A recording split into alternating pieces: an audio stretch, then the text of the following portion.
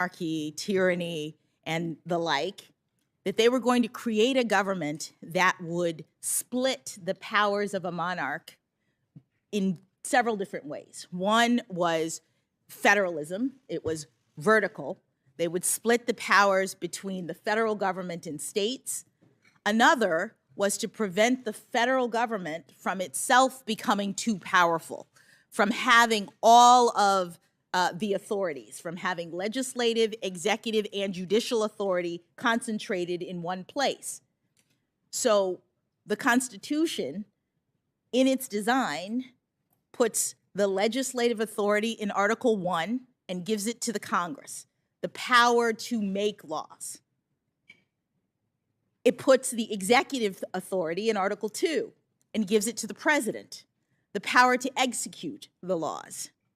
And it puts the judicial authority, the power to interpret the laws, in Article 3 and gives it to the court.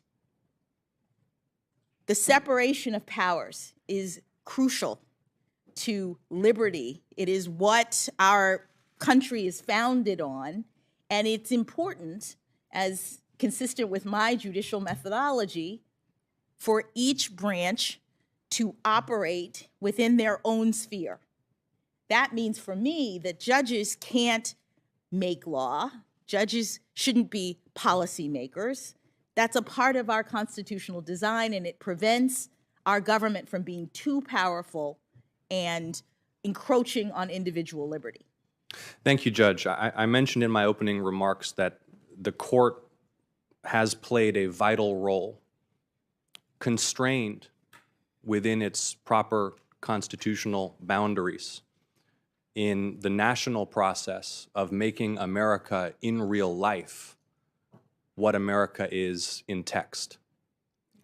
And reflecting on your experience as a public defender, a vital role in our justice system, let's talk a little bit about the Sixth Amendment and the role that the court played in ensuring that the Sixth Amendment is real in practice in the Gideon v. Wainwright decision. Can you help all those who are tuned in right now to reflect upon that decision, what it means, what it says about the role of the court? Yes, Senator. Prior to Gideon versus Wainwright, people who could not afford lawyers were not entitled to lawyers under our system. So a person could be accused by the government of criminal behavior and would have to fend for themselves in court. They would have to make their own arguments. Someone who is not a lawyer would still be responsible for defending him or herself in front of a judge if the government brought charges. Earl Gideon was a criminal defendant from Florida, my home state, who had a handwritten petition. He complained that it wasn't fair under our constitutional scheme that protects and requires people to be tried. He said, I need help. I'm not a lawyer. I can't make these arguments. I think it's important for the protection of liberty to ensure that people are able to have counsel. And that handwritten petition made its way to the Supreme Court.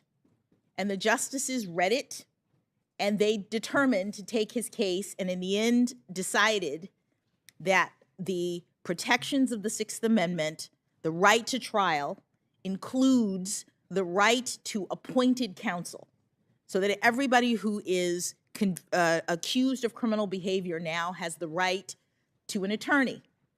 And that's very important. I mean, one of the things that I see or saw as a trial judge is that it was crucial for our justice system to have representation from both sides.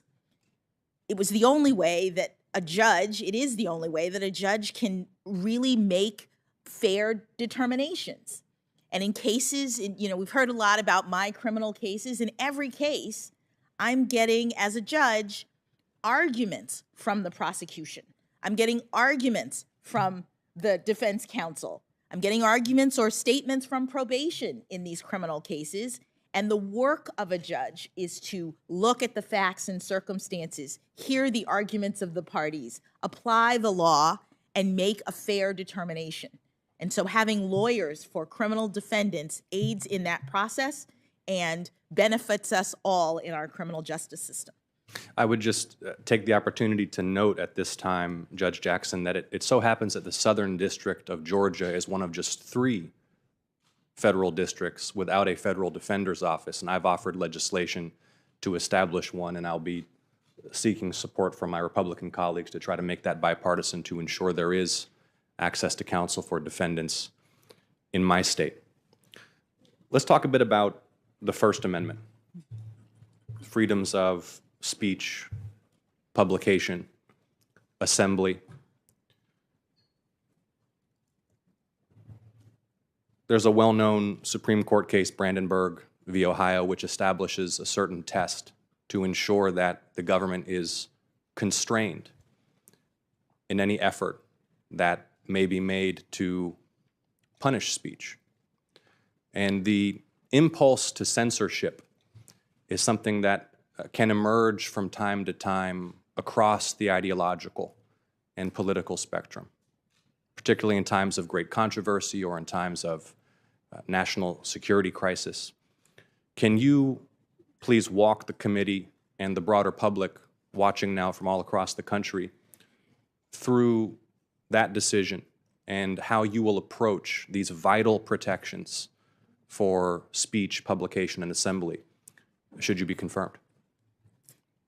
Thank you, Senator. Freedom of speech, publication, assembly is in the First Amendment of the Constitution. It is a core foundational protection against censorship. It is important in our constitutional scheme that people be allowed to express themselves, that ideas be exchanged. That is the groundwork for a vigorous and vital democracy. There are many tests, many cases in the Supreme Court's jurisprudence that discuss various disputes about circumstances in which the government can restrain or regulate speech. And that decision establishes to a certain extent that if there is speech that is an incitement to violence, that's one circumstance in which the government might be able to prevent it. But other than that, short of that, free speech is supposed to be allowed to happen. And there are, again, various tests and circumstances that the court has applied in deciding whether the government can regulate the content, place, and manner of speech. But the general principle is that our democracy thrives because the government is restrained and cannot censor its citizens. I think in the same spirit of thanks with which I opened these questions, I also want to just take a moment and recognize the members of the press who are here, the reporters and photographers who ensure that these proceedings are truly accessible to the public, and ask you to describe your approach to press freedom. The question of prior restraint has been litigated. A famous case in the context of the Pentagon Papers in the latter years of the Vietnam War. I believe for all of us on this committee, we recognize the vital role of press freedom in ensuring the free exchange of ideas, access to truth and debate in our democracy. How will you approach cases that implicate press freedom? Thank you, Senator. This is another area in which there is well-established case law that supports the freedom of the press to be able to write and report There is a general obligation of truth in terms of the press, but also a recognition that sometimes there may be things that get published that aren't exactly accurate. And so the court in New York Times versus Sullivan determined a higher standard of liability for press. Things that are put out in the press have to be knowingly false. There's an actual malice test because the court was balancing concerns about libel, people claiming that they have been misrepresented in the press, with the need to allow the press to do their job. The overall understanding is that press freedom, again, is one of the First Amendment freedoms that undergird our democracy. Something I just want to take a moment and observe, Judge Jackson, is, this is my first such proceeding. So I'm grateful to the chairman for opening today's ceremonies at the end of the dais. But something that I've studied and am aware of is that there's been a range over time of how willing nominees are to candidly and openly and forthrightly discuss these core matters of constitutional principle in proceedings like this one, and a tendency over time to allow less and discuss less, a more restrictive approach. And I want to thank you because while you have prudently and in a disciplined way refrained from commenting inappropriately on potential pending case law, you have been willing to engage in a forthright and expansive discussion of these vital principles in a way that I think stands out among some recent nominees. That's not a criticism of any recent nominees. It's an observation about your performance, and I think that having an open and honest and forthright dialogue about these matters of national significance is part of the vital role that these proceedings serve. I want to turn now to the Fourth Amendment. I want to discuss with you the protections against unreasonable search and seizure. We discussed how the Constitution was a renunciation of monarchism and tyranny. It establishes core civil liberties, one of which is the protection against unreasonable search and seizure. How will you approach Fourth Amendment case law, and can you help those tuned in across the country remind them of what, for example, the principle of a reasonable expectation of privacy means in the context of Supreme Court jurisprudence? Thank you, Senator. The Fourth Amendment is one of the amendments in the Constitution that protects individual liberty by limiting what the government can do with respect to criminal processes. It restrains the government from engaging in unreasonable searches and seizures. And the Supreme Court has developed a series of tests and ways of evaluating whether any particular act by an officer in a case qualifies as an unreasonable search or seizure. Let me just say that this is the kind of area of Supreme Court and judicial review that is very fact-specific, because courts, in order to stay in our appropriate role, can't make policy about police behavior writ large. Can't just sort of look out into the universe and say, we have a Constitution that says unreasonable searches and seizures, so let us tell you all what that means. That's not the way that courts operate.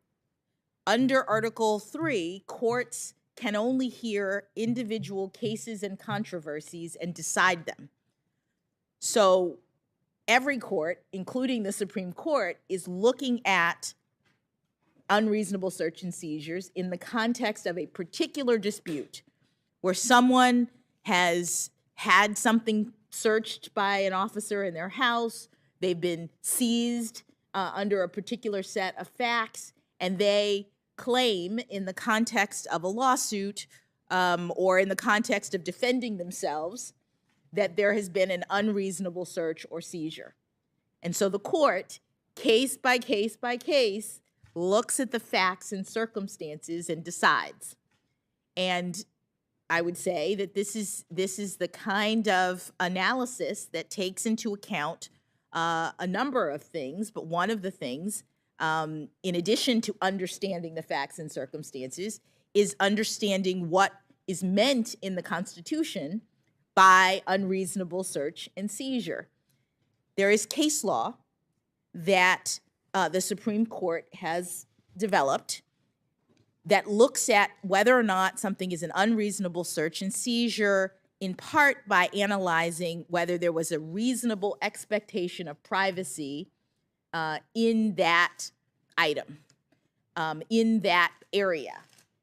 Is there a reasonable expectation of privacy in your house, for example? If a police officer were to come into your house, you would not be able to claim Fourth Amendment protection unless, says the Supreme Court, there was a reasonable expectation of privacy in your house. And the Supreme Court has determined whether there's a reasonable expectation of privacy, for example, in your house, by looking at what areas were protected at the time of the founding when the words unreasonable searches and seizures were written into the Constitution. Lo and behold, something like your house, the court has determined there is a reasonable expectation of privacy because that's what those terms meant back then. And so if a police officer were to come without a warrant, the court has said, in areas where there is a reasonable expectation of privacy, that would be an unlawful search. This is an area where the emergence of new technologies makes it likely, I believe, that should you be confirmed, you will have to consider Fourth Amendment claims in light of circumstances that couldn't have been anticipated at the time of the drafting of the Constitution. And indeed, constitutional interpretation has already evolved over time to adapt to the reality of new technologies. From phone booths, a classic case in the late 1960s about whether a closed phone booth door demonstrates an expectation of privacy, to more recent case law involving geolocation data from cell phones. And I want to urge you, should you be confirmed, to remain vigilant about how the emergence of new technologies, the way that they become ubiquitous in our lives, the way that virtual spaces are increasingly akin to physical spaces, will require the court to consider very complex questions and to seek technical advice, because these are technologically complex questions. What is your view on how the court should seek such technical expertise, which may be, with all due respect, beyond the training or experience of a justice or their clerk? And if, for example, one such method of seeking advice is through amici, what's the importance of understanding the provenance and origin and funding source of such briefs submitted to the court? So this is a two-part question. I want to restate it. The first is, again, I want to urge you, should you be confirmed, as I'm confident you will, to vigorously defend the constitutional rights of American citizens against unreasonable search and seizure in the context of new technologies. I'd like to hear how you'll approach seeking technical expertise to inform that decision-making. And then a question about the transparency of briefs filed before the court, something that Justice Scalia noted in some campaign finance case laws, that it's important for the public to know who's funding electioneering communications in the context of political campaigns. I think it's important for the court to know who's briefing them, what the motive and funding source of such briefs might be. Could you please, with my remaining time, and then I'll yield and we'll have some more time later to discuss war powers, could you please comment on those matters? Those will be my final questions for this round. Thank you, Senator. One of the ways in which the court receives information other than directly from the parties in a case is through a practice, an established practice of receiving amicus briefs. amicus is a term for friend of the court briefs. These are people who are not parties to the case, who don't have that kind of interest in the case, but may have expertise or information or arguments that they wish the court to hear. And I think that that would be the primary mechanism by which, if the court were to decide to hear a case concerning a matter that involves some technical expertise, I would think that there might be amicus briefs related to the technology, for example. I have not looked at the court's rules. I would certainly want to discuss with the court's other justices the ways in which determinations are made about which amicus briefs are received and what disclosures are related to them. But the court does receive amicus briefs in cases in order to inform itself so that it can make a decision related to the issues in a case. Thank you, Judge Jackson. Thank you for your courage and your grace, your forthrightness in answering my questions. I look forward to the opportunity to ask a few more later, and I yield, Mr. Chairman. Thanks, Senator Ossoff. Senator Tillis. Thank you, Mr. Chairman. Judge Jackson, thank you for being here. I hope you got some rest last night, and congratulations. Very little, Senator, but that's all right. Me too. But thank you for being here, and congratulations to your family and your husband, who has an impressive medical list of accomplishments that he should be proud of. I'm sure that you are too. And thank you to your family, the public servants, serving in the military, serving in law enforcement, educating our children. You're a role model family. I do want to go back. This morning, I ended up turning to a channel that I never watch, just to see what was being said about the proceedings.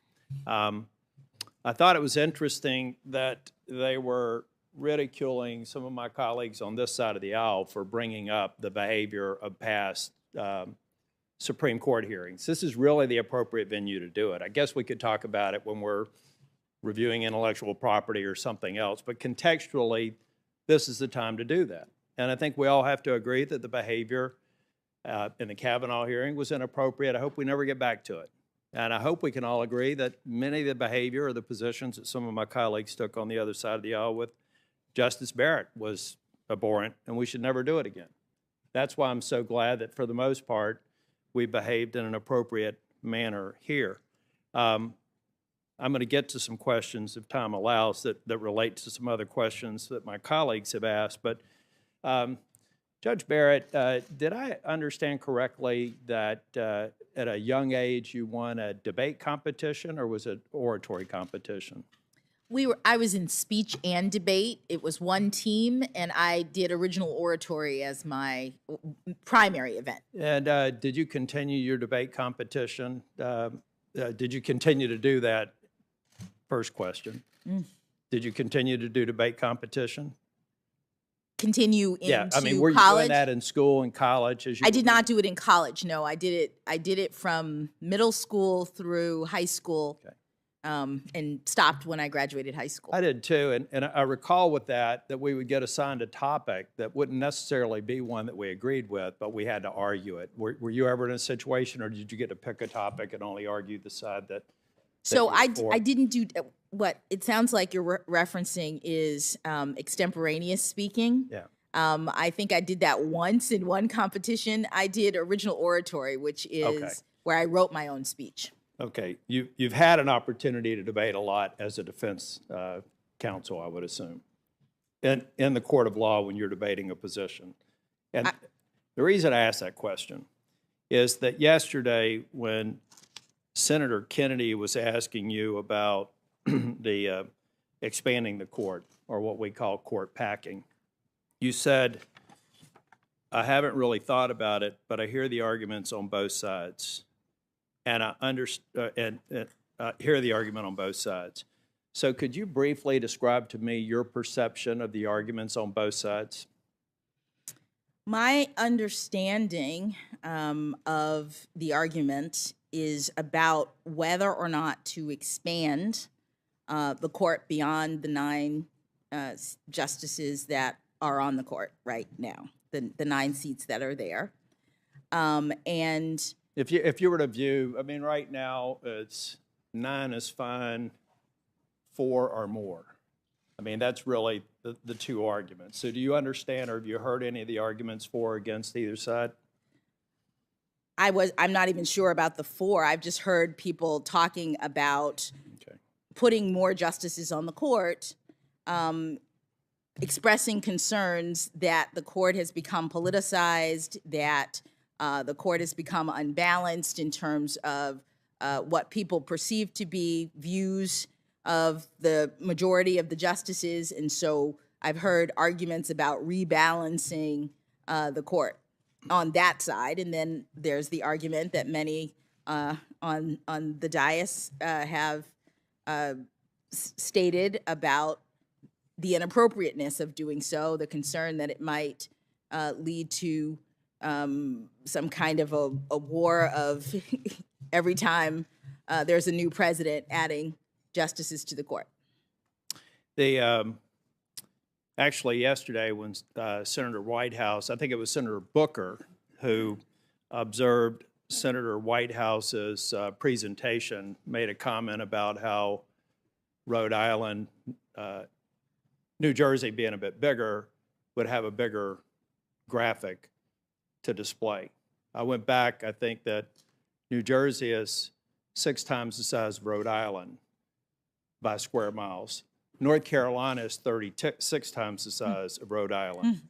And before my friends from Texas chime in, I would let them know that if Alaska were 2 states, they'd be the 3rd largest state. So I'm decided to use the White House format for dark money so that we have a balanced understanding of the fact that our proceedings here, the aspirations for the court, there is an ecosystem out there on both sides. As a matter of fact, we had a judicial nominee who actually participated in this ecosystem. I think you could reasonably assume if they participated in that ecosystem that they probably would have been an activist judge. The point that I make here is that we've seen this ecosystem mobilized to support you, and I think, Judge Jackson, you said you haven't had any encounter with demand justice. I don't know if you've had any encounter with some of these that are abbreviated, or I'm sorry, either acronyms or abbreviated, so I wouldn't expect you to. It would be interesting if we could, for the record, determine if you have had any interactions, but with respect— I have not, Senator. I've never seen most of those. That's good enough for me. I wouldn't expect you to be honest, sitting on the bench, but they are out there, and they have a specific plan. And their specific plan, as a matter of fact, I was inspired by Senator Whitehouse's seat, so I went out to demand justice. They have a specific plan. Step 1, 4 seats on the Supreme Court. We must add 4 seats on the Supreme Court to restore balance, which by their opinion is a majority with their view and their judicial philosophy. They're thrilled that President Biden has promised to appoint a commission. In fact, they're so thrilled that they want to make sure that they can influence the outside of the commission by endorsing their 4-seat strategy. They want to recruit 25,000 volunteers. This is on their website, their strategy, to influence the commission's recommendation. And then they want to nuke the filibuster. 51 votes to make a decision that could ultimately be to pack the courts. This is their stated goal. They're proud of it. Senator Whitehouse was talking about how the prior president was influenced by an organization. I would say that Senator Jackson and almost everybody that the president vetted before, Judge Jackson, are on this list. So I think it's intellectually dishonest to say that the administration, that my colleagues on the other side of the aisle, are not influenced by this organization. We've tracked some of the fundraising and support in re-elections. They're engaged, and they're influenced by it. But let me tell you what I'm really worried about with the court packing risk that we have today. We're talking about the ultimate destruction of two institutions.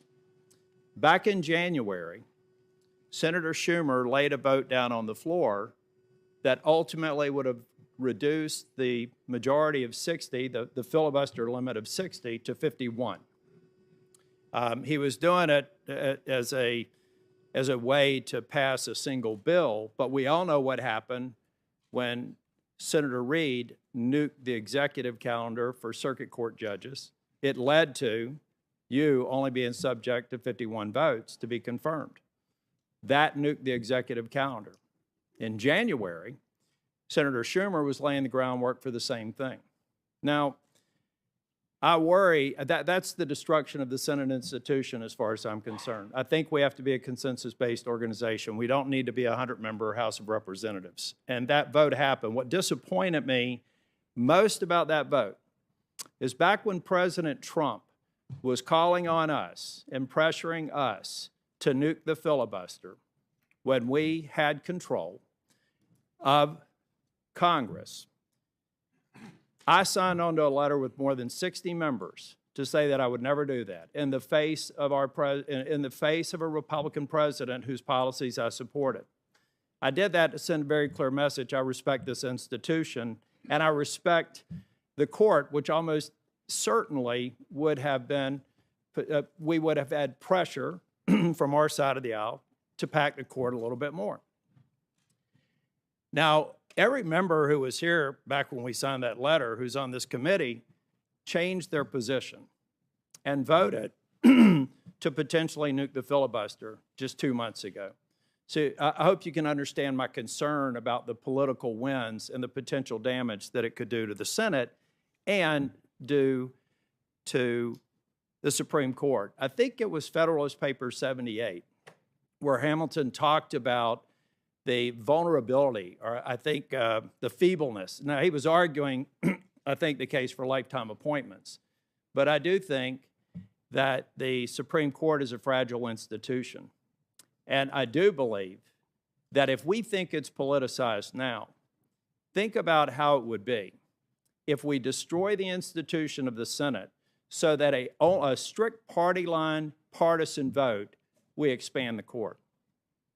That's why court packing is important, and that's why we ask a question that I know you're not going to answer, but I know that Justice Breyer and Justice Ginsburg did.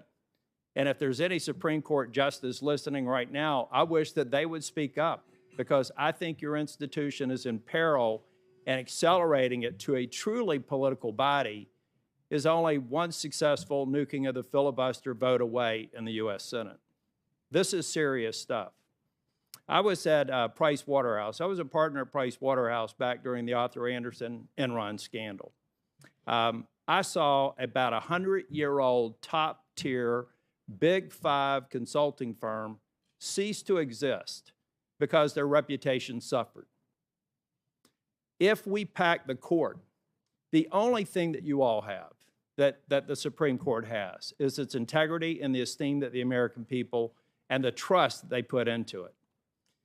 Packing the court could cause the Supreme Court to lose the trust of the American people. And I think if we want to expand the court, let's do it for the only valid reasons. Maybe the justices come to us and the Chief Justice come to us and say, the workload is too great. The times have changed. And then convince 60 members of this body to consider it. But when you've got a partisan organization here that's putting a pipeline of people in there that they think like them and have a judicial philosophy like them, how can any reasonable person think that this is just kind of fixing the mechanics? It's a partisan decision that even some of my colleagues on the other side of the aisle have taken the bait. So much so that they would reverse a commitment that they made with me when they signed that letter to say they would never nuke the filibuster and then nuke it. President Biden's on that list too. Back in 1983, he gave a rousing speech in a Judiciary Committee hearing saying, don't pack the court. He gave a rousing speech on the Senate floor saying, don't nuke the filibuster. But now we're in this posture to where we could destroy two institutions if we're not careful. So I actually hope that you can at some point study the issue thoroughly and understand the risk to this institution that you're likely to be confirmed to. It's serious. And you could end up being there. You'll have a lifetime appointment. You could actually be there and witness its demise real time if we allow the court to be packed. Now, I want to talk a little bit about I think you were a part of a case in Massachusetts that some people are casting as a pro-life versus pro-choice issue. Now, to be clear, I am Catholic and I am pro-life, and I'm proud to have signed and ratified pro-life bills in North Carolina when I was Speaker of the House that have withstood judicial scrutiny. But I don't really think that case was about pro-life. I think it was about free speech. So I want to ask you a few questions about it. And maybe you could describe it to me if your memory serves you. But it seems to me that the argument that you were a part of, I think that you joined with a couple of others, it seemed as if the argument was because the pro-life protesters were threatening and dangerous to women, attempting to enter the clinic. I'm not necessarily saying you put those words in the brief, but they were in there, and they were a hostile, noisy crowd in the face of protesters. Now, am I correct that a part of the argument was because they were noisy, in-your-face protesters, they needed to be a little bit further away than people who were pro-choice advocates? Because as I understand it, I think the underlying law in Massachusetts was ultimately struck down unanimously by the Supreme Court. Is that correct? Thank you, Senator. The brief that you... Oh, by the way, I didn't expect you to respond to my riff on packing the court. Yes. Just to net it out, it's a bad idea. But back on this. I understand. The brief that you are referencing was a brief that I worked on right after finishing my Supreme Court clerkship when I joined a big law firm in Massachusetts. This is maybe 2000 at the end of my clerkship. And it is a First Amendment free speech set of arguments that the lawyers at my firm, I was a part of a team representing clients who wanted to make an argument about buffer zones, which at that time had not yet been litigated all the way up to the Supreme Court. Was it a buffer zone that put pro-life and pro-choice people in the same buffer, or one that argued that pro-life people were in your face and perhaps needed a bit bigger buffer than the pro-choice? I was just trying to understand the facts of the case. I believe that it was viewpoint neutral, meaning it wasn't about what the people were saying. It was about clearing a path to allow people to enter the clinic. Mm-hmm. The laws at the time were about how far did people have to be kept back, whether they were pro-life or pro-choice, because if they were blocking the entrance. Do you understand why the underlying law was ultimately deemed unconstitutional by the Supreme Court? I didn't follow the jurisprudence. At that time, it had not been. And the First Circuit, this was a First Circuit brief. Mm-hmm. I don't remember what happened in the district court, but my clients wanted to argue in the First Circuit that the laws that allowed for the clearing of the path so that people could enter the clinic and have people stand back were constitutional and important, and the First Circuit agreed. I think ultimately, I don't know exactly, but I think ultimately, as you say, there was some litigation that went all the way to the Supreme Court, and the court had other jurisprudence about the extent to which buffer zones are constitutional. Yeah. Well, it looked at. I'm not an attorney. I watch Law and Order from time to time, and I'm not going to get into a debate. But on its face, it almost looked as if there was this notion that there was bad speech and good speech, that somehow, and look, I'm somebody who's had protesters come to my house, get in my face, and be very nasty, 4 times by land and 2 times by sea. I live on a lake. Okay with them doing it as long as they stay off my lawn. In the last case, they didn't.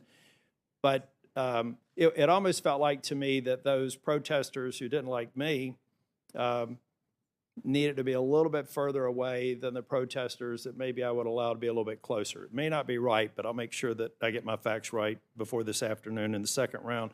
I want to go to sentencing. I'm not going to cover any of the ground that my colleagues have. I'm sympathetic to some of it, not necessarily all of it, because I think the details are something that we don't have possession of. I'm sure we're going to talk a little bit more about that. But I want to talk more about a pattern. I know, and I was really impacted by your description of family dinners and your uncles coming in uniforms and putting their guns up on the cupboard and having a sense of pride that you had family that served in law enforcement. There are a couple of cases. I'm very focused on law enforcement and backing the blue. I think that law enforcement, I talk with a lot of them, their morale is low. They feel like defund the police and some of these other efforts are already making a very difficult and dangerous job more difficult and more dangerous. There have been a few cases where you have recommended lower sentences that even, I think, the defense attorneys have.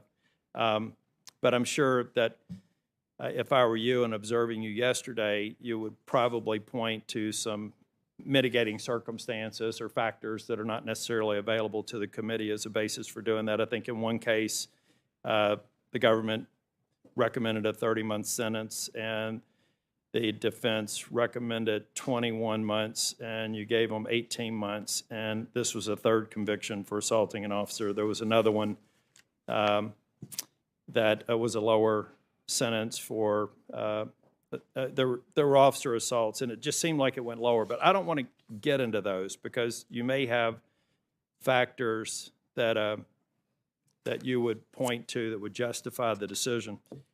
I've got a question about, now, see, that's at an atomic level. I mean, you're looking at the facts of the case, you're looking at the defendant, and as you described in some of the other cases here, you made a judgment that you thought was fair and that was in bounds with your peer group. But back at the beginning of the COVID pandemic, I believe you made this statement, and I'll give you time to provide context if it's out of context, but in the interest of time, I'm only going to read the most striking. You said the obvious increased risk of harm that the COVID-19 pandemic poses to individuals who have been detained in the districts, that's the District of Columbia's correctional facilities, reasonably suggests that each and every, and I think that means everyone, every defendant who is currently in the D.C. Department of Corrections custody and who thus cannot take independent measures to control their own hygiene and distance themselves from others should be released. I checked in April of 2020, I think that's when you made the statement, that there were 12 or 1,600, let's call it 1,200, I'll be conservative, people in the Department of Corrections. Do I read that statement to say that you felt, given the circumstances of the time, they should all be released? Because that's broad. That's not looking at their individual cases. No, Senator, you don't read it correctly. Okay. It was not a statement. It was a line in an opinion. And the beginning of the COVID-19 pandemic was a really, obviously, horrible and difficult time for all of us. Yep.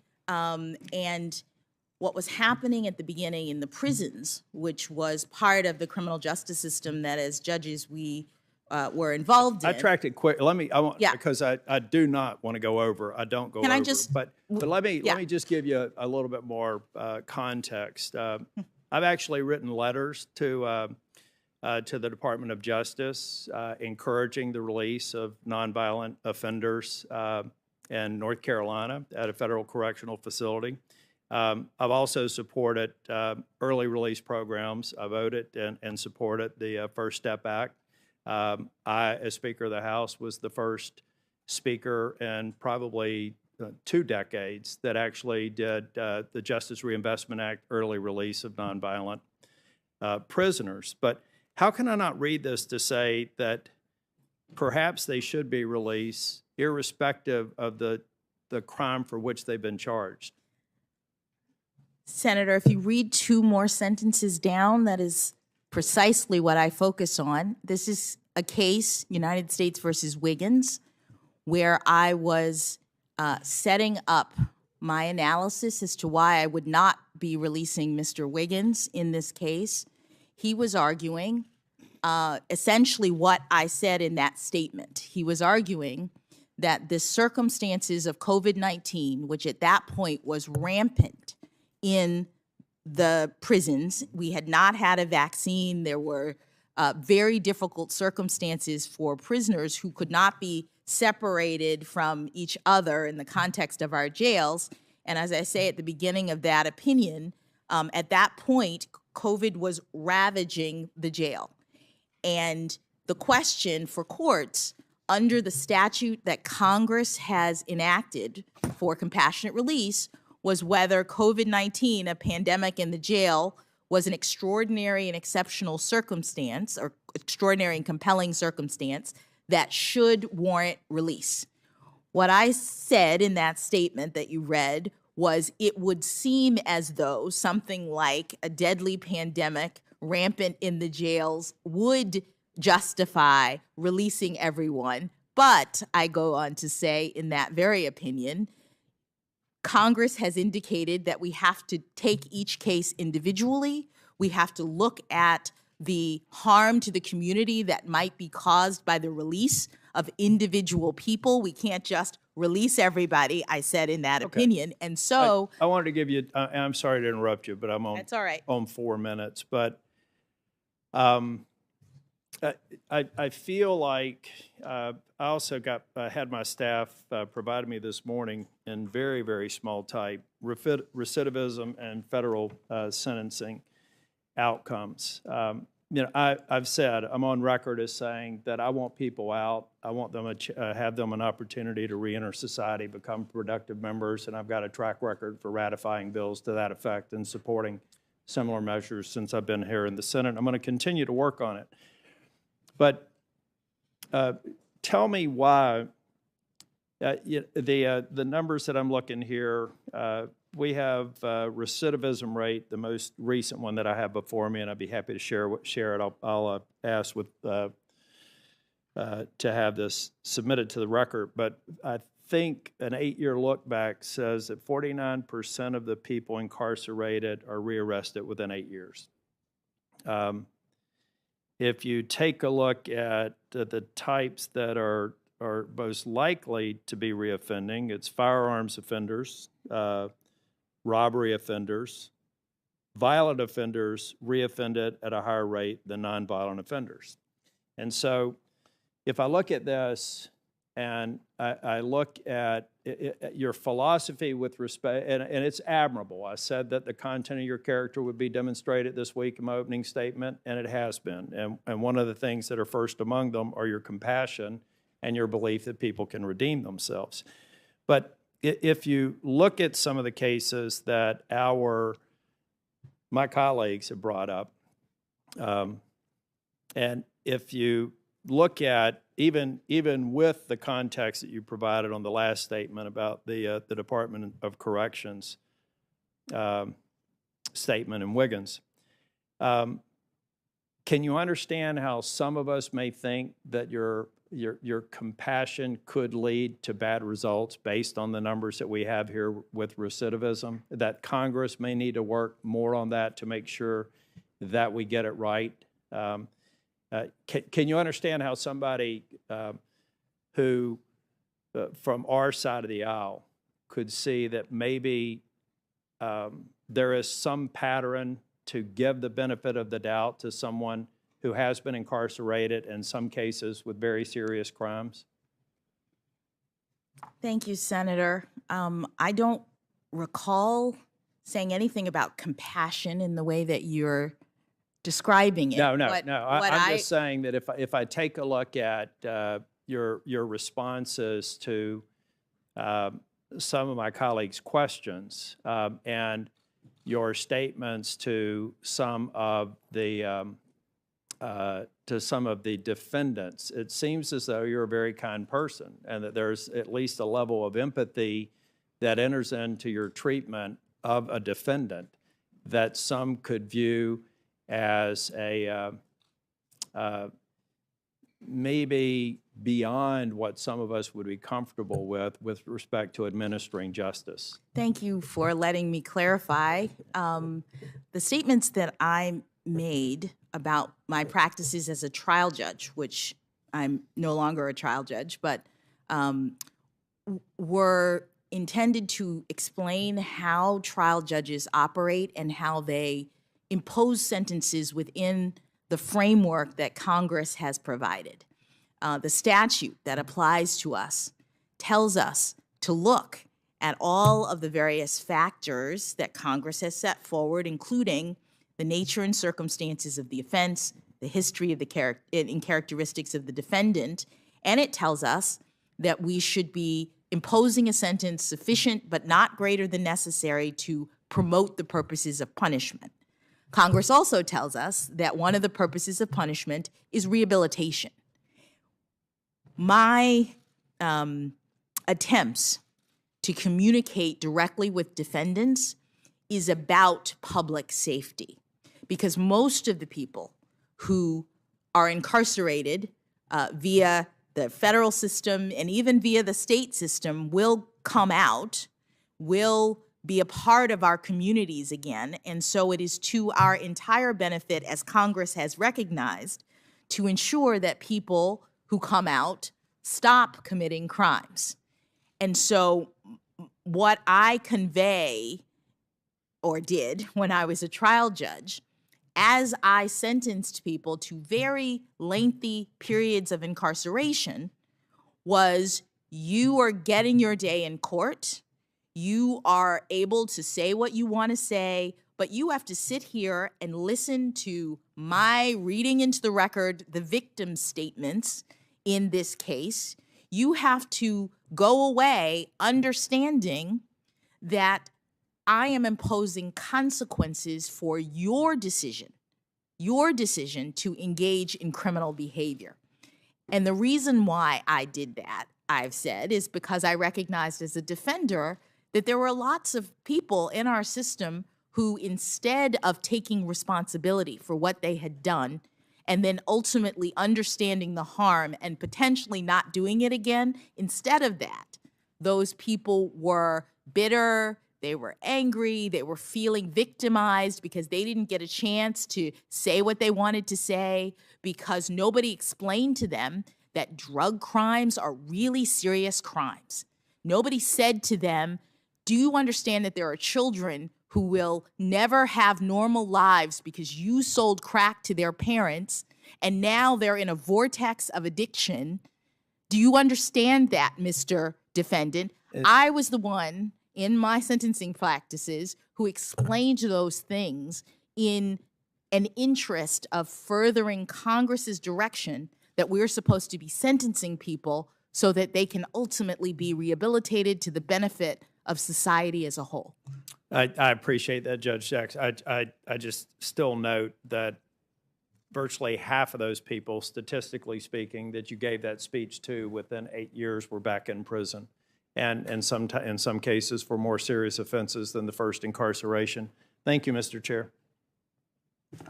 Thanks, Senator, for that line of questioning. And I've noted that you joined a letter with Senator Grassley and myself in March of 2020 at the earliest stages of this, talking about release under these similar circumstances.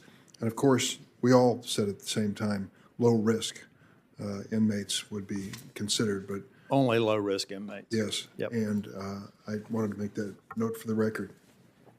We're going to start the second round of questions, 20 minutes each, and I'll kick it off. This is an unusual document. this Constitution of ours, which has taken up so much time in the hearing, the conversation about it. And it is really at the core of public service. I don't know that there's a place that you can take a job at the federal level in any branch of government without taking an oath to defend this document. I don't know about other countries and the oaths that might be required, but we even within the Constitution spell out the oath to be taken by the President of the United States, and it's to uphold and defend this document. And there's great debate about just what this document means in today's context. We understand the wisdom, the inherent wisdom of the document, and the fact that we're still here some 230 years later with the design of a government that has endured longer than virtually any other democracy, which, of course, speaks to the wisdom of the Founding Fathers and their plan for this nation. But we also understand, taking an honest look at it, that you barely get into this document, Article 1, Section 2, then you run into a problem. Because in Article 1, Section 2, the article that relates to Congress, they talk about who will be counted for apportionment among the states, and there is that awful reference to 3/5 of all other persons, which, though the document never mentions the word slavery or slaves, what was being spelled out here by the Founding Fathers was, how are we going to count these slaves? And for apportionment purposes, they were to be counted as 3/5 of a person, which is a horrible notion by any standard, but the wise Founding Fathers included it, trying to deal with the reality of their day. I hear debates back and forth of originalists, textualists, and others, and you've been asked as often as any nominee what your thought is. You've talked about stay in your own lane, judiciary, and methodology and like. But I'd like to explore for just a moment, without asking you to get in any particular fact pattern, the reality of a couple things. First, when the Bill of Rights was written, the First Amendment to it made certain to guarantee freedom of press. Freedom of the press in 1790 was, of course, referring to a piece of paper, a newspaper, and saying that there would be freedom to engage in that process in this democracy of America. Now that freedom of press is referring to this, and things have changed an awful lot. We have a circumstance now where people no longer have just a handful of television networks or known publications, Washington Post, New York Times, and such, but turn for their sources of information to places like Facebook and Twitter and beyond. And we have a real serious question about what is a publication in America? What does it take to be a publication and be press? Is my blog that I publish tomorrow the press, guaranteed with a constitutional right that I have a right to publish it as I wish, say what I want to say, with certain boundaries? And I guess my question to you as we look at this is, how do you move from the language of 1789, 1790 to the reality of 21st century and make sure it's relevant? If more people are relying on Facebook and Twitter, for example, for information than they are common sources of television and newspapers, how do we rationalize that they can say, Facebook and Twitter, to a former president of the United States, you can't publish here. You're not going to be allowed to do it, and they've done that. So how do you reconcile that conflict of the changing times, the dramatic changes in technology, what the Founding Fathers envisioned and what we face today? Thank you, Senator. The challenges that you identify are the types of things that the Supreme Court is now dealing with. We have a foundational document that has text and it has principles. It establishes freedoms and foundational important concepts that are intended to govern us and that we are bound by as a society. There's modern technologies, as you say, that have not, that the framers, the founders could not have imagined, the cell phone and all the other things that we now rely upon.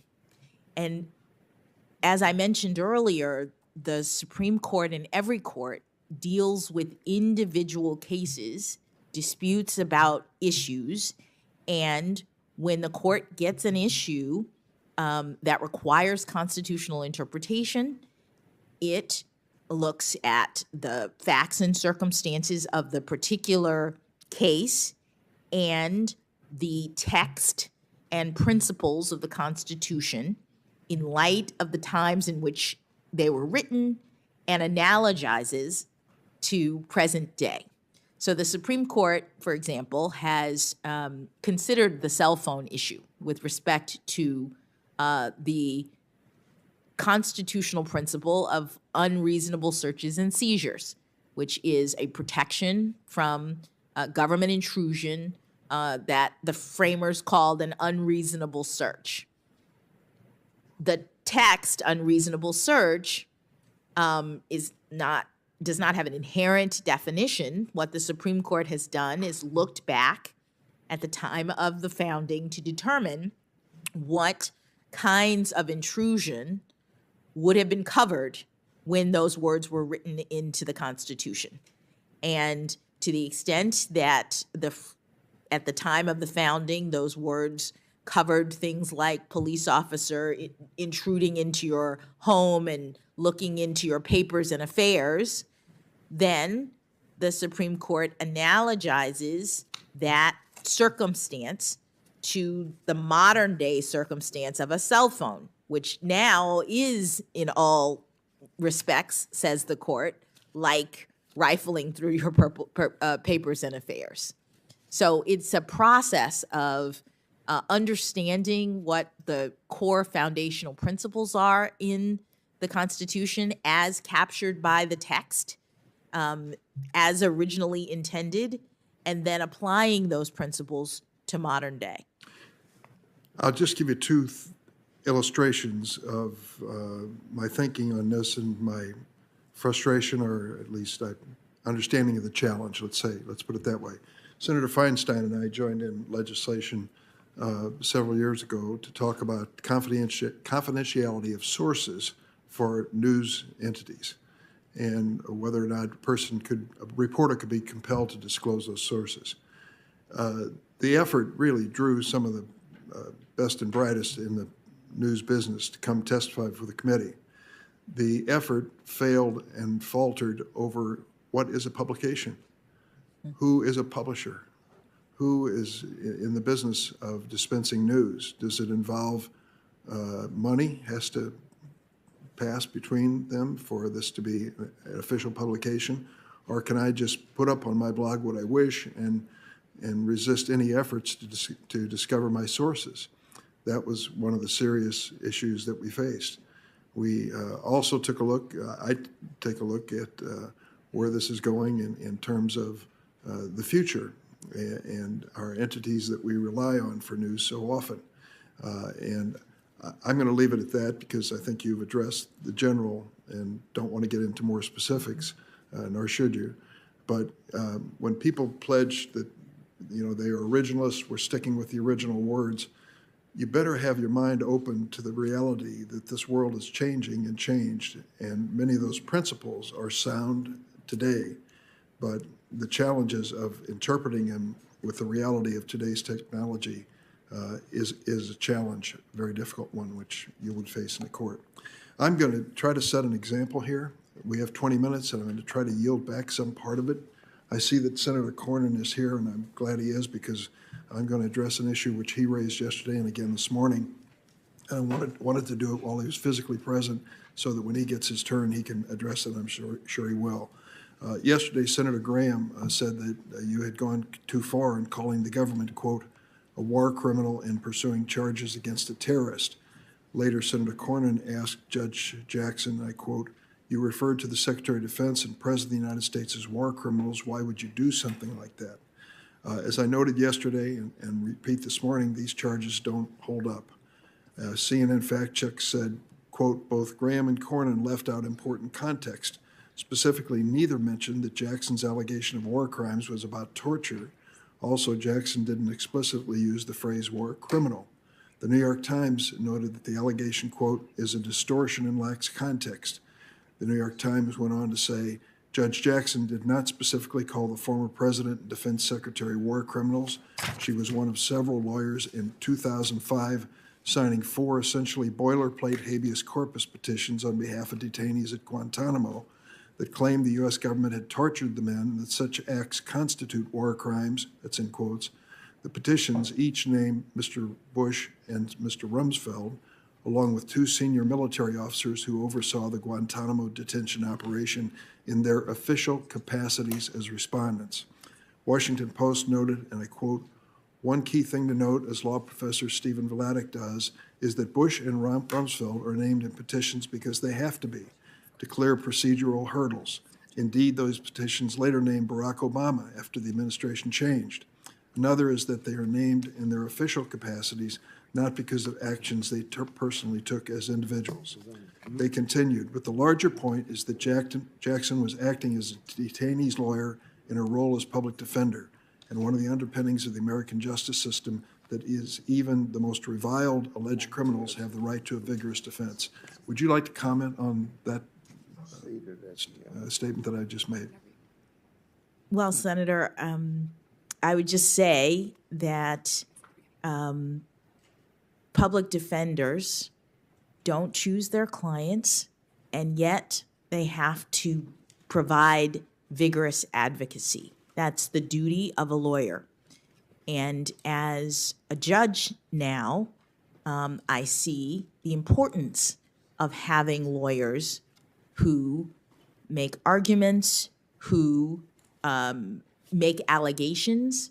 In the context of a habeas petition, especially early in the process of the response to the horrible attacks of 9/11, lawyers were helping the courts to assess the permissible extent of executive authority by making arguments. And we were assigned as public defenders. We had very little information because of the confidentiality or classified nature of a lot of the record. And as an appellate lawyer, it was my obligation to file habeas petitions on behalf of my clients. Thank you, Judge. I'm going to try to set an example by yielding back about 7 minutes of my time. I invite my colleagues to follow that example if they wish. Senator Grassley, you're next. Yeah. Before I start, I'd like to make a brief point. Yesterday, Senator Durbin referenced Congress's effort to stop child pornography and the exploitation of minors. I've worked on this issue for decades. In 1983, I supported the Protection of Children Against Sexual Exploitation Act. In 2012, I sent a letter to the Sentencing Commission while Judge Jackson was vice chair. In the letter, I encouraged the Sentencing Commission not to lower sentences for child pornography. I said that, quote, it would be a disservice to the American people to have the Commission issue a report that advocates for the reduction in sentencing for a class of criminals who cause profound and lasting damage to their victims, end of quote. I'd like to have that put in the record. Without objection. Yesterday, you referred to your record of decisions as the best thing to look at when explaining and evaluating your nomination. But you also said that you haven't had enough cases involving constitutional law to develop a judicial philosophy. If you haven't had to develop a philosophy for deciding cases yet, what else do you think would be helpful for us to look at? So respectfully, Senator, I do have a philosophy. The philosophy is my methodology. It is a philosophy that I have developed from practice. Unlike some judges who come to appellate work from academia and who have some overarching theory of the law, I approach cases from experience, from practice, and consistent with my constitutional obligations. So my philosophy is one in which I look at cases impartially, consistent with my independence as a judicial officer. I understand my limited role in the constitutional scheme and therefore take very seriously all of the constraints on the exercise of my authority that exist in our system. What that means is that at the beginning of every case, I am setting aside my personal views. That's the 3 steps you gave us. Yes, sir. Tuesday. Yes. So you don't have to go into that. Let me go on then. Should the Supreme Court overrule a precedent when it is clear to the justices that the precedent was wrongly decided? Thank you, Senator. Stare decisis, which is the principle that the Supreme Court uses at the outset. It's the sort of background rule of judicial maintenance of precedents in order to have predictability, stability in the law, is the kind of principle that the court begins with when it is asked to overrule or revisit a precedent. And the court has developed certain factors that it looks at before it actually undertakes to reverse a precedent. One of those factors is the view that the precedent it's reconsidering is wrong, but that's not the only factor. The court also determines, in addition to whether or not the prior precedent was egregiously wrong, the court has said, the court looks at whether there's been reliance on that prior precedent, whether the precedent is workable or has proven workable over time, whether the cases in the area of the precedent have shifted such that the precedent itself is no longer on firm foundation, and whether there have been either new facts or a new understanding of the facts that give rise to a need to revisit the precedent. So it's not just a look at whether or not it's wrong, and it's important that the court take into account all of those factors because stare decisis, meaning letting the precedent stand, is a very important pillar of the rule of law. When is it appropriate for a judge to impose a sentence enhancement under the guidelines? Thank you, Senator. The federal sentencing guidelines are crafted to assist courts in making sentencing determinations within the broad range that Congress prescribes for cases, for crimes. So in the typical case, a defendant is convicted of some crime. In the federal system, they're usually very serious crimes.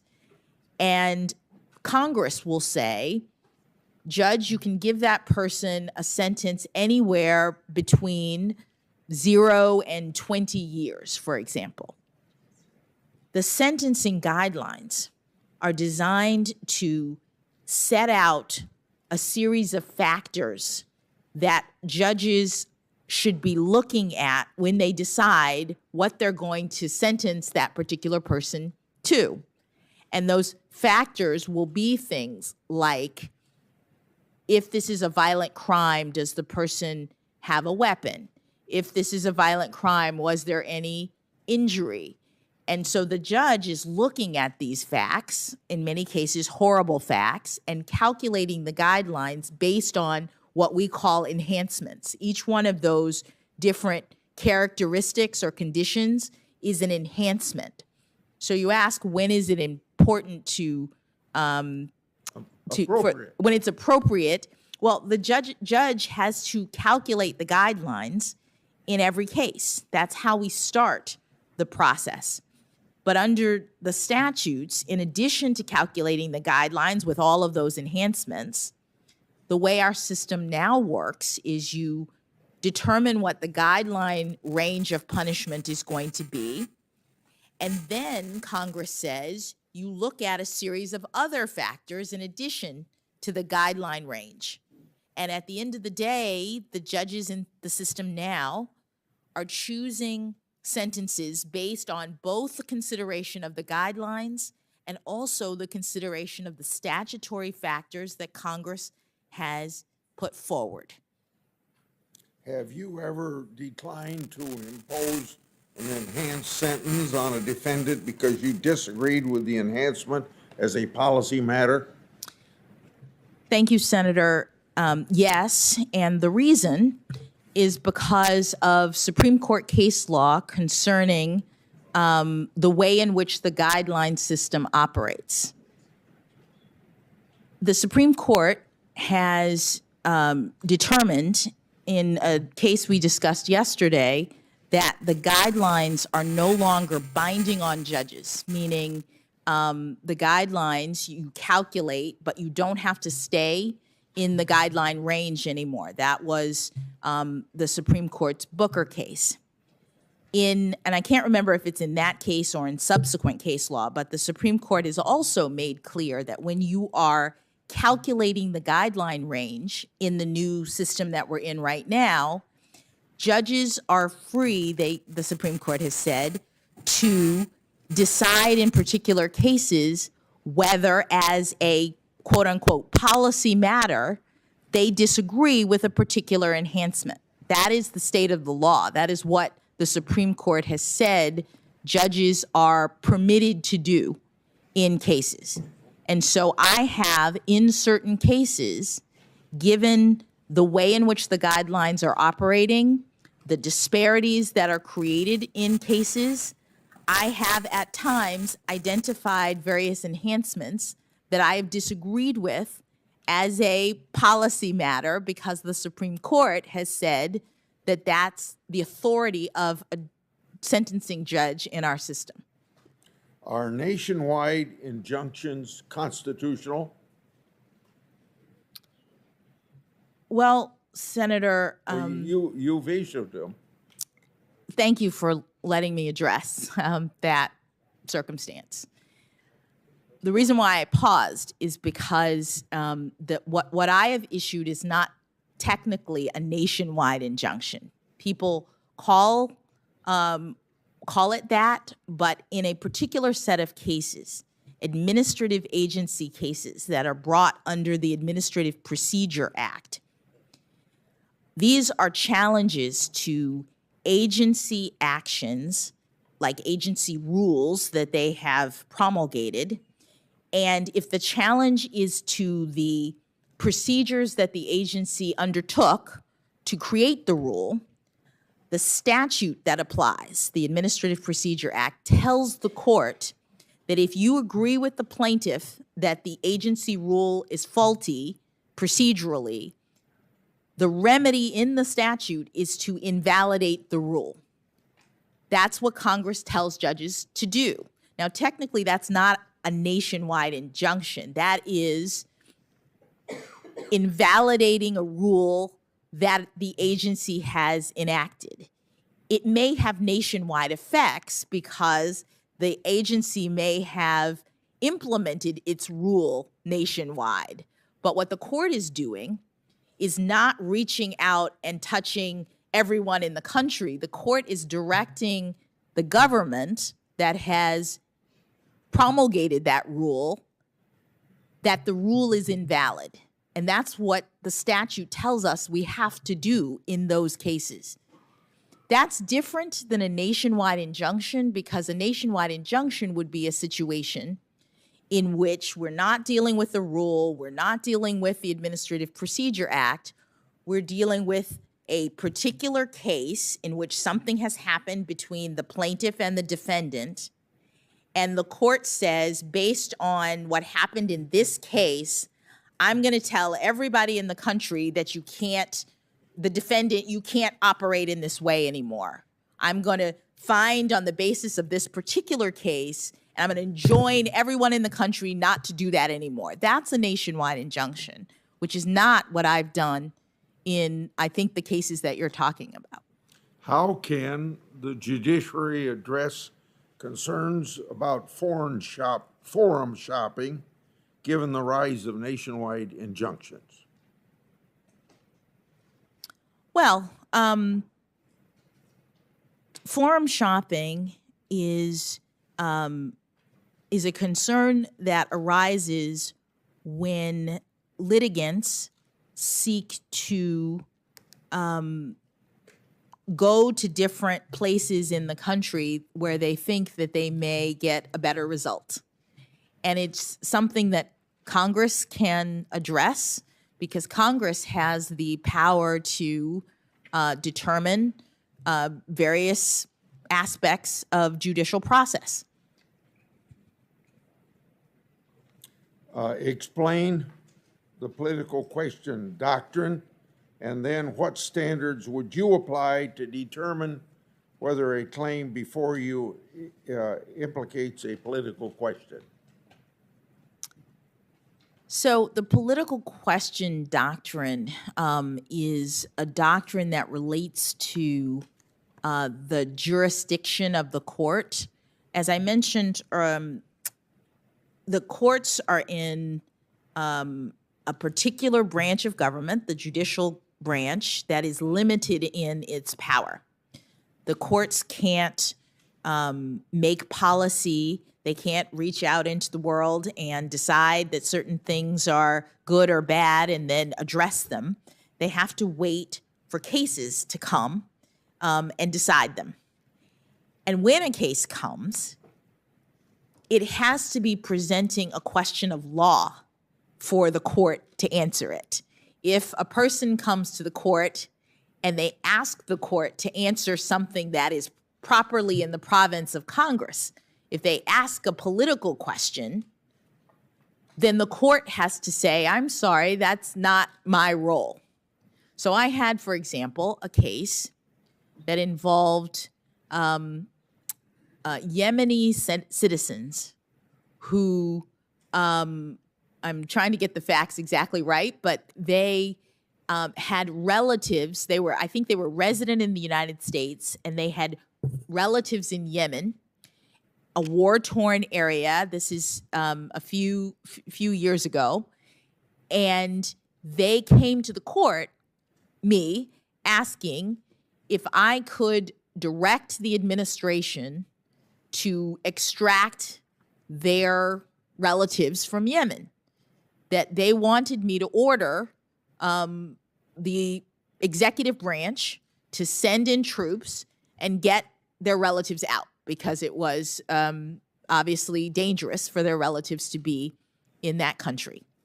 And what I said in that circumstance is, essentially, I don't have jurisdiction to do that, because what you're asking me to do is a political question.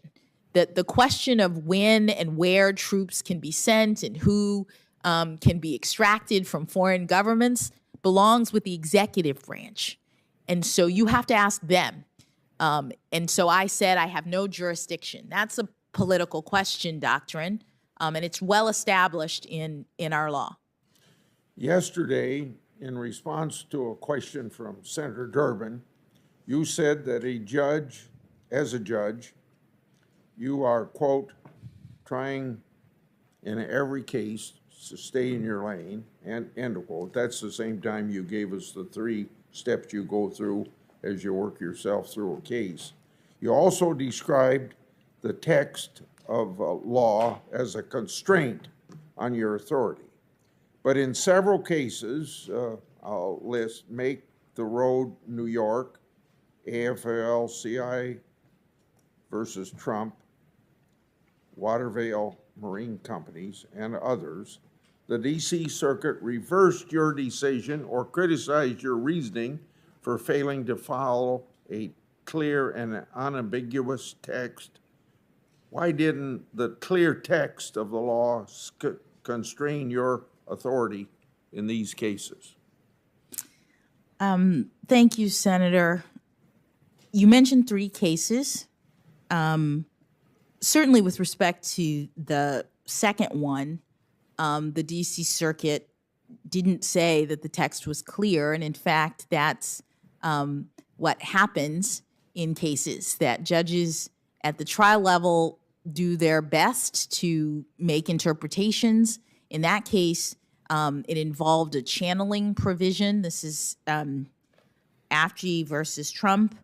It involved a provision, a statute that was designed to channel the judicial authority into an agency. And I interpreted the statute, and I thought that the arguments that were being made, the claims that were being made, were not ones that Congress had intended to channel. And I went through the analysis, and I explained my reasoning as to why I thought I still had jurisdiction, and I went on to address the merits, which is the duty of the judge if they determine they do have jurisdiction. The D.C. Circuit disagreed. They wrote an opinion that interpreted the statute differently with respect to those claims, but it was a case of first impression as to what those claims meant and whether they were supposed to be channeled or not, and that happens. The district judges do their best, and sometimes the Court of Appeals and the Supreme Court haven't spoken to the issue, and the parties disagree. In Make the Road, I explained that what I was attempting to do in light of Congress's enactments, not only the particular immigration provision, but also the Administrative Procedure Act, was reconcile the statutes of Congress, which is something that the courts also are supposed to do. That there are statutory interpretation canons that make clear that courts are supposed to understand that Congress intends for its statutes to work together, and to the extent that you are interpreting and the claim is made that allows you to do that, that's the sort of way in which interpretation is done. I can go through my actual analysis. I did it yesterday as we talked, but there was a good faith disagreement between me and the Court of Appeals, which gets to decide as to what the language meant and whether or not Congress actually intended to exclude the APA using that language under those circumstances. Thank you very much. Senator Leahy? Thank you, Chair.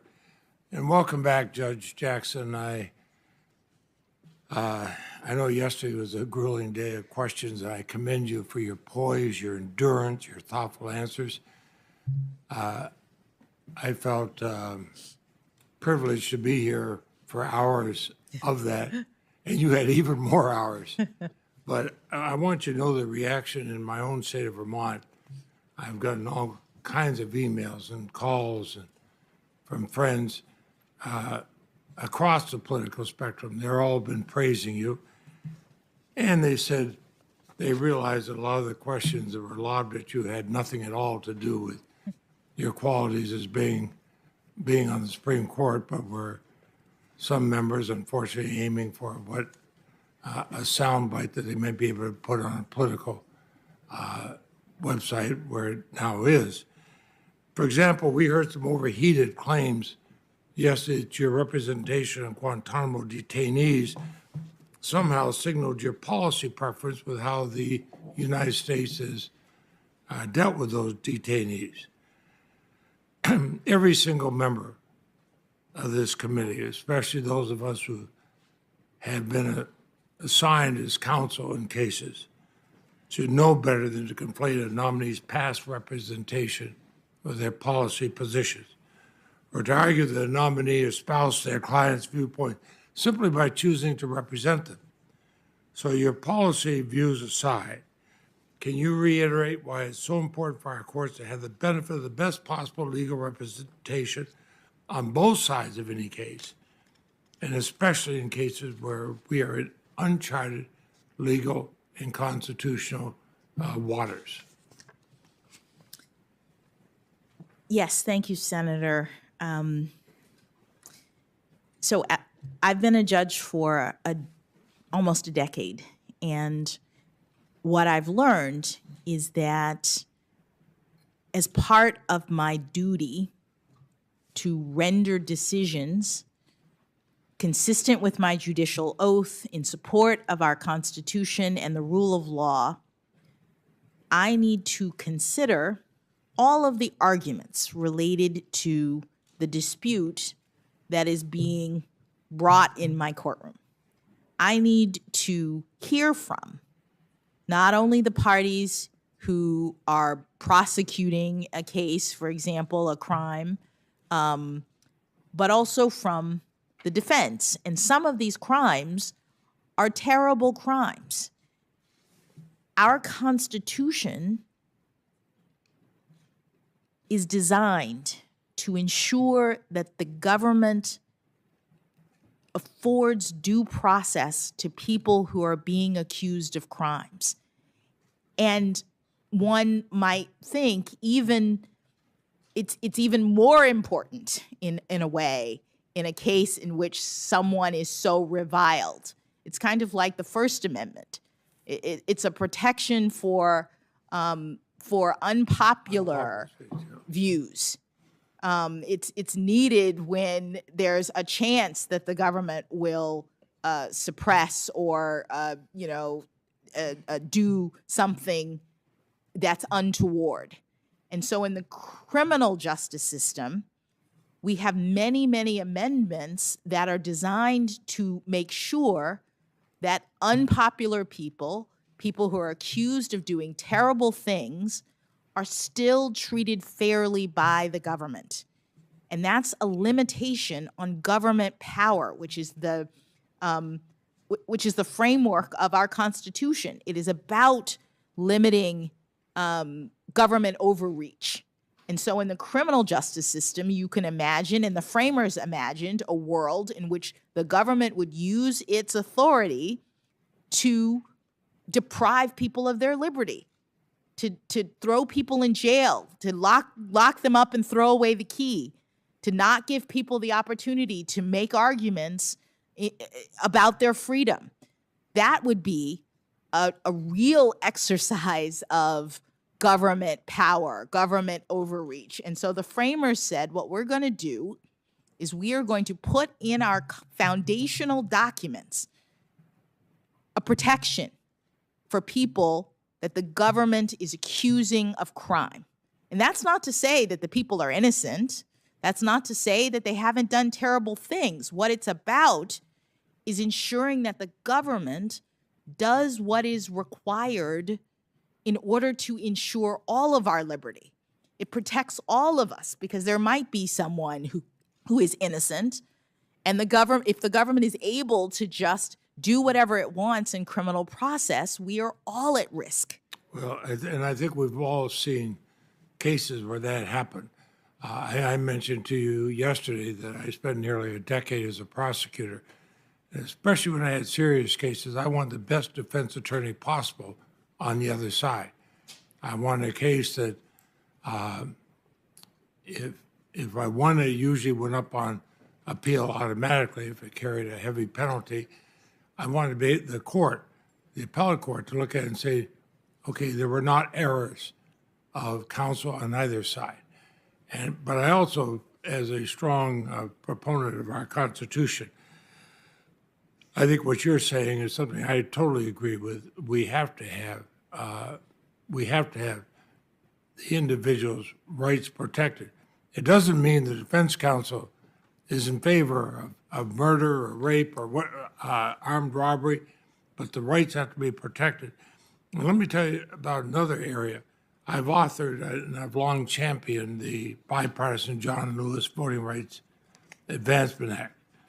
I think it would help curtail the growing wave of voter suppression sweeping across our country. Again, something we don't have to worry about in Vermont, but unfortunately do in other states. I'm passionate about this legislation. I've always believed that our democracy is stronger when we expand, not shrink, the ranks of our citizens who have fully participated. I believe our democracy goes stronger with your historic nomination and your presence before us today. And I've told you privately how my family members feel about that. Why is it important for our democracy's institutions, courts and all others, to reflect the rich diversity of our nation's citizenry? Thank you, Senator. One of the things we've been talking about is the difference between the judicial branch and the other branches of government. We have 3 branches in our federal system, and the legislative branch has certain powers and it can do certain things to ensure that its prerogatives are achieved. And the executive branch has the power of might. The president controls the military. The judicial branch, its force in our system is the protection of the rule of law, which can only be done by essentially the consent of the governed. It can only be done if people in our society believe, decide, and agree that they're going to follow what it is that courts decide. And so one of the reasons why having a diverse judicial branch is important is because it lends and bolsters public confidence in our system. We have a diverse society in the United States. There are people from all over who come to this great nation and make their lives.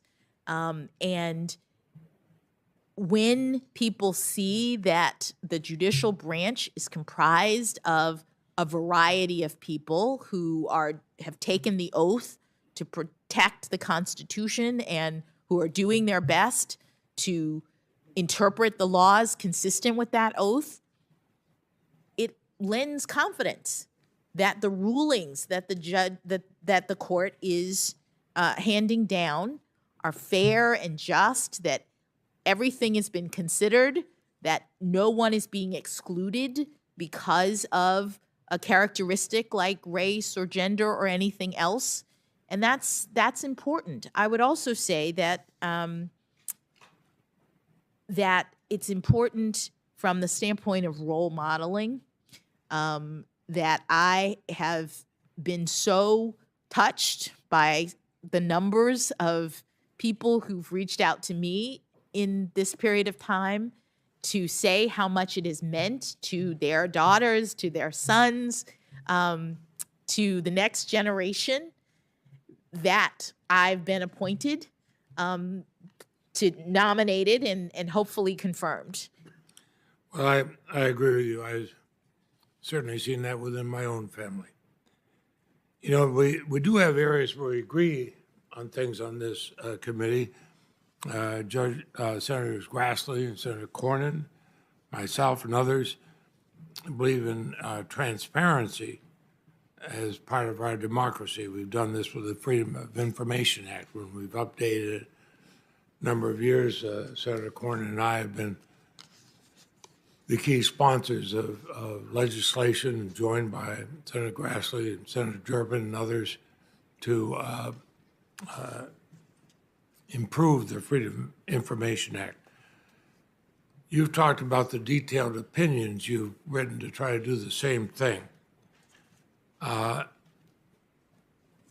think it's safe to say you believe transparency is central to the duties of a judge. Do you intend to carry that attitude and you will become a member of the U.S. Supreme Court. Thank you, Senator. The value of public confidence, which I was just discussing, I think is enhanced when the public understands the reasons that a judge renders his or her ruling. One of my mentors used to say, people think the judicial branch is so secretive, but in fact, the judicial branch is the only branch that actually has to tell everyone, that actually has to write their opinions and explain why it is that they did what they did. And so I've tried in the nearly 10 years that I've been on the bench to make my rulings transparent, to explain all of the inputs that I have considered with respect to the case, to lay out the law as I see it in interpreting what Congress, for example, has done in with respect to a particular case, and what legal provisions that I think are relevant to the dispute, and then to explain my analysis. Why am I granting this motion or denying this claim? And my hope is that it will help people to be confident in my reasoning, and even if they disagree with it, they will understand what it is that I think, and I think that's important for public confidence in promoting the rule of law. Well, you know, you had talked about your clerking for justice prior, how it opened up doors of opportunity. I remember so well our conversation in my office, in the President Pro Tem's office, talking before these hearings began. You told me what you thought it meant to your parents and your family, your husband, your daughters, your parents who have been here throughout this, and what it would have meant to your grandparents. You said you were the lucky first inheritor of Dr. King's civil rights legacy. I keep a daily journal. I wrote that down. It means a lot. So let me do this sort of an open-ended question. You patiently answered our questions this week.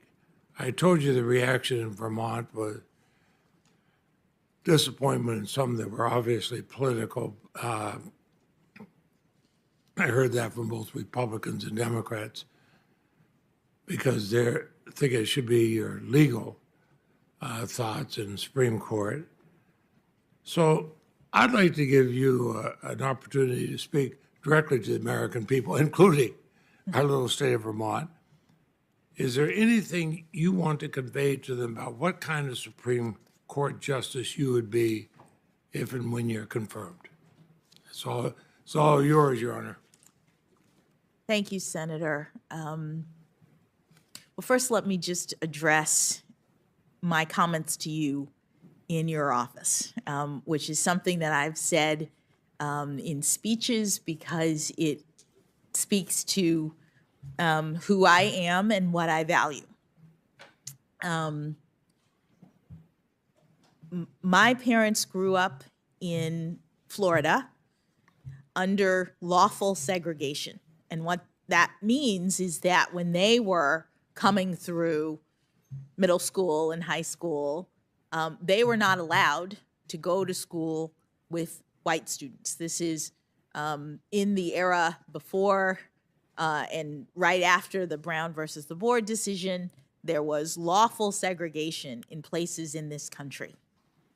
And it was after that time that Dr. King made his famous comments that people mention about having a dream where people can be judged by not by the color of their skin, but by the content of their character.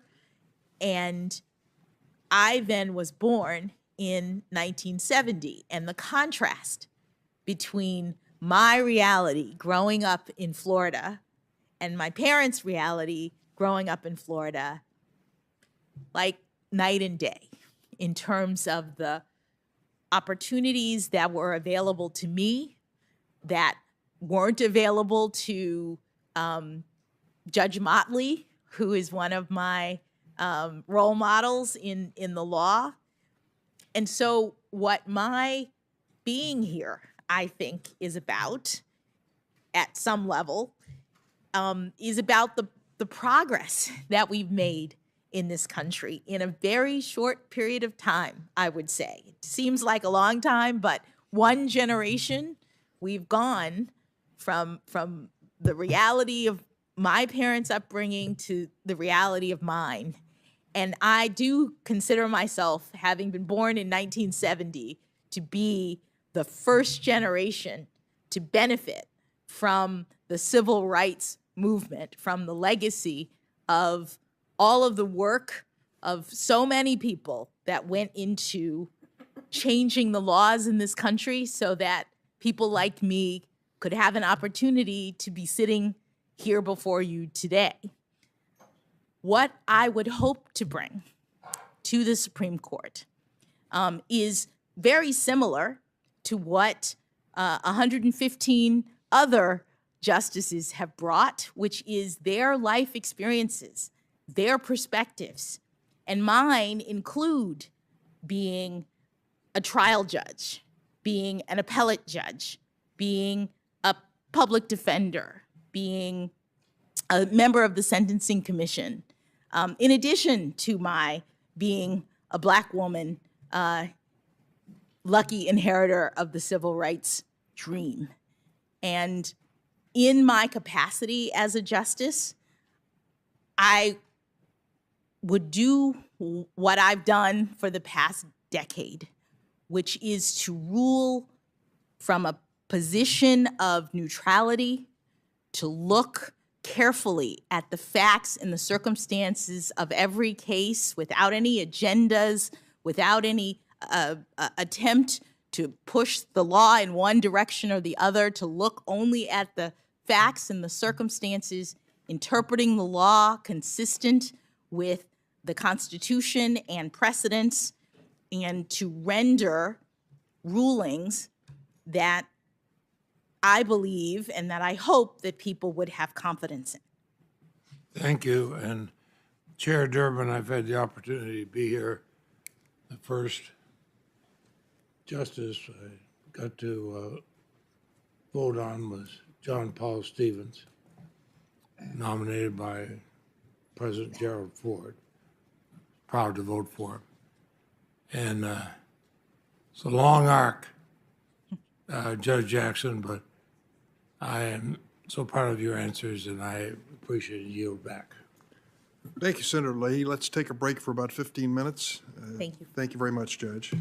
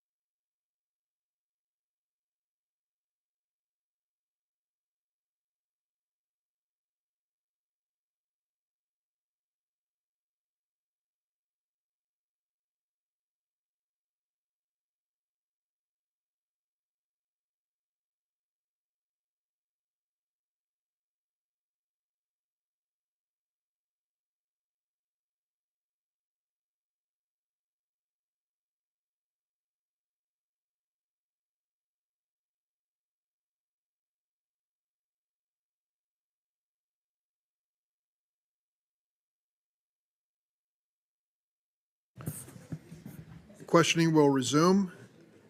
Senator Graham. Thank you, Mr. Chairman. Good morning, Judge.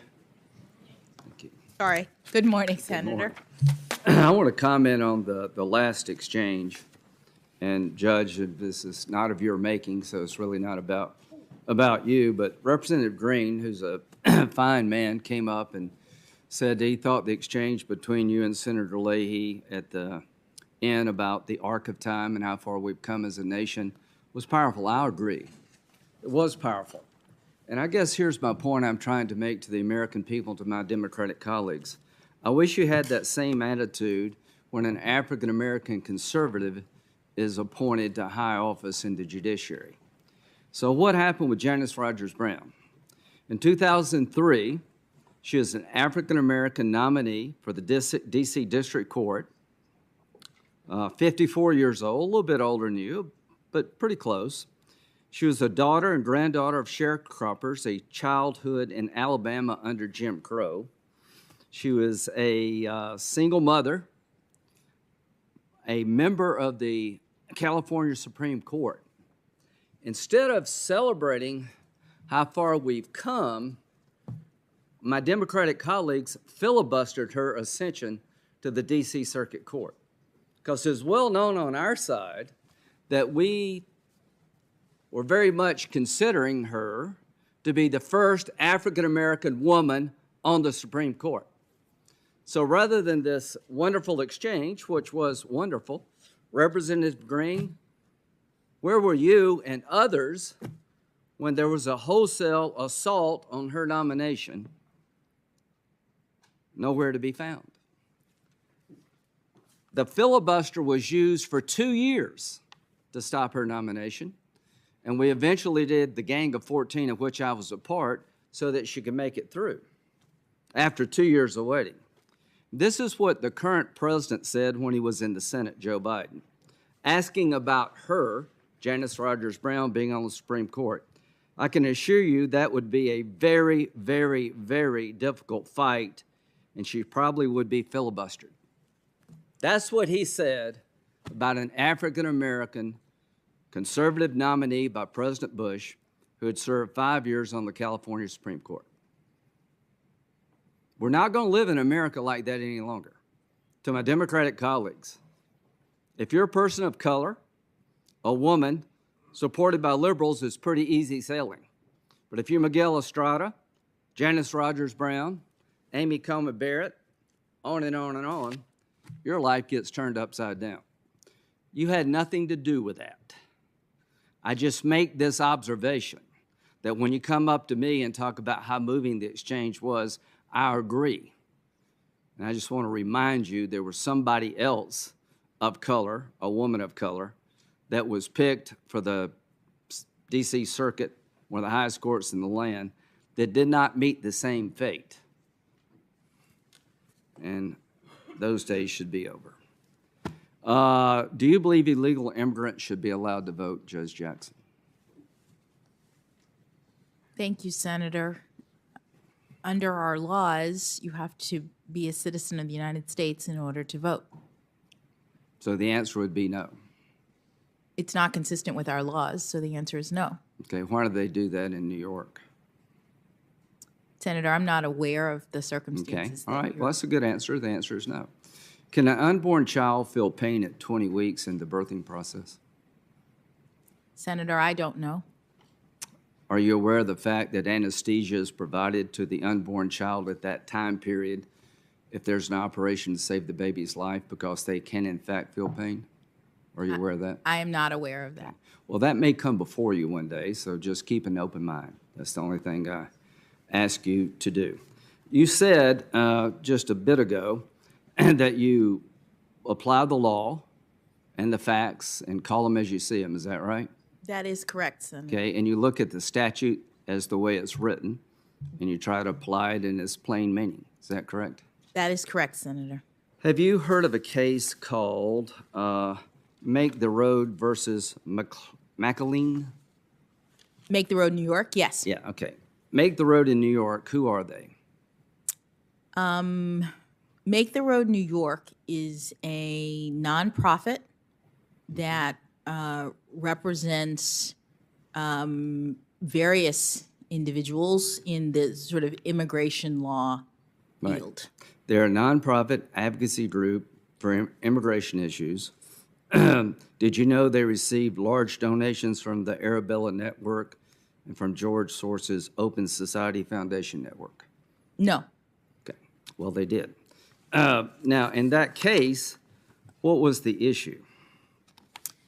The issue in that case was a challenge to a change in administration policy concerning expedited removal, which is a policy that Congress enacted in order to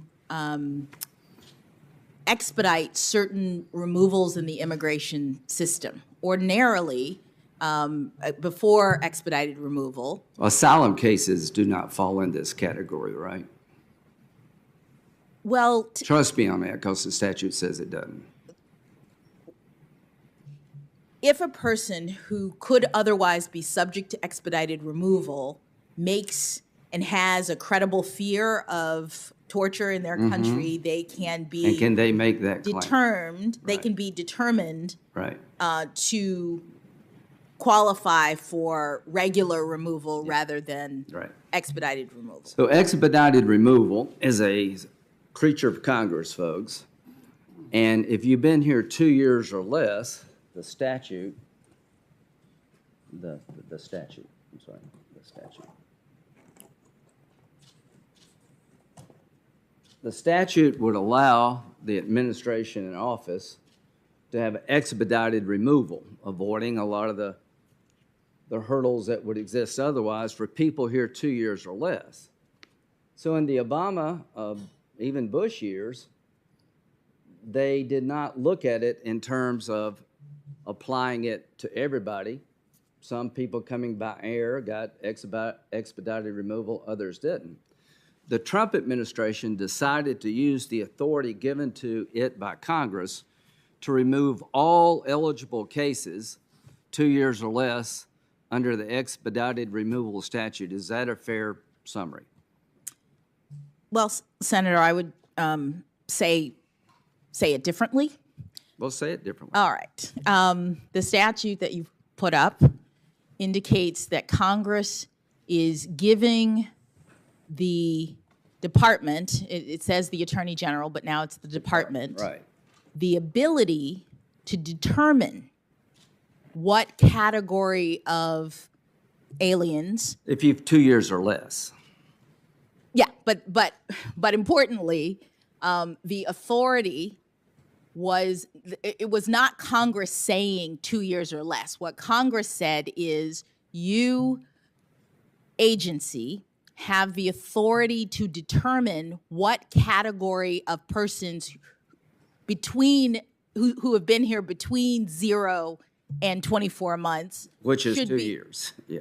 No, but forgive me, So- Senator, what I'm trying to explain is that the authority given to the agency was to determine what They length had of time. discretion to make that What decision. length of time? It was not the authority to deport everyone who's been here for 24 months. It was the authority to determine what length of time a person has to be here in order to be subjected to expedited removal. Here's what the statute said. The Attorney General, which is actually the DHS Secretary, may apply clauses 1 and 2 of this subparagraph to any and all aliens described in subclass 2 as designated by the Attorney General, actually DHS. Such designation shall be in the sole and unreviewable discretion of the Attorney General and may be modified at any time. Now, I've been in this business for quite a while. What the Trump administration did was to use the discretion given to it by statute in a way different than prior administrations. This advocacy group, the Arabella-supported advocacy group, tried to strike it down. You rule for them. Here's what the D.C. Circuit Court said about your ruling. There could hardly be a more definitive expression of congressional intent to leave the decision about the scope of expanded removal within statutory bounds to the Secretary's independent judgment. The forceful phrase sole and unreviewable discretion by its exceptional terms. Such designation shall be in the sole and unreviewable discretion of the Attorney General and may be modified at any time. To those of us in the law writing business, I don't know how you could tell a judge more clearly that the administration, the agency in question, has discretion to do certain things within the statute. So this is an example to me, and you may not agree, where the plain language of the statute was completely wiped out by you. You reached a conclusion because you disagreed with the Trump administration, and the D.C. Circuit Court of Appeals said, as I've quoted just a minute ago, there could hardly be a more definitive expression of congressional intent to leave the decision about the scope of expedited removal within the statutory bounds to the Secretary's independent judgment. That, to me, is Exhibit A of activism. Let's go back to the child pornography cases. Senator, would you allow me to? Yes, please. Thank you. The statute and the circumstances that you reference are accurate insofar as that is what the statute says. It's not all of it. It doesn't describe the designation process that I was trying to articulate. And it doesn't address the fact that Congress has another statute that is presumptively applied in agency cases to tell agencies how to exercise discretion.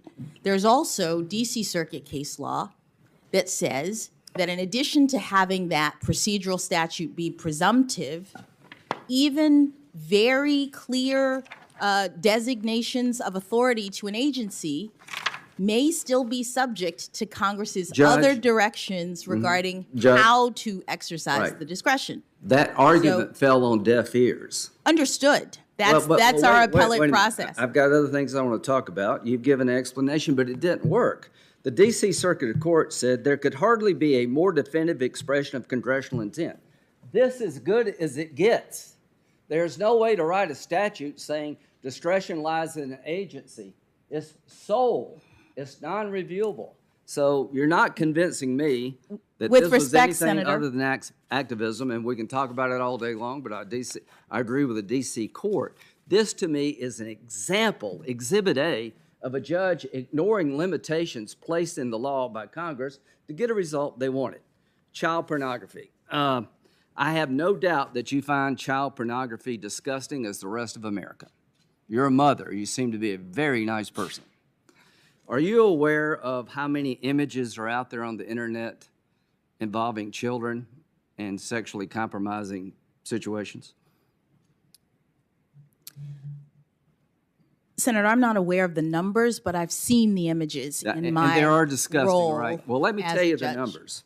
In 2021, the National Center for Missing and Exploited Children Cyber Tip Line received 29.3 million reports of apparent child sexual exploitation containing 85 million images, videos, and other files. That's in 2021. It's up. In 2019, it was less. So there's an epidemic of this on the internet, that if you go out on the internet, there are millions of pictures of kids being abused. When it comes to sentencing child pornography possession cases, do you routinely discount the fact that a computer was used? Thank you, Senator, for allowing me to address this concern. The guidelines related to child pornography were drafted at a time in which a computer was not used for the majority, if not almost all, of these kinds of horrible crimes. The guidelines have enhancements in them. In two areas that you said you disagree. What are those two areas? at the time that the guidelines were drafted, it was an aggravating factor, a substantial aggravating factor, to use a computer in order to distribute and disseminate the images, because the ordinary crime was not committed by computer. So the Would you now baseline- agree with me that computers are sort of the venue of choice for child pornographer people? Yes, Senator. Okay, so here's my point. If you believe, as I do, the computer has created a bigger demand, there are more photos out there because of the internet, more websites exposing this garbage, wouldn't you want to deter people from going down that road? Senator, this crime is among the most difficult. No, answer my question. Wouldn't you want to deter people from going down the road of using the computer that allows these people to have access to millions of photos because of the technology? I want those people deterred. So if you're listening to my voice today and you're on a computer looking at child pornography and you get caught, I hope your sentence is enhanced, because the computer and the internet is feeding the beast here, that all these images out there are going to be more over time because people use computers. Now, didn't you also say that the number of images should not be considered as a sentence enhancement? Senator, with respect to the computer, one of the most effective deterrents is one that I imposed in every case and that judges across the country impose in every case, which is substantial supervision. Any of these wait a minute, defendants. Judge. You think it is a bigger deterrent to take somebody who's on a computer looking at sexual images of children in the most disgusting way is to supervise their computer habits versus putting them in jail?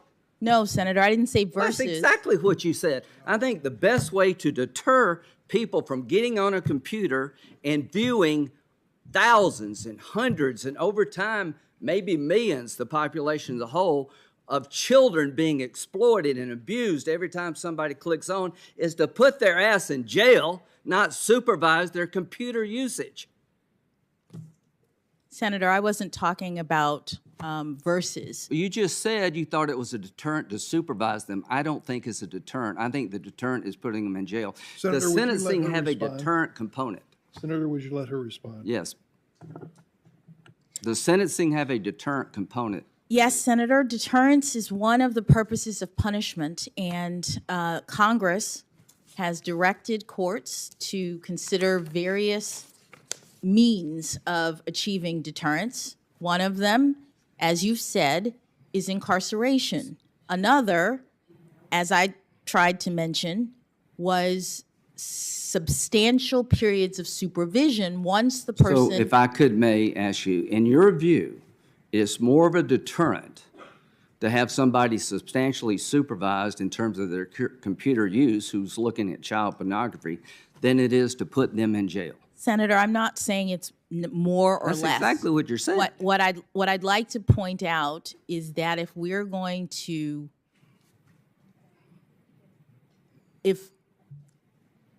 let me say it this way. Congress has authorized courts to use a number of different means to achieve the purposes of punishment. And one of them is an enhanced punishment by using a computer.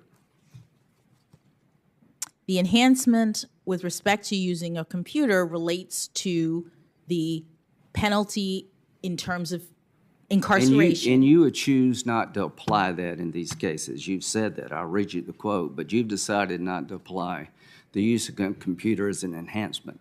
You've also said you're not going to hold the number of images that the person has looked at as a sentencing enhancement factor. Is that true? No, Senator, it's not the number of images that the person has looked at, because we don't have that information. Well, It is the number of images that they've either received or distributed that are... we don't know if they looked at them, but you're not going to hold it against them that they received 10,000 images versus 100. That's not what I've said, Senator. Well, here's what you said. I've decided to apply my general policy disagreement with respect to those enhancements, at least that is the computers and the number of images. Folks, what she is saying, the reason she's always below the recommendation, I think, is because she doesn't use the enhancements available to her. She takes them off the table. And I think that's a big mistake, Judge. I think that every federal judge out there should make it harder for somebody to go on a computer and view this filth. That if you use that venue, which is the venue of choice for all these child pornography cases, that you use it against them. I think the more you download, like drugs, the more you have, the more you should go to jail. You've made a conscious decision to disregard those two enhancement sentencing factors, and I think that is a wrong way to go in terms of deterrent. To me, putting somebody in jail for using a computer is more of a deterrent than supervising their activity of watching the computer. That's just a difference that we have. I know I'm out of time, and listen, you've lived an incredible life, but here's one thing that won't happen to you as we wrap this up. How would you feel that if I'd had a letter from somebody accusing you of something, a crime or misconduct, for weeks, and I give it to Senator Durbin just before this hearing's over, and not allow you to comment on the accusation? How would you feel about that? Senator, I'm not sure. I don't understand the context of the question. Well, did you watch the Kavanaugh hearings? No, sir. Are you familiar with what happened in the Kavanaugh hearings? Generally. Senator, your time is. Well, please, Mr. Chairman. So to be honest, it's a minute and 47 seconds. She filibustered every question I had, and she has a right to give an answer, but I'm trying to make a point in 20 minutes. You were here for Kavanaugh. If she's confused about what happened, some people on the other side had an accusation against Judge Kavanaugh that during high school, he sexually assaulted somebody. And the rest is history. That was known to the people on the other side and never revealed during the meetings they had with Judge Kavanaugh. It was literally ambushed. He was ambushed. How would you feel if we did that to you? Senator, I've appreciated the kindness that each of you has shown me to see me in your offices, to talk with me about my approach. But my question is, what if during our 15-minute exchange, it was very pleasant? You're a very nice person. You have a lot to be proud of. I would never do that to you. If I had some information that's sketchy at best, that somehow you've done something wrong, I promise you, just from human decency, I would share it with you. I would not disclose it at the last minute of the last day of the hearing, and I've already given it to a newspaper so the whole country can read about it before you ever said a word. Senator, she's had nothing to do with the cause. No, but I'm asking her about you won't even let her finish how your she response. may feel about what y'all did. Could we have order, Senator, your Mr. time Chairman? has expired, and I'm going to give her an opportunity to finally complete an answer. So if I could Just address answer the question.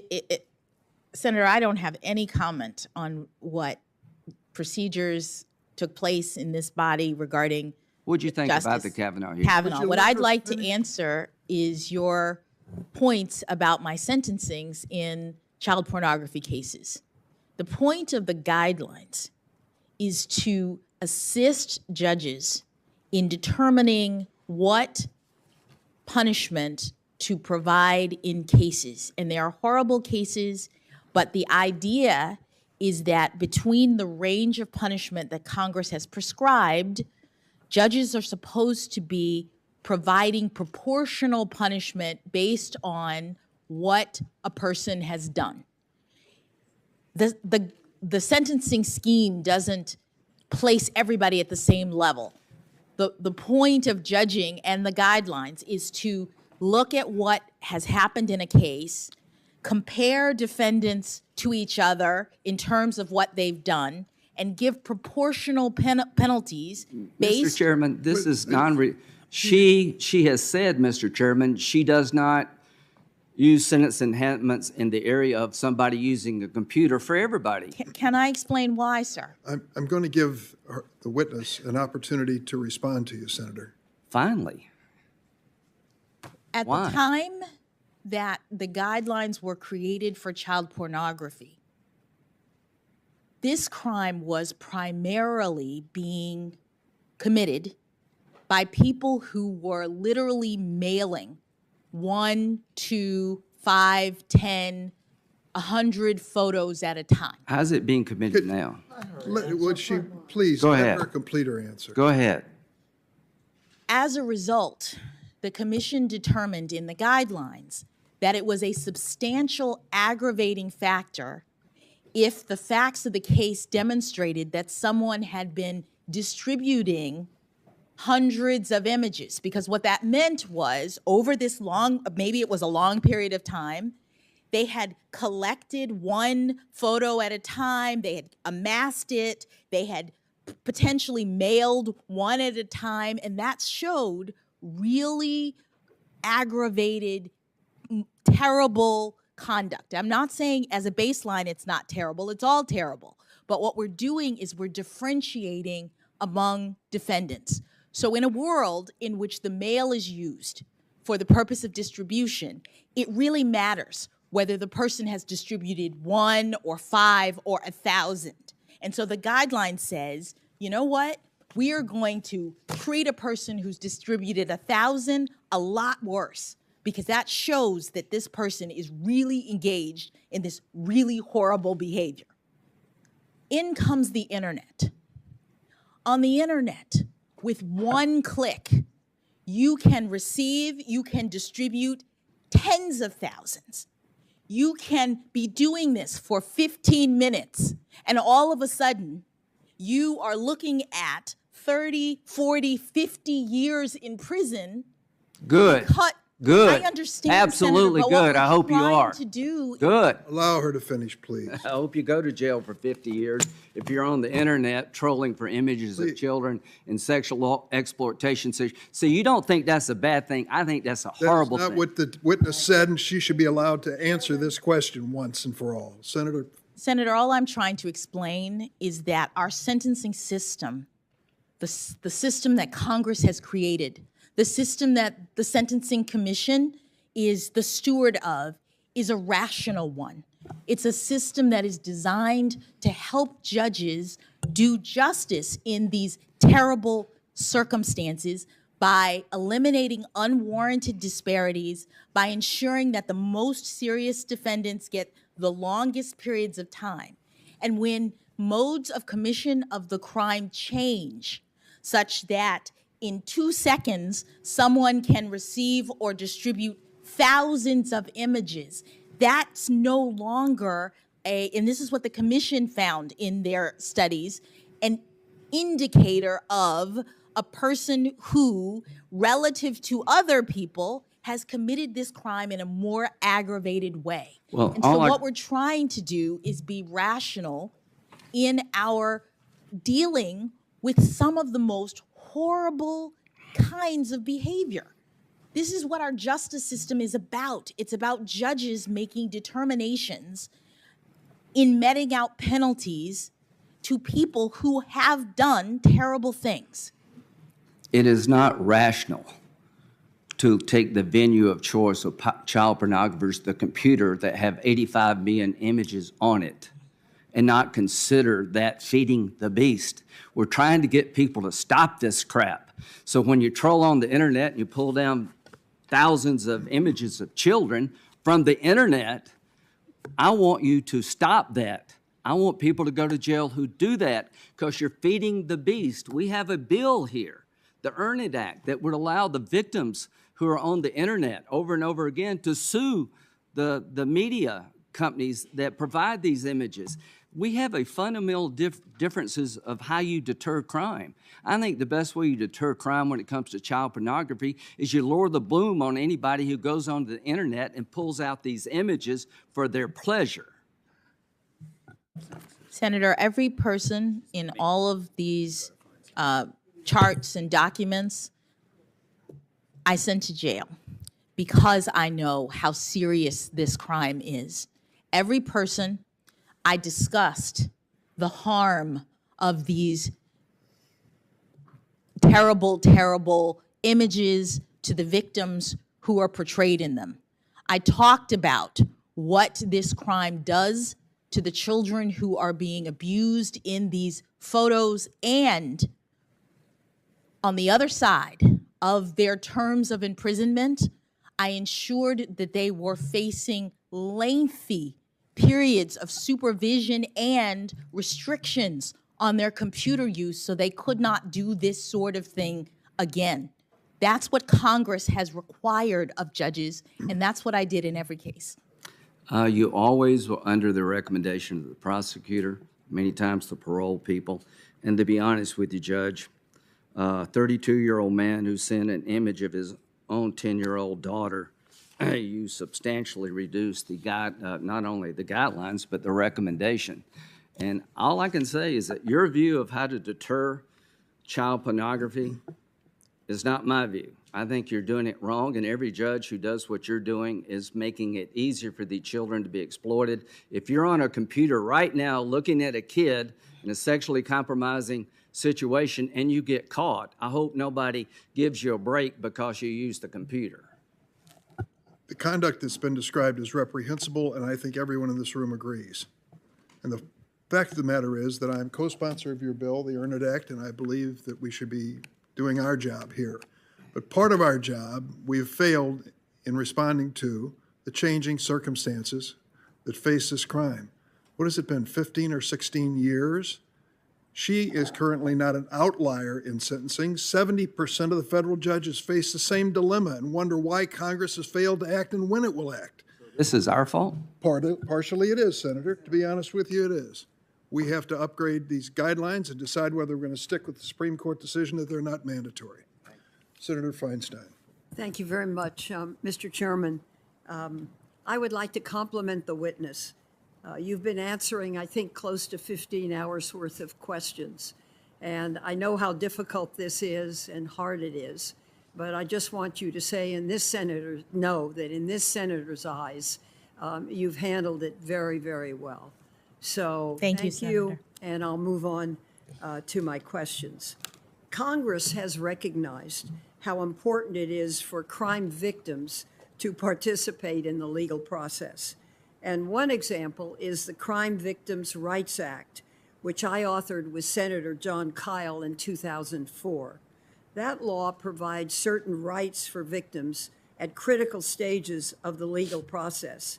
The right to be notified, to be present, to be heard, among others.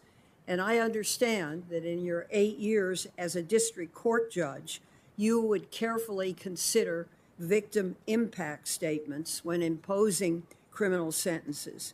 Could you tell us a little bit about this and how you considered crime victims in making your sentencing decisions as a judge? Thank you, Senator.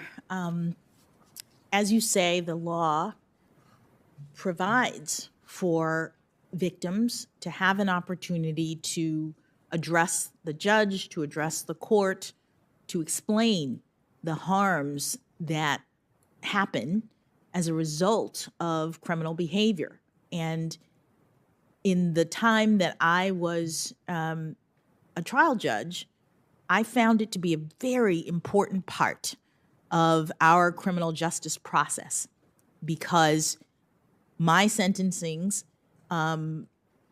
were about handing down consequences for the behavior that defendants had engaged in and making sure that the defendants who received those consequences understood that they were getting those consequences because of the harm that they had caused.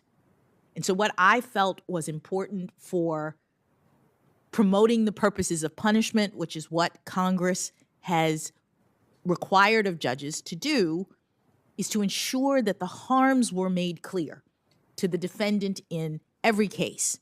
So I had, for example, a case involving robbery.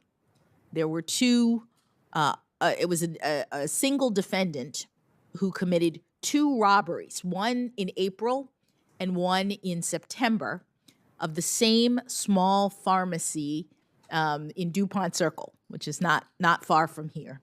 It's a small independent pharmacy selling pharmaceuticals, and this person decided that he was going to rob the pharmacy of their oxycodone and other kinds of prescription drugs for sale. That's a sort of standard scenario that we see in the federal system. But what was so particularly egregious in this case is that this defendant was so bold in his robberies. He came in April with a gun. He held the employees hostage, essentially, forcing them to open the safe with the drugs in it at gunpoint, stole the drugs. Not masked, not hiding his identity. And this is pre-COVID, so we're not talking about having to have a mask. He was a robber, plain and simple, with no fear of people identifying him. And then, in the period between April and September, he would come back to the pharmacy. He would loiter outside on the street. This is according to the victims. They would see him looking in the window. Once or twice he came inside, looking like he was going to buy something and staring them down. And they knew who he was, and they called the police, and they weren't able to, apprehend him because he hadn't really done anything at that point. And the people who worked in the pharmacy were terrified, and they were terrified by that behavior, the menacing nature of it. By the time we get to September, he actually comes in, and they think maybe this is another time when he's just loitering. But no, he pulls out a gun. He hops over the counter. He assaults one of the people who are working there and steals the drugs again. And that time they were able to call the police in enough time for them to come and apprehend him. So at his trial, he did not try. He didn't go to trial. You're the judge? I'm the judge. He pled guilty to this behavior, which was well documented. There was no defense that it wasn't him. But the guidelines in the case and the statutes that applied said because he used the gun, he was supposed to get something like 7 years. And I used the victim's statements to, first of all, explain to him how he had terrorized the people. Their statements said things. One woman said, "I can't work at the pharmacy anymore because I am so fearful that this guy will come back. It's changed my whole life." It was a whole set of really horrible circumstances that I read to him at his sentencing so that he could understand what he'd actually done. And then I sentenced him above the requirement of the law because I thought it was warranted to make clear to him that this was a terrible, terrible thing that he had done to these people. So the victim's statements were really important because they explained to me and to him the consequences of his behavior, but beyond just how many drugs he stole or the fact that he used a gun. They were the real life circumstances that resulted from his behavior, and it was important for him to understand that. I've listened to most all of this testimony, which I think now you've gone on for over 15 hours. And I just want to say that I think you have a stamina and a very good brain and a real sense of empathy has been communicated to me in these 15 hours. And I want you to know that. One of the things that I'm concerned about is that the public perception of the Supreme Court has turned increasingly negative over the last few years. A recent Pew Research survey found that 44% of adults have an unfavorable view of the Supreme Court. Less than 3 years ago, that number was 30% of adults that held that view. And I understand that as a judge on the D.C. bench, you have frequently accepted invitations to speak at public events in the hopes of giving the public more information about the judicial process and more confidence in the outcome. So here's the question. Why do you think there's been a decline in the public's perception of the court? And if you are confirmed, how would you strive to improve the public's confidence in the court and its decisions? Thank you, Senator. I think that public confidence in the court is very important. It is, it's crucial to the rule of law that the public believe in the judicial process, and therefore choose to accept the rulings of the courts, not just the Supreme Court, but all of the courts. It's part of the way our process works. And I think that I have taken that to mean, in terms of my role as a judge, that outreach to the public to explain what it is that we do, to inspire, hopefully, law school students and high school students, young lawyers in law firms and elsewhere, to think about careers in the judicial branch or think about careers in law, as one of the ways that I have attempted to try to shore up public confidence. And if I'm confirmed, I would plan to continue as best as I can to do that kind of thing, because, as you say, it's very important for the public to understand the work of the court and to follow its pronouncements concerning the law. Earlier, when you and I spoke in my office, we discussed some of the people who have mentored you throughout your career, and one of those was Judge Patty Saris. You served as a law clerk for her on the Massachusetts District Court, I believe, early in your career. And you've spoken publicly about the role she has played as a mentor in your legal career. You have described her as, quote, a consensus builder, a good listener, a careful speaker, the essence of judicial temperament, end quote. So would you share with all of the members here more about how Judge Saris's approach to judging and her mentorship have shaped you and your career? If you give some of the specifics, yes, I think everybody would be interested. Thank you, Senator. As I reflect on her mentorship and also the mentorship of my other two judges, it's very interesting because I think I learned maybe different things from each of them. Judge Saris, who was my first clerkship, you're correct. She's serves on the District Court of Massachusetts, which is the trial level court. I learned how to look at the facts in a case from Judge Saris.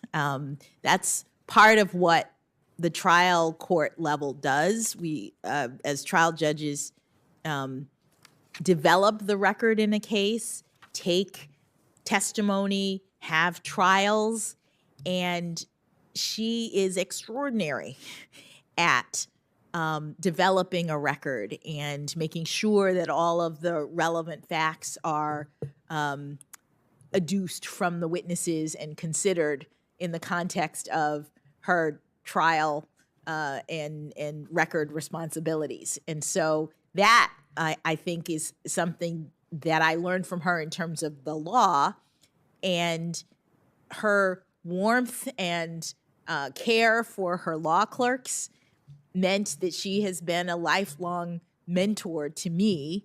And ironically, she became the chair of the Sentencing Commission after I had been on the Sentencing Commission. So we worked together later in my career. So I often use that story to tell young people, you know, you never know what's going to happen. Someone who you worked for at some point might be your colleague down the line. Well, let me just one more. You've handled a large number of cases during your career, both as an advocate and a judge. As an advocate, you've worked on a very wide variety of cases, from work for corporate clients during your time in private practice to your work for low-income clients during your service as a federal public defender. And during your 9 years as a federal judge, you've written nearly 600 opinions. I think that's really quite a sterling record. And I imagine that some of the cases have really stuck with you. And so I would like you, if you can, to talk a little bit about some of the cases, maybe one or two, that you've had that have made a deep impression and have really enabled you to progress as you have. Thank you, Senator. Well, as you say, I have handled a lot of cases in my time, nearly decade on the bench, and you learn something in almost every case in some respect. If you're doing your job right and you're looking into all of the issues. I think there might be, I'd mention one from sort of a few years into my service as a trial judge. I handled a case, Yakai versus Napper. And the case involved trademark infringement. And you would ordinarily think that trademark infringement charges are dry and technical. And what I learned from this case is that even areas of the law that you might think apply only to businesses impact real people at times. So this case involved a small community, a cultural community of people who believe in vegan lifestyles. They call themselves the African Hebrew Israelites, but it's not a religious community. It's a cultural community around healthy living. And they have created a restaurant and a series of restaurants here in the Washington, D.C. area with menus involving really, I'm told, terrific vegan foods. And in this community, there was a member who was the one who created the recipes and who was responsible for the restaurant. The whole community had other aspects to it. He ended up falling out with the community, and the dispute involved his actions essentially taking over the restaurant and reopening it by himself using the same name. The restaurant was called Everlasting Life, which was a important phrase for this community. And he essentially ejected the other members because he was the leaseholder, or he had signed the lease on behalf of the community. And he kicked them out for a day, and then he reopened the restaurant using the same name. And so the question was, under the Lanham Act, which is the statute for trademark violations, the question is whether there is a potential for confusion in that sort of circumstance. But ordinarily, I see Senator Coons nodding, ordinarily, when you have a trademark infringement, you're talking about two different businesses who have very similar products. And the question is, you know, are they similar enough to cause confusion? Because the idea of the law is that people should be able to have products that are identified with them, and you shouldn't be confused. And in this case, we had a bench trial about it, but it was pretty clear. I was the fact finder as the judge. It was pretty clear that when you open the same business with the same name, using the same recipes and food, that you have created this kind of problem that is a trademark violation. But what was so interesting to me about the case, in addition to the fact that I got to be the fact finder, it was a bench trial, was that we had witnesses come in who testified about the circumstances. This was a very small community, and they all knew each other, and the testimony about what it meant to them to have one of their members ejected in this way and then have him turn on them was very, very moving in the courtroom. So even though we were talking about this kind of arcane area of the law, it was real circumstances that were happening. Well, stop for a minute, Yes. because I think you're a very important addition to the court.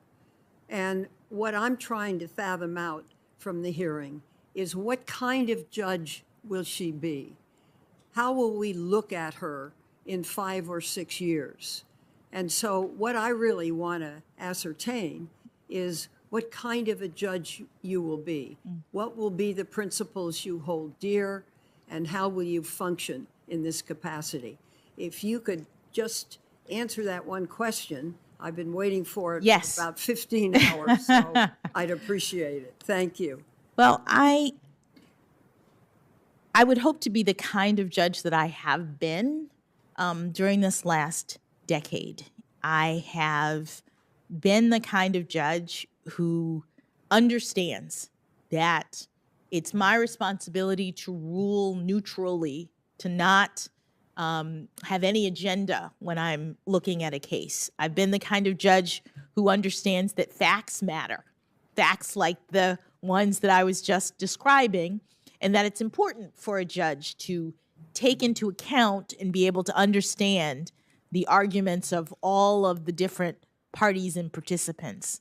And I've been the kind of judge who takes my responsibility to not be a policymaker, to try to understand and ascertain the will of Congress if it's a statute, or to hew to my own, I've been saying, stay in my lane, to not exert my authority beyond what the Constitution requires when I'm interpreting and applying the law.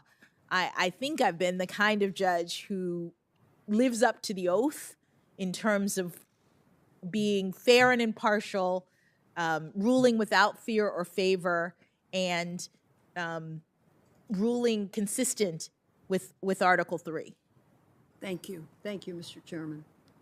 Thank you, Senator Feinstein. Senator Cornyn?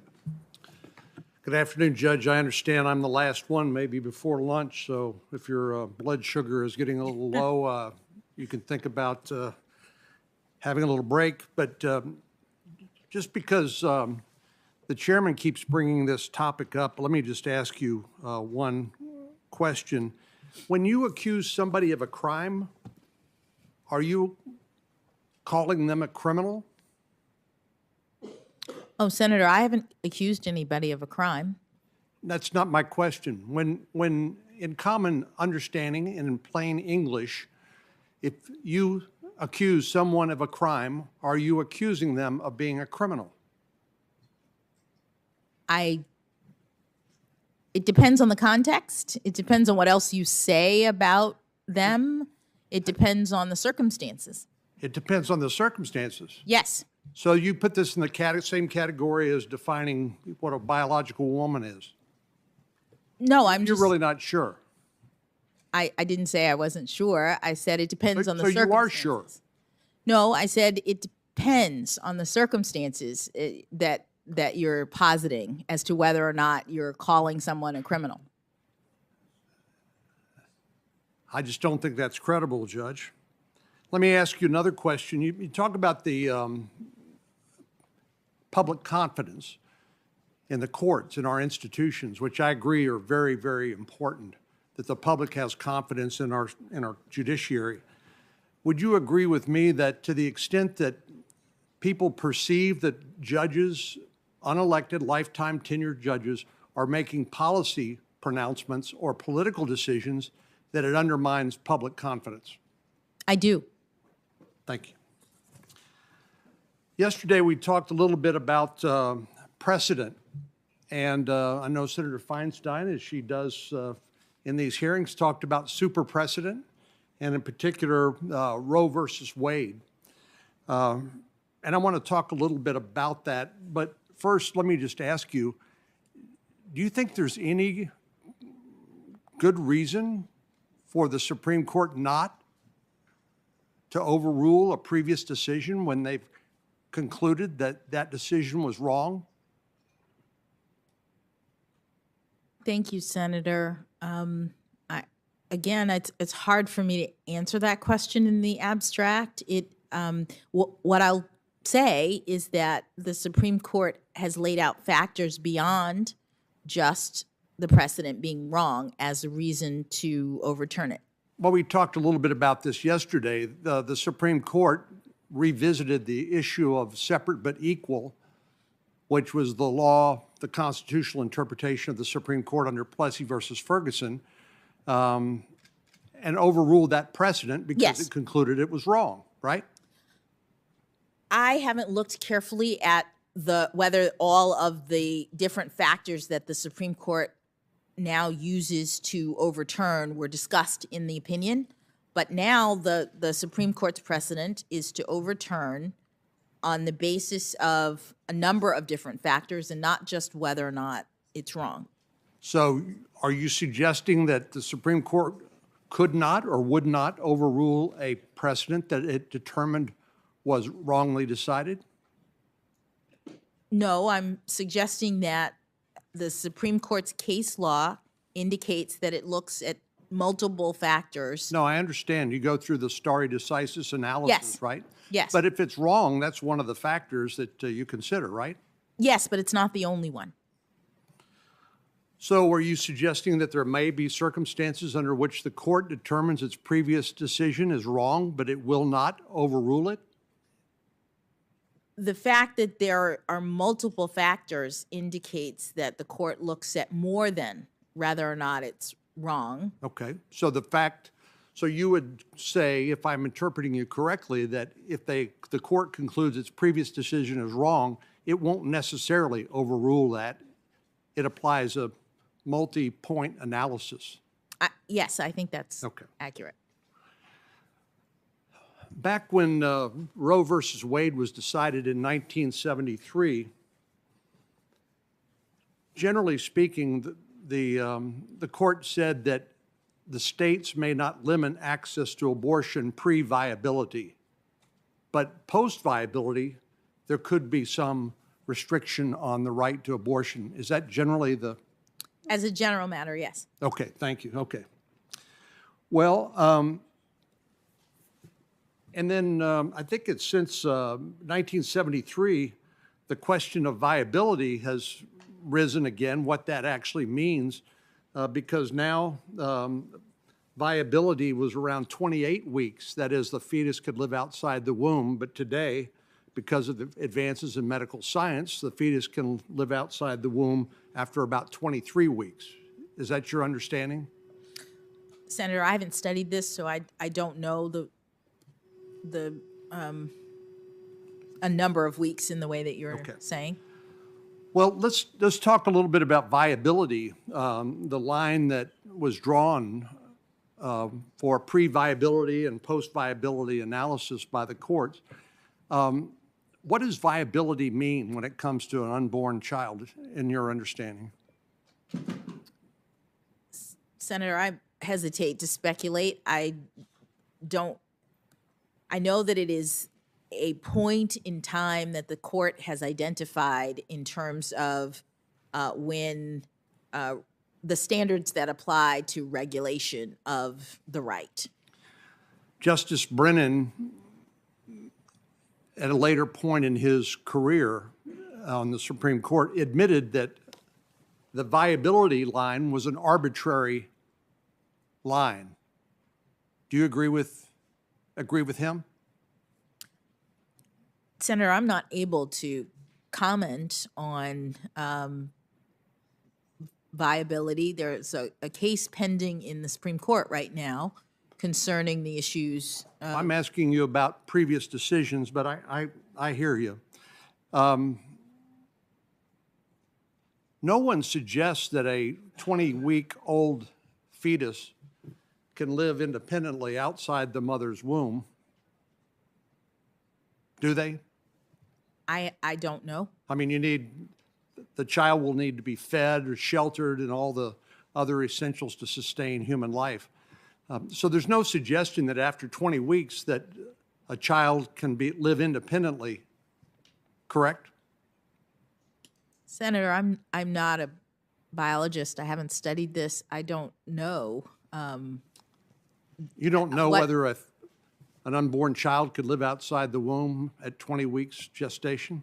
What I know is that the Supreme Court has tests and standards that it's applied when it evaluates regulation of the right of a woman to terminate pregnancy. They have the court has announced that there is a right to terminate up to the point of viability, subject to the framework in Roe and Casey, and there's a pending case right now that Right. is addressing these issues. The Constitution doesn't mention the word abortion, correct? That's correct. Just like it doesn't mention the word marriage, correct? That is correct. And so as you and I discussed, perhaps ad nauseum yesterday, when we were talking about substantive due process, this is one of those unenumerated rights that the court has created, court-made doctrine or law, and creating a constitutional right, even though it's not explicitly mentioned in the Constitution itself.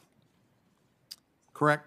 The court has interpreted the due process clause of the 14th Amendment to include. Right. We talked about substantive due process yesterday, and that's what this is, right? The Supreme Court cases that deal with the right of abortion is a result of substantive due process analysis like you and I talked about yesterday. Yes. Okay. In the, you remember when you were confirmed for the Court of Appeals, in that process, we had a hearing, and then we sent you questions for the record, what we call QFRs around here. Yes. And one of those, question number 10, was, does the Constitution protect rights that are not expressly enumerated in the Constitution? As part of your answer, you mentioned Roe versus Wade and Planned Parenthood versus Casey, and you said this, and I'll quote, "They articulate a limited right to terminate a pregnancy." What is the limitation that you understand that was pronounced in Roe versus Wade and Casey when it comes to a right to terminate an abortion? What are the limitations under current law? Under current law, as I understand it, there are limitations in so far as there can be regulation of that right pre-viability unless the regulation imposes an undue burden on the exercise of the right. And there can be regulation after viability, as long as there's exception for the health and I think maybe life of the mother. So it's the limitations are about whether and to what extent the government can regulate the right. Is it your understanding under the current precedent of the Supreme Court that there is a right to abortion up to and including the time of delivery of the child? Senator, I don't know, actually. I mean, the Supreme Court in every case is looking at individual regulations of the government related to individual rights. And I am not aware of the court having made a pronouncement about whether or not regulation can extend all the way up until birth. I'm just not aware of that.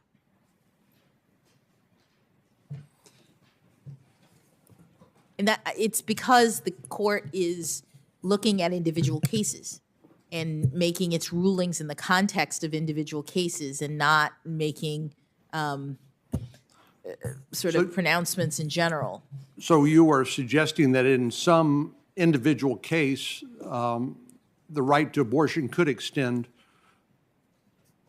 through the entire pregnancy up until the time the child is delivered? No, Senator, I'm suggesting that I'm not aware of any case that's handled the issue.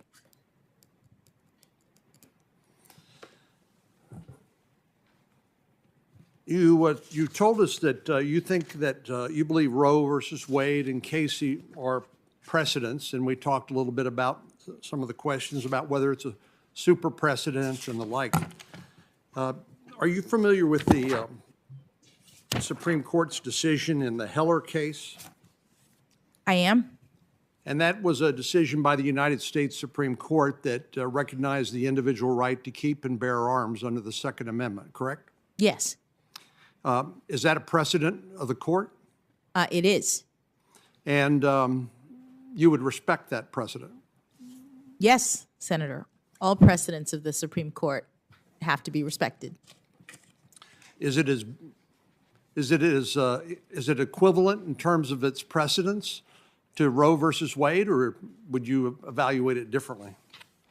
I'm not aware of any ranking or grading of precedents. All precedents of the Supreme Court are entitled to respect on an equal basis.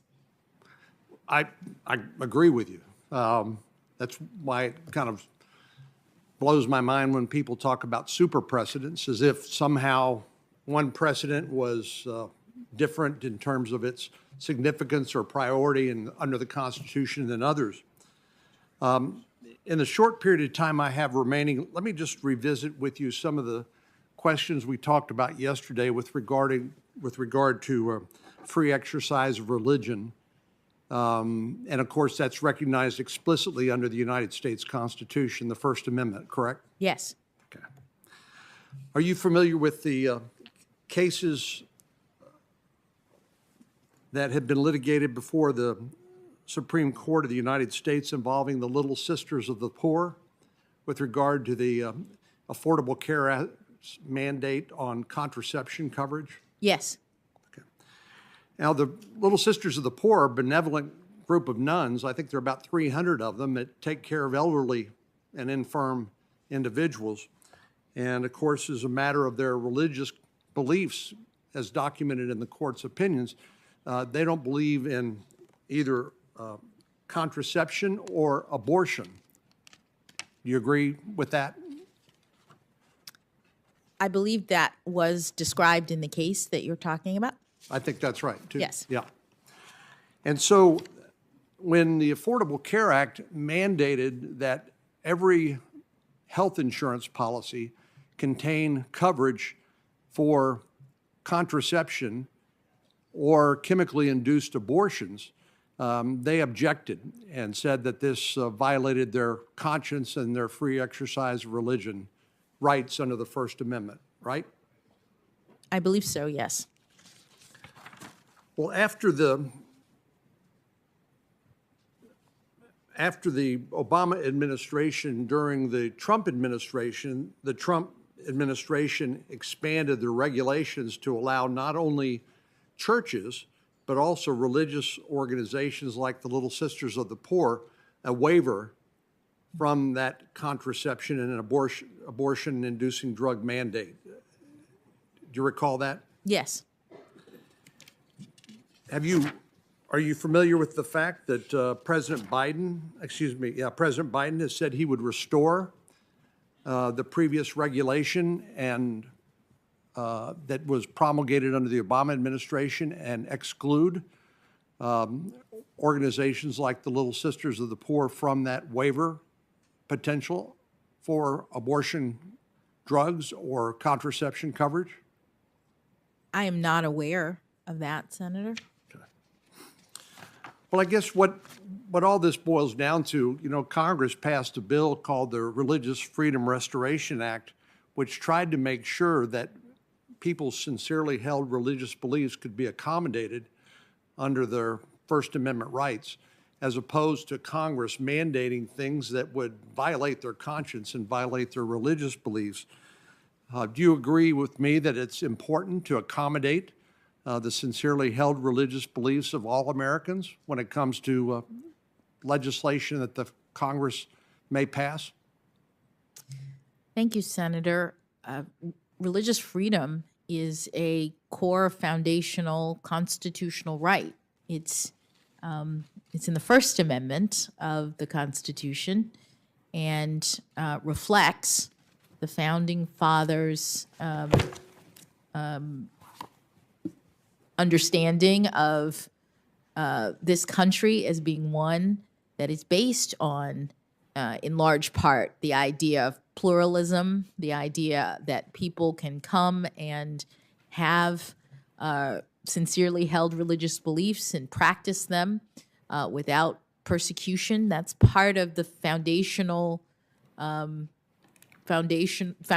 of our government and the amendment that you're discussing. And as a result, that right is protected in many ways. You mentioned the Religious Freedom Restoration Act. Right. Congress has enacted a statute that, when it comes to federal regulation, if there's a substantial burden placed on religion, then the strict scrutiny standard applies. I agree. I have 1 minute, so I have one more Yes. question. I agree with what you just said. Yes. So since I have asked this question or made this point of some of your predecessors who sat in the same chair and expressed my concern about some of the court's establishment law, establishment jurisprudence, I don't want to leave you out of that concern. When I was Attorney General of Texas, I had a chance to argue a case in front of the United States Supreme Court and called Santa Fe Independent School District versus Doe. This was a lawsuit brought by the ACLU, which sought to enjoin or prevent a student-led prayer before football games at the Santa Fe Independent School District right outside of Houston. In the end, 5 judges said that that violated the Establishment Clause of the Constitution, causing Chief Justice Rehnquist to write in his dissent that the Constitution mandates neutrality toward religion, not hostility, but that the court's decision evidenced hostility towards religious expression, leaving me to conclude that the public square, we can talk about everything from violence to misogyny to sex, you name it, but we can't talk about sincerely held religious beliefs. I would just footnote that for you and plant the seed for what it's worth. Thank you very much. Thank you. Thank you, Senator Cornyn. Welcome to Majority Leader Schumer.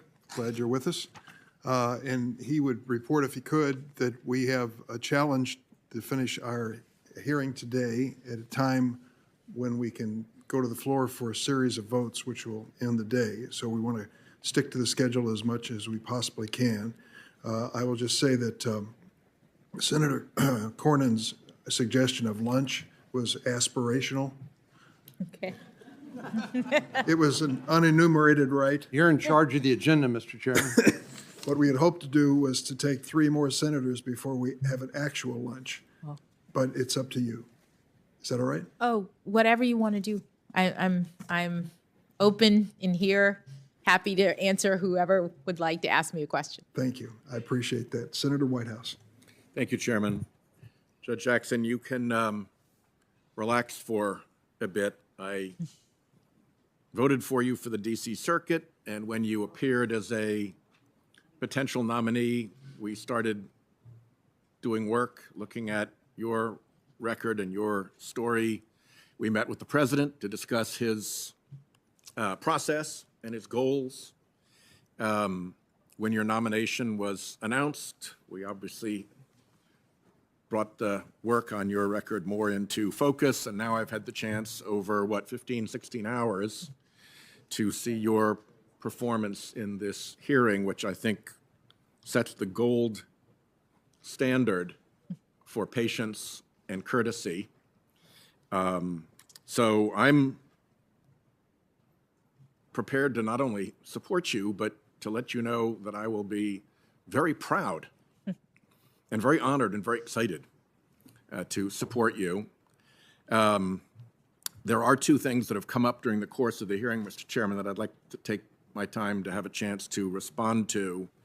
And the first has been a question, I've been through a bunch of these now. I don't think I've ever heard it come up so much. Questions about the nominee's judicial philosophy. I didn't know you needed to have one. I actually thought that when you're dealing with the Constitution, your oath of office, the constitutional precedents, and the Constitution itself kind of gave you your guide path. And when you're construing statutes, the law and the conventions of the language and your logic gave you that path. So the fact that Judge Jackson has said, I don't have a judicial philosophy, I've got a judicial methodology, doesn't bother me a bit. In fact, it kind of bothers me the expectation that a nominee to the Supreme Court should have a judicial philosophy. Because a judicial philosophy can be a screen for a predisposition that judges, frankly, should not have, but that folks in powers and interests influential in the process may very well want them to have. So, you know, when I think about judicial philosophy, one of them that's come up a lot has been originalism, and one of the problems with the judicial philosophy is occasional adherence, selective adherence, which in my mind makes it less of a judicial philosophy and more of a doctrine of convenience to be trotted out when it helps the people that you want to help. And originalism strikes me as being that kind of a doctrine. And the place where I think we have the biggest gap between philosophy and practice in all of this has been with respect to what I've witnessed with respect to corporate power in our democracy in the time that I have been in the Senate. If you go back to the founding days, there was no expectation that corporations would have any role in American democracy. Nil. Doesn't turn up in the constitutional debates, doesn't turn up in the arguments leading up to the approval of the Constitution. It's only when corporations became big and powerful many decades later that they began to intrude in our politics, and they corrupted our politics in a terrible way, history shows. And that led to the movement by muckrakers, whose probably best leader was Teddy Roosevelt, to knock down the grasping political power of corporations and rein them in. And we had some real victories at that time, but ambitions of those of great wealth and power do not go away, and they have continually crept forward. It's an age-old story. And right now, we have corporate power controlling this Congress in a way that is really remarkable. We have a complete inability to address the climate havoc that fossil fuel emissions are creating because half of Congress has been disarmed and disabled by political influence of the fossil fuel industry. We can't even have a reasonable and sensible discussion on it because the power of that industry is so great. And we've seen that manifested first with Republican justices on the Supreme Court letting corporations into politics. That was an interesting invention. And then once they were in, they let them spend money in politics. And then once they let them spend money in politics, they let them spend unlimited money in politics.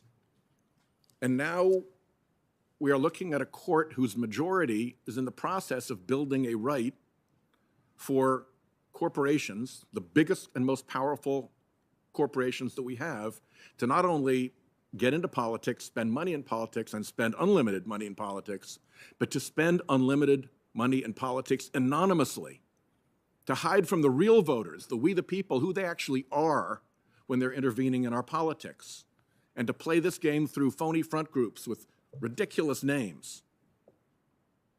Rhode Islanders for peace and puppies and prosperity, you know, sort of the quality of the name that's involved.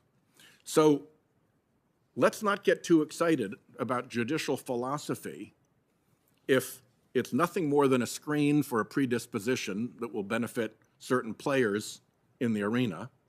And let's certainly not take judicial philosophy too seriously when it evaporates in the face of the interests that have pushed the philosophy. And I think originalism qualifies that way, and I just wanted to say that. I don't think you have to have a judicial philosophy. I think you have to have integrity. I think you have to have a judicial temperament. But a philosophy? Where has that come from? The second thing I want to say has to do with the question of court packing and the integrity of the court.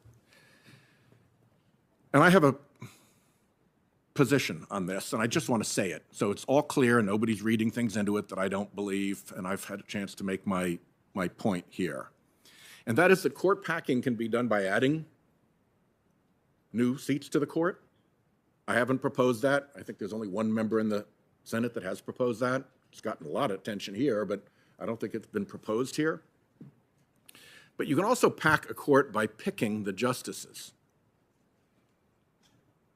And in fact, there is a long, unpleasant American tradition of agencies being taken over by virtue of picking the members. It's called agency capture or regulatory capture. It goes back a long way. There is an abundant literature, both in economics and in administrative law, about capture.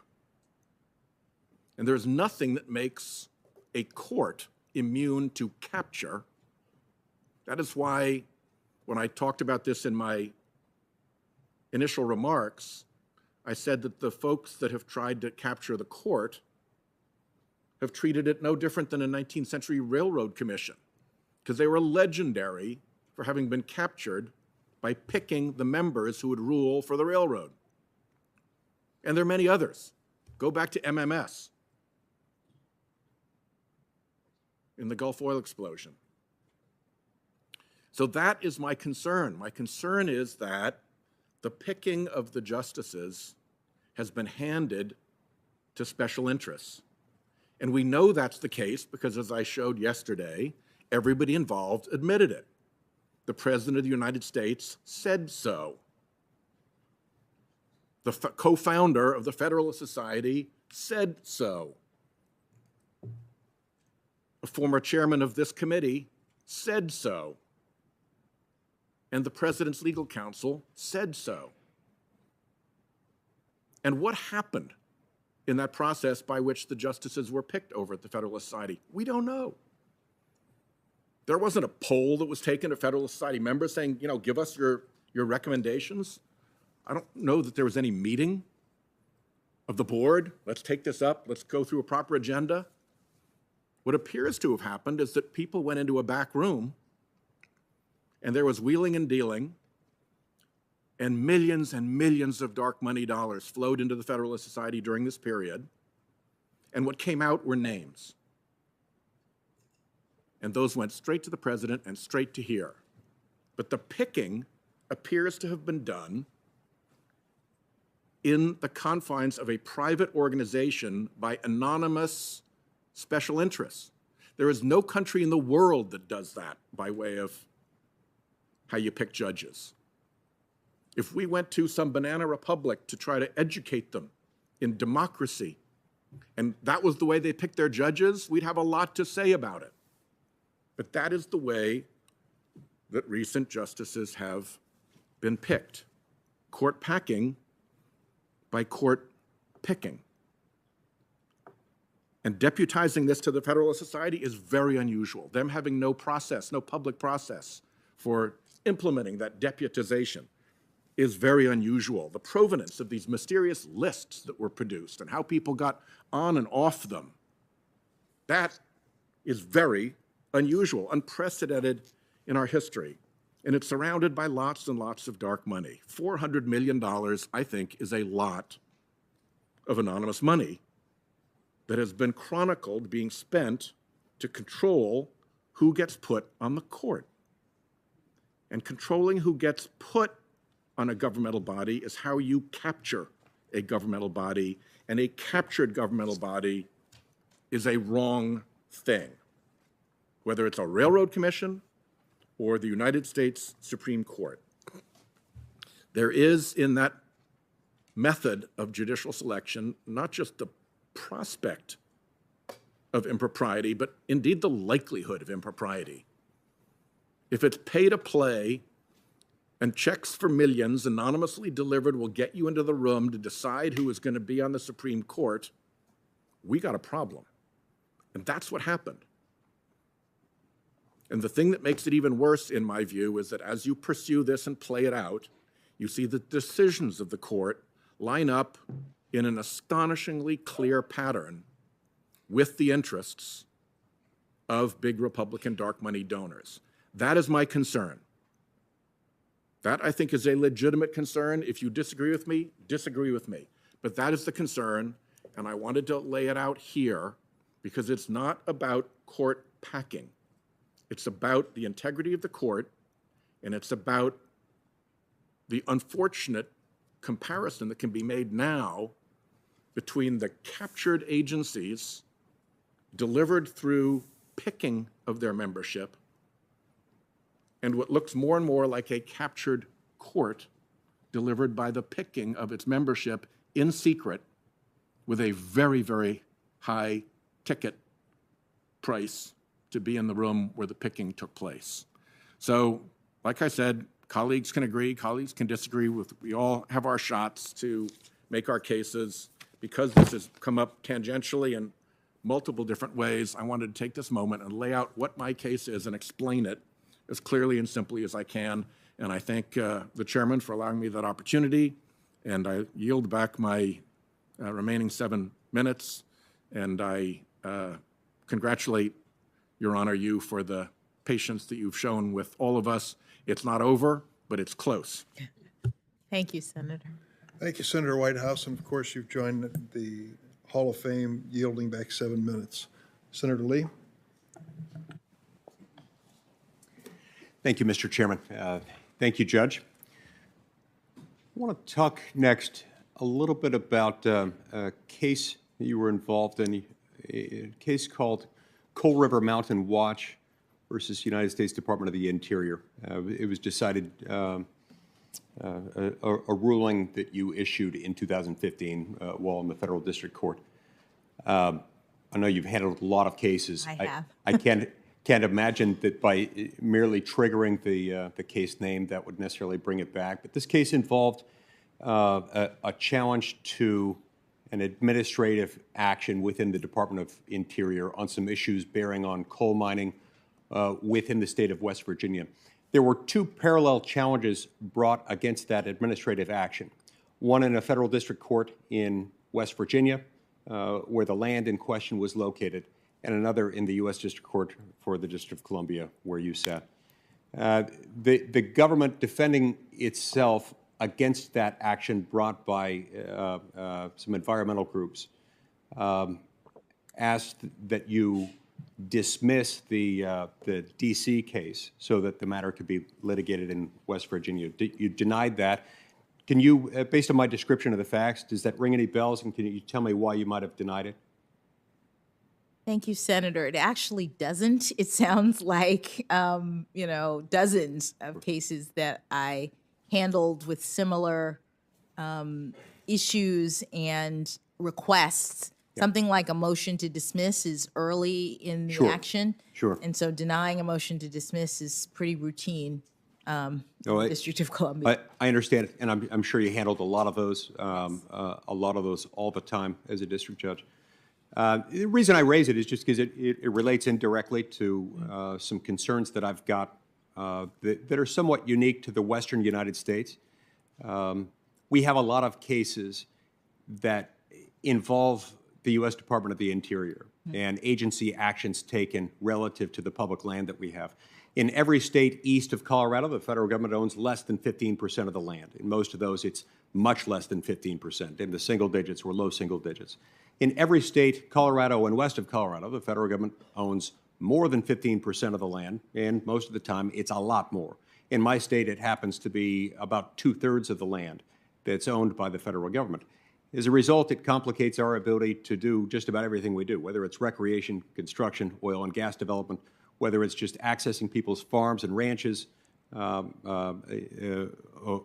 even something as simple as trying to fund local fire, police, search and rescue operations. All these things are affected by the excessive ownership of federal land by the federal government and the way it's often managed. Sometimes decisions made at the federal level are challenged in parallel actions like these. One in the forum state, in the host state to where the action is happening, another in D.C. And I'm always concerned about forum shopping. And I'm sure that's something you watched out for as a judge and saw forum shopping from time to time. It's also something that touches on an issue that involves statutory interpretation. There's something called the Antiquities Act, passed 110 years ago or so, designed to give presidents of the United States the authority to designate parcels of federal land as national monuments. The text of the statute states that the limits of the parcels in question should be, quote, confined to the smallest area compatible with the proper care and management of the objects to be protected. Now, given that these presidential proclamations tend to be broad, it's sometimes the objects to be protected are also broad. And as a result of that, it's difficult to tell what the limits are. Do you have any reaction as to how we could discern that, how we could define any meaning out of that? It's got to mean something. The text of the statute, you try not to leave language simply unaddressed or meaningless in a statute. Do you have any thoughts on how a statute like that, saying that it should be confined to the smallest area compatible with the proper care and management of the objects to be protected? Any thoughts briefly on that?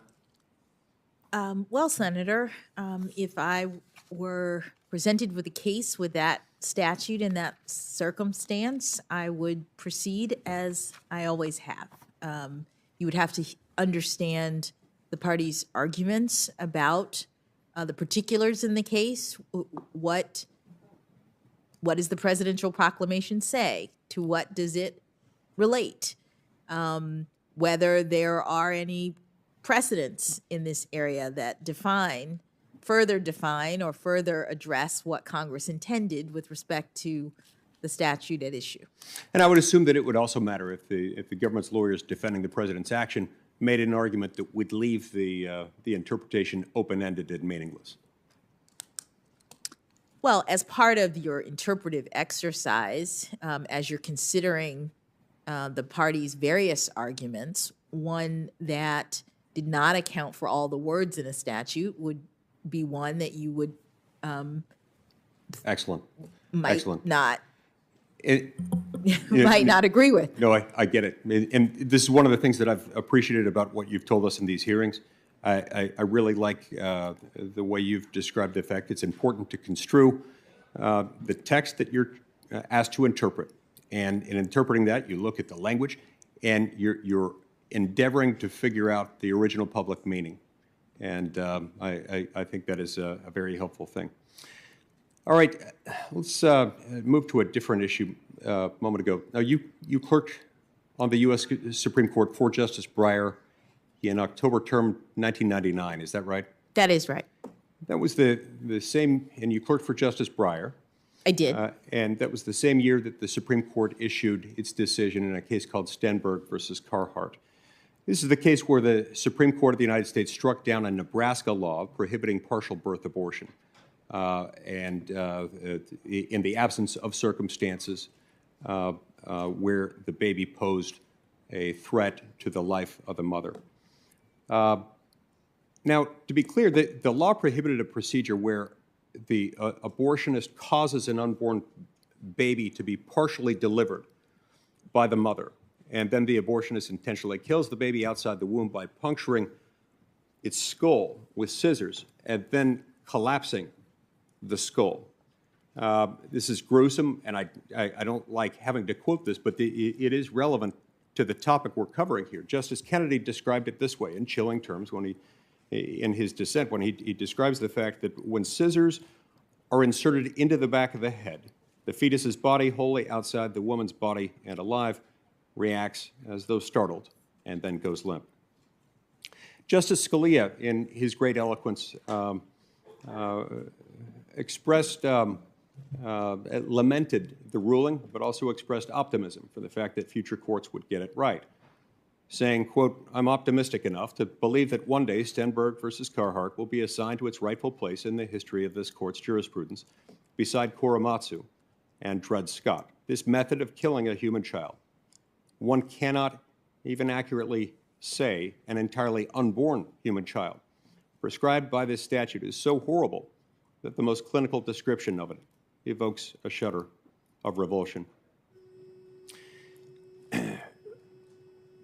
We then saw a few years later the Supreme Court of the United States issue a different ruling. The Supreme Court issued a different ruling in a case called Gonzalez v. Carhart. Gonzalez v. Carhart upheld a different statute. This one was federal rather than state, but it was a different federal statute that also prohibited partial birth abortion. Judge Jackson, can you distinguish these cases for me? What was the difference between Gonzalez v. Carhart, where the partial birth abortion ban in question was upheld, whereas in Stenberg v. Carhart, it was invalidated? Thank you, Senator. I don't have the opinions in front of me. I think it had to do with the method of extraction, the fact finding related to the procedure. In one case, the district court had made some findings and the court felt bound by them. In another, there was considerations beyond those that were previously relied upon. So there were distinctions that the court looked at and considered in the cases, but yes. Let's talk about court packing for a minute. Yes. One of the reasons court packing concerns me, one of the many reasons, is because it's not prohibited, in the first instance, it's not prohibited by the Constitution. There's nothing in the Constitution that says that Congress may not change the size of the Supreme Court. There's no limitation on that. We have, for 152 years, stuck with the number 9. It has worked, and in the absence of an argument saying that that number is too low, that the court is too small, from a workforce standpoint, we need to expand it.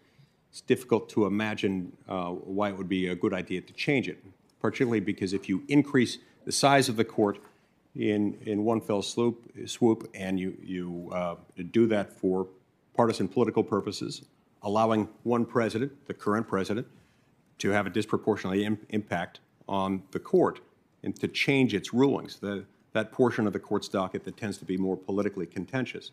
It can turn the court into a political football of sorts. Given the fact that our Supreme Court justices serve for life, once you do that, it becomes something of a one-way ratchet, always expanding, never contracting. Before long, you could see an increasingly larger court, with the court expanding each time a different party secures the coveted circumstance of a majority in the House, majority in the Senate, and controlled by the same party of the White House. And so this is why it concerns me. I understand that why it is that the canons of judicial ethics don't allow you to comment on matters that might come before you. This is one that could not come before you as a justice. This is a non-justiciable political question. It's committed to the two political branches of government. There's not even a constitutional challenge that could lie to it, even though it would undermine the separation of powers in the Constitution, as I see it. It's not unconstitutional. So it couldn't and it would never come before you. Last night when you were asked a question by my colleague, Senator Kennedy, on this, you acknowledged that you have an opinion. Did I understand that right? You have an opinion on court packing? Senator, I have a lot of opinions. I have opinions on I'm a human being, and I have an opinion on a lot of things. The reason why, in my view, it is not appropriate for me to comment is because of my fidelity to the judicial role.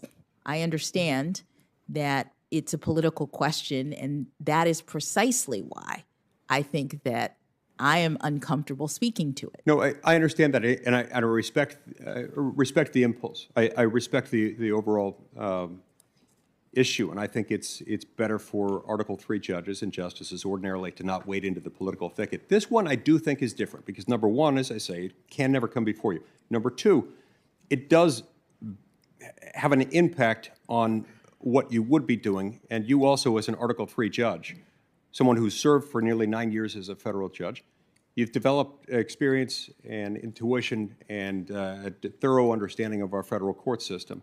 And that's why I think your perspective on it would be valuable.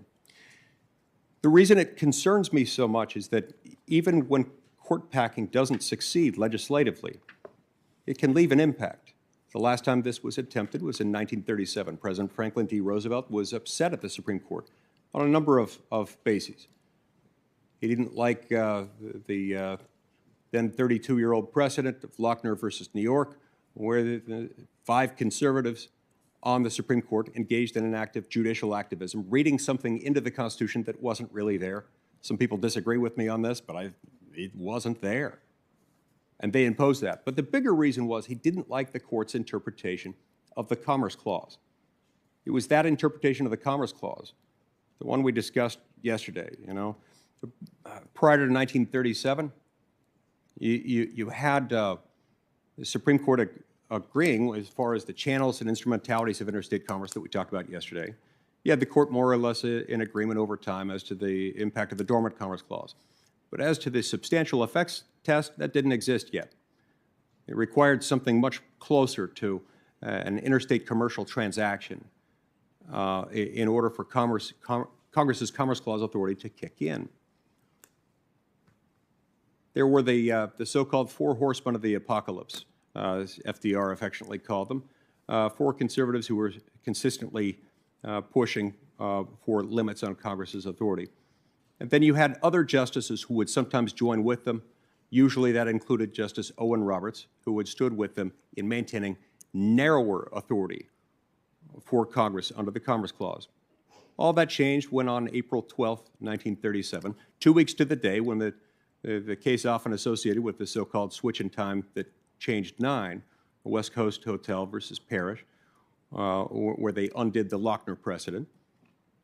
April 12, 1937, the Supreme Court decided a case, NLRB versus Jones and Laughlin Steel, that forever changed and magnified, expanded the Commerce Clause in a way that, had it been through a constitutional amendment, it would be among the most significant, impactful constitutional amendments ever adopted, and yet it's rarely discussed. This case resulted from one vote, one person on the Supreme Court who changed his vote, Associate Justice Owen Roberts. It's widely believed, and I believe it based on what I've researched on it, he was influenced heavily by FDR's court packing plan. He didn't want to be on a court that was packed. He didn't want, he convinced himself that he made that switch in order to save the court as it was. And that has changed everything. It's led to a much bigger, more expensive, more intrusive federal government. We can disagree as to the policy merits of that, but it did change the Constitution. That's why I worry about that. So I hope, I understand you don't want to answer it. I hope that between now and the end of the day, you'll see fit to tell us what your opinion is. I do think it's worth discussing. Let's talk for a minute. Got just moments left. I want to get back to your sentencing approach. Now,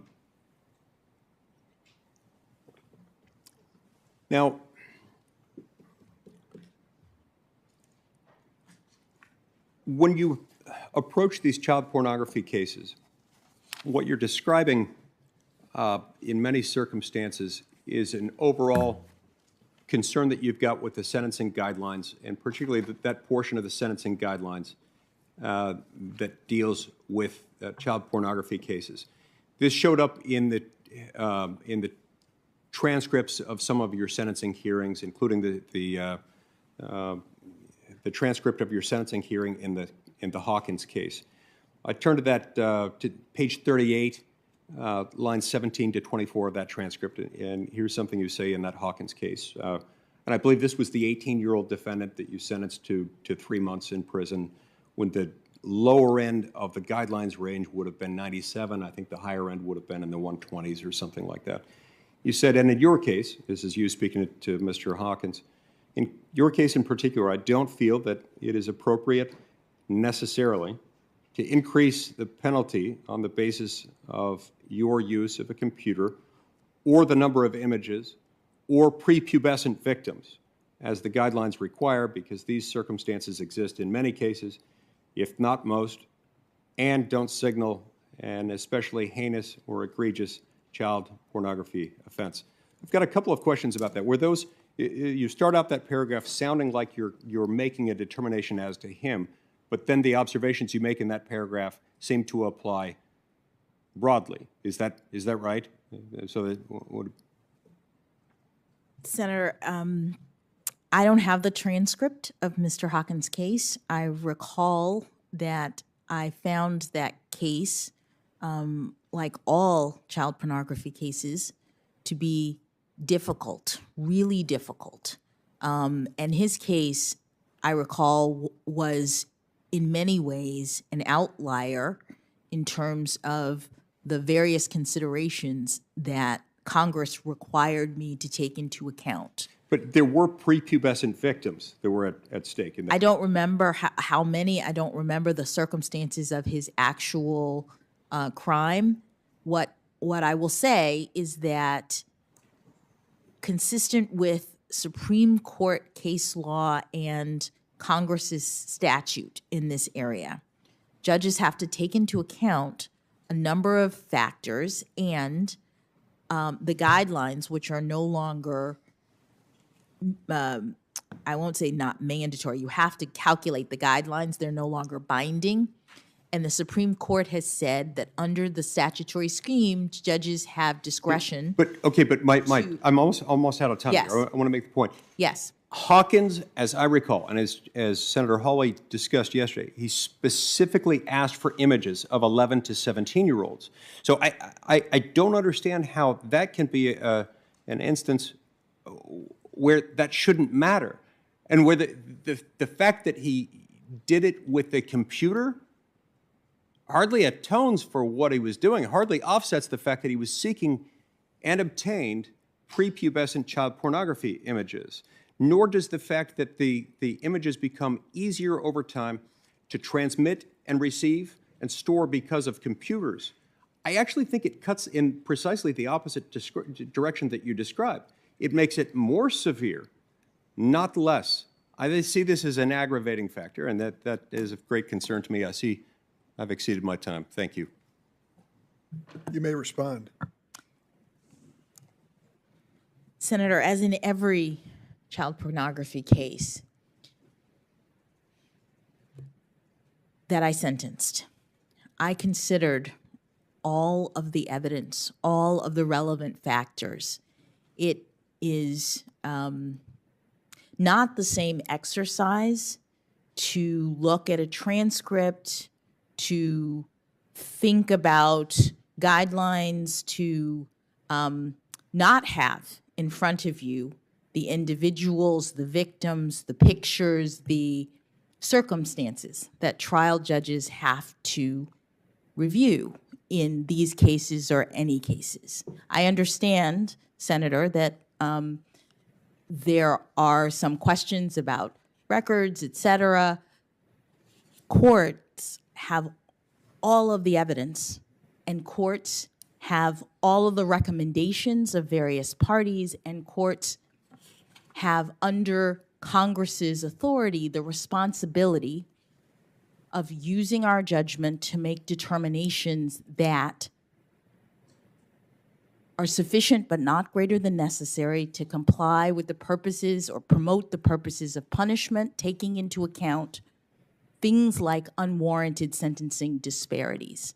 And it may seem like an easy exercise. It may seem, in retrospect, when you look back at a few pieces of data, that courts have not done what it is that they are supposed to do. But what I can assure you is that I took every one of these cases seriously in my duty and responsibility as a judge, and I made my determinations in light of the seriousness of the offense, the nature and circumstances of the offense, the history and characteristics of the defendant, the need for the sentence imposed to promote various purposes of punishment, and all of the other factors that Congress prescribed. Okay, but you keep resetting that standard, and yet you specifically excluded from consideration the fact that he had requested and obtained images, prepubescent child pornography images. Senator, I didn't exclude it.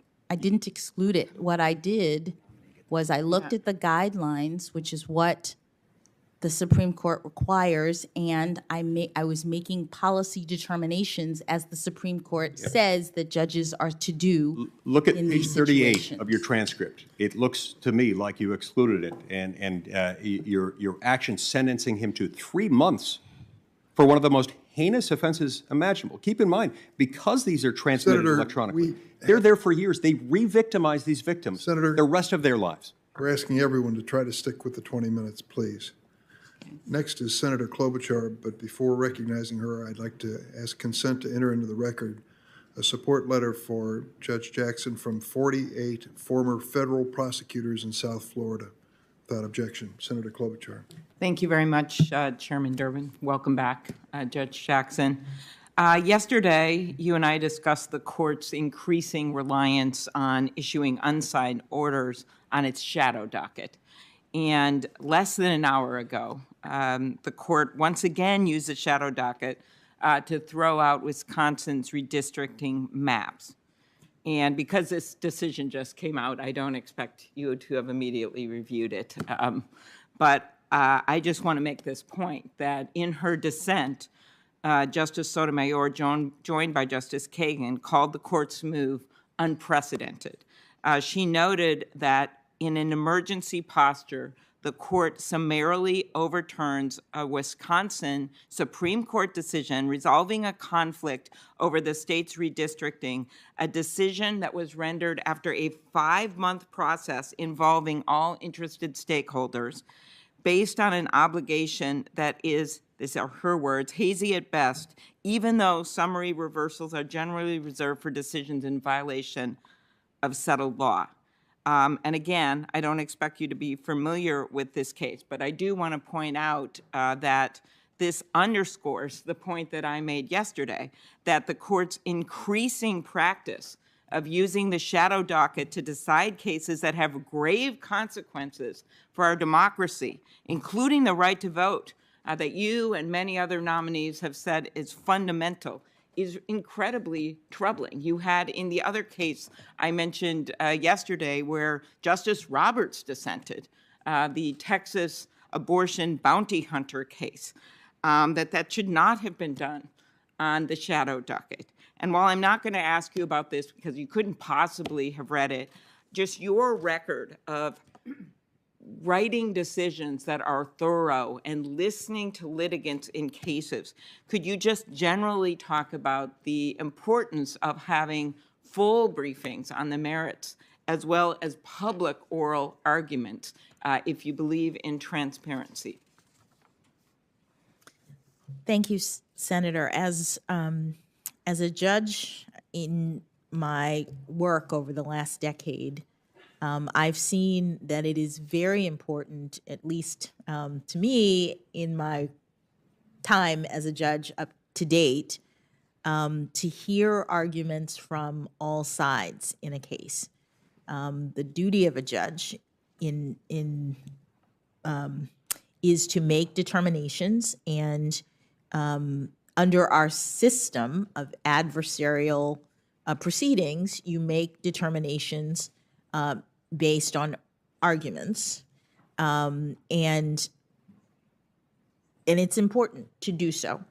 I know that with respect to the emergency docket, you haven't asked me the question about it, because I would say what I said before, which is I would benefit from being able to speak with the justices. I understand that there's a need to balance getting full briefing with emergency circumstances, and the court has long had in its procedures the ability to rule quickly on various cases. Mm-hmm. It's also my understanding from my time clerking on the court that the court does recognize the value of allowing things to what we call percolate, meaning lower courts to hear issues. And my understanding is that at least in some of the recent cases, the justices have had oral argument related to some emergency matters. But from my perspective as a judge in the work that I've been doing, I know that it's important to hear from the parties. Mm-hmm. Another hallmark of your work has been taking complex issues and making them accessible to the public. So much so that I actually referred to one of your opinions from a debate stage in Los Angeles, saying, as a wise judge said, those were my words, I guess I was ahead of my time, the president is not king in America, the law is king. I paraphrased it. That was a written opinion that you wrote that was over 65 pages long, relied extensively on Supreme Court and circuit precedent. It was Committee on the Judiciary v. McGahn. And could you talk about really two things, the importance of having the law written in terms that are easy to understand by people, and then secondly, your opinion was actually a narrow one. It required Mr. McGahn to appear to testify, but that said he remained free to assert any legally applicable privilege in response to the questions asked. So what you did there was a narrow opinion. What role do you think that narrow rulings play in helping to maintain the legitimacy of the court? Why is it important to have plain language in orders? Thank you, Senator. Well, I'll start with the second first. I think that, as we've been discussing, we have a rule of law in this country which requires a certain amount of predictability and stability in the law. If there are big shifts in terms of legal principles and doctrines and whatnot, it could lead to people not understanding that judges are ruling on legal principles. It could lead to undermining public confidence, thinking that judges are injecting their own policy preferences rather than following the law in terms of their rulings. And so to further predictability, stability, there are many doctrines in judicial practice. There's stare decisis, which is the principle that if something has already been decided, very similarly, you at least if it may be binding on you if you're a lower court, but at least you have to contend with it because that is the law that existed before you got the case, and you don't want to make a big shift. And then there's also the principle that the understanding that when you are announcing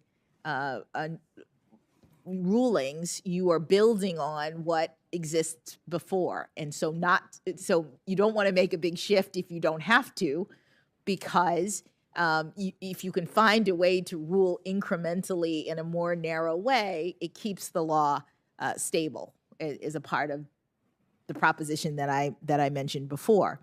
In McGahn in particular, it was a case in which there was a precedent directly on point from my district. It was not binding on me, but the exact same set of circumstances and arguments had been presented to another judge in my district. I believe it was something like 10 years prior to my case. And so we had law that governed the circumstance, and I looked at that, determined it was persuasive, and that I should continue the principles that had been laid down by in the prior case. Also, in accordance with those principles, the prior judge and I made the determination that when the president claims absolute immunity, the argument was that the person who had been subpoenaed by the legislature, a former employee of the White House, could say that they had immunity of some sort. In other words, it could have invoke executive privilege in response to particular questions, but they couldn't say, I don't have to show up at all. And so the argument that was being made was when the House of Representatives issues a subpoena and says, show up on this day at this time to answer questions, can that person just ignore and say, I have immunity, I don't have to follow the law, in other words, respond to the subpoena? Or do I have to show up and sit there and listen to the questions? And if there are things that I believe I can't answer because they're privileged, then you invoke the privilege. And the prior case had said in this narrow way, you have to show up. You don't necessarily have to give the information. That's determined on a question-by-question basis, but you have to show up. And that's what I held in that case as well. And it's important to be clear in your rulings so that people understand that judges are ruling consistent with the law and not their own personal views. Right. And speaking of being clear and being careful in your rulings, some of my colleagues have, I think, given not a necessarily true view of your whole record, because when it comes to your rulings being upheld, the numbers show that out of over 550 cases, your district court cases, you were reversed less than 3% of the time. And in some of the instances, you were reversed only to have your decision later upheld. I noticed one case, Territory of Guam v. United States, in which you were initially reversed, but then a unanimous Supreme Court reversed that decision, then siding with you in an opinion written by Justice Thomas and aligned with your view. Do you want to quickly talk about that case? Well, that case is kind of legally complicated. It was a CERCLA case, which is a Superfund cleanup kind of case where the country of Guam, which has a dump site on it that was used by both the citizens of Guam and the United States before the 1950s, when the United States was stationed there. Military operations happened out of Guam, and there was a lot of dumping into this site. And over time, the site got contaminated, and Guam was charged with having to clean it up, which is millions and millions of dollars. And there are statutes, very complicated statutes, about the circumstances under which you can seek contribution, under which a country like that can ask for the United States to pay some of that cost or other countries to pay some of that cost. And that was sort of the nature of the dispute. And I did a statutory interpretation about whether or not Guam's action could proceed. The United States filed a motion to dismiss, saying that all of the technical requirements of the law weren't met and that the action had to be dismissed. And I denied the motion to dismiss after interpreting the statute, saying that the action could continue. The D.C. Circuit reversed my view, had a different reading of the statute, saying that the motion to dismiss should have been granted, and dismissed the case. And then it was appealed to the Supreme Court. And as you say, the Supreme Court reinstated the action, saying it could proceed. Very good. Thank you. In 1972, in Brandsburg v. Hayes, a 5-4 court did not recognize the reporter's privilege in the context of criminal grand jury testimony. And I spoke with you earlier at length about Times v. Sullivan and First Amendment issues, so this will be my last question on this. Since the court's decision, my state, like many other states, enacted strong reporters' privilege laws to protect journalists from having to divulge unpublished materials, confidential sources. How would you approach balancing the need to protect journalists and the role they play in informing the public against the need for law enforcement officers to gather information? I would apply the precedents of the Supreme Court in this area. It would depend on the circumstances. As I mentioned, press freedoms is one of the fundamental First Amendment rights. the court has a number of precedents in terms of expressive freedom, press freedom, and in every case, there'll be a specific set of circumstances regarding an alleged violation of the right, and the court would need to look at the facts and circumstances, the prior precedent, in order to determine whether that particular regulation could be upheld. Okay, thank you. This is my very last question, Chair, before all of us get to eat lunch, including you. And that is really the important role of dissenting opinions. Justice Ginsburg once said this. She said, "Dissents speak to a future age. It's not simply to say my colleagues are wrong and I would do it this way, but the greatest dissents do become court opinions, and gradually over time their views sometimes become the dominant view." When Justice Ginsburg's rabbi gave a eulogy at her memorial service here in the Capitol, and some of us were fortunate enough to be there. They said, "Justice Ginsburg's dissents were not cries of defeat. They were blueprints for the future." What do you think is the purpose of a dissent? And do you want to talk just a little bit about that, this idea that they can be blueprints for the future? Thank you, Senator. On the Supreme Court, there are 9 justices, and in every case, they're all sitting together to hear the issues in a case. And one hopes, and it often happens, that the justices agree as to issues in cases. That I believe that the vast majority of cases that the justices hear are actually not, there is no dissent, that they agree to the outcome.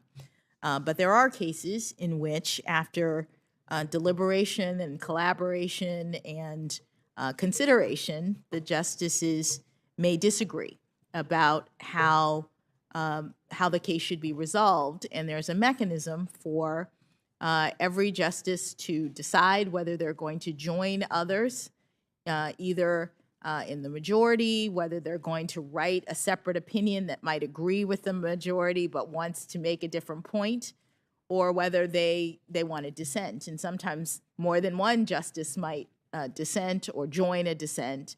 It's a way of expressing one's own view that may differ from your colleagues.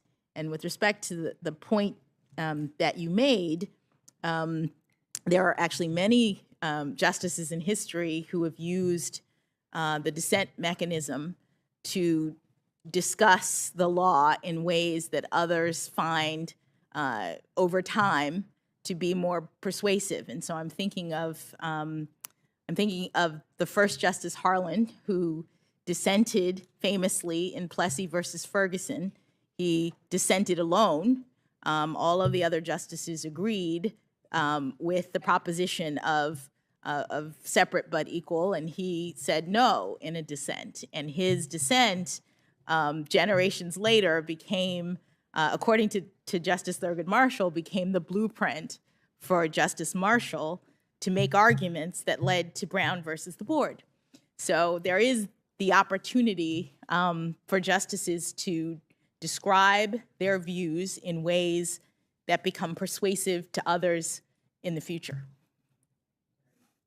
Thank you for all you've given us the last few days.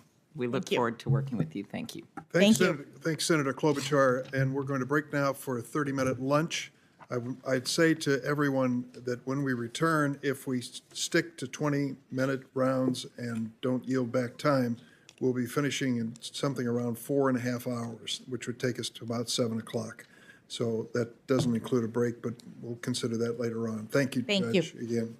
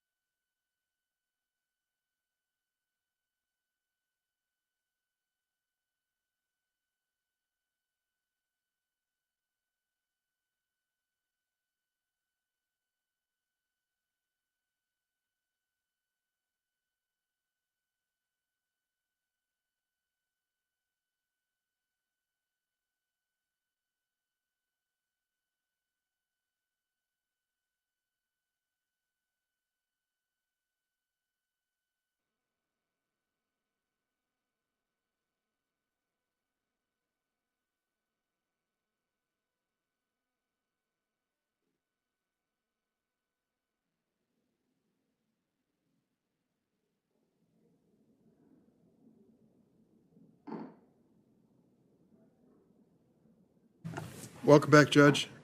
As you can see, things get off the rails here when they decide to have a floor vote. We'll do our best to stick with the program and finish this in a proper way.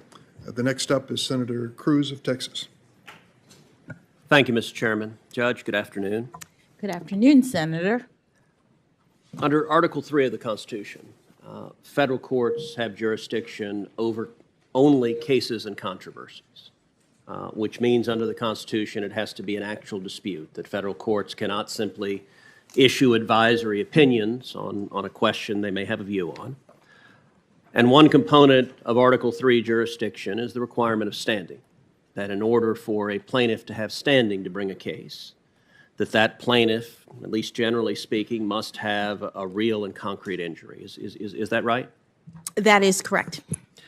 So, for example, that means that even if I might have a disagreement with some particular policy or some particular law, that I can't bring a case unless I am personally aggrieved by that policy or that law. So, for example, you're in my alma mater, Harvard, is currently being sued for its explicit and, in my view, egregious policy of discriminating against Asian Americans. Even though I think that policy is egregious, I, as an individual plaintiff, could not bring a lawsuit challenging it because I am not Asian American. Is that right? If you brought a lawsuit, the court would have to evaluate whether you had an actual injury in order to be able to determine whether it had subject matter jurisdiction to hear the suit. But if I'm not in the class being discriminated against, then I don't have the ability to bring the lawsuit. Is that right? I think you'd have to have an actual injury. Certainly people, I think, who are in the class could claim that they had an injury for that purpose. So now you're on the Board of Overseers of Harvard. If you're confirmed, do you intend to recuse from this lawsuit? That is my plan, Senator. Okay. We discussed yesterday how the standard for race discrimination was strict scrutiny. The court has laid out a different standard for gender discrimination. What is the constitutional standard that applies to gender discrimination?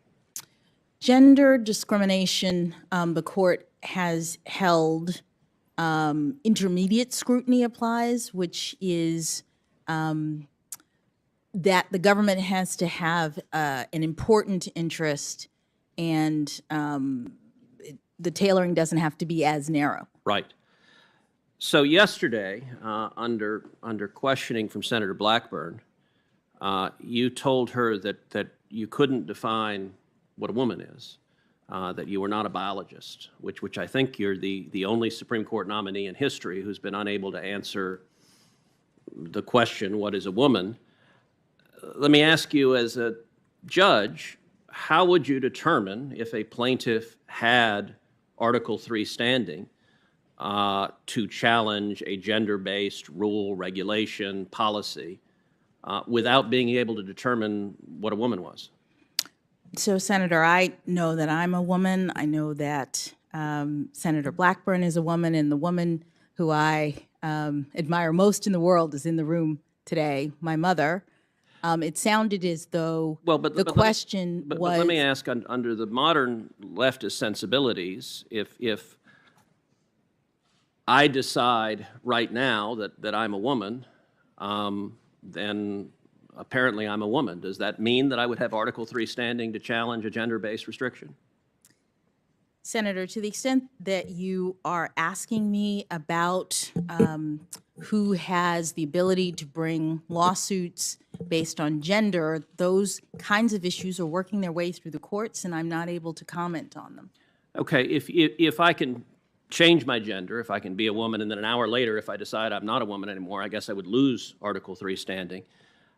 Tell me, does that same principle apply to other protected characteristics? For example, I'm an Hispanic man. Could I decide I was an Asian man? Would I have the ability to be an Asian man and challenge Harvard's discrimination because I made that decision?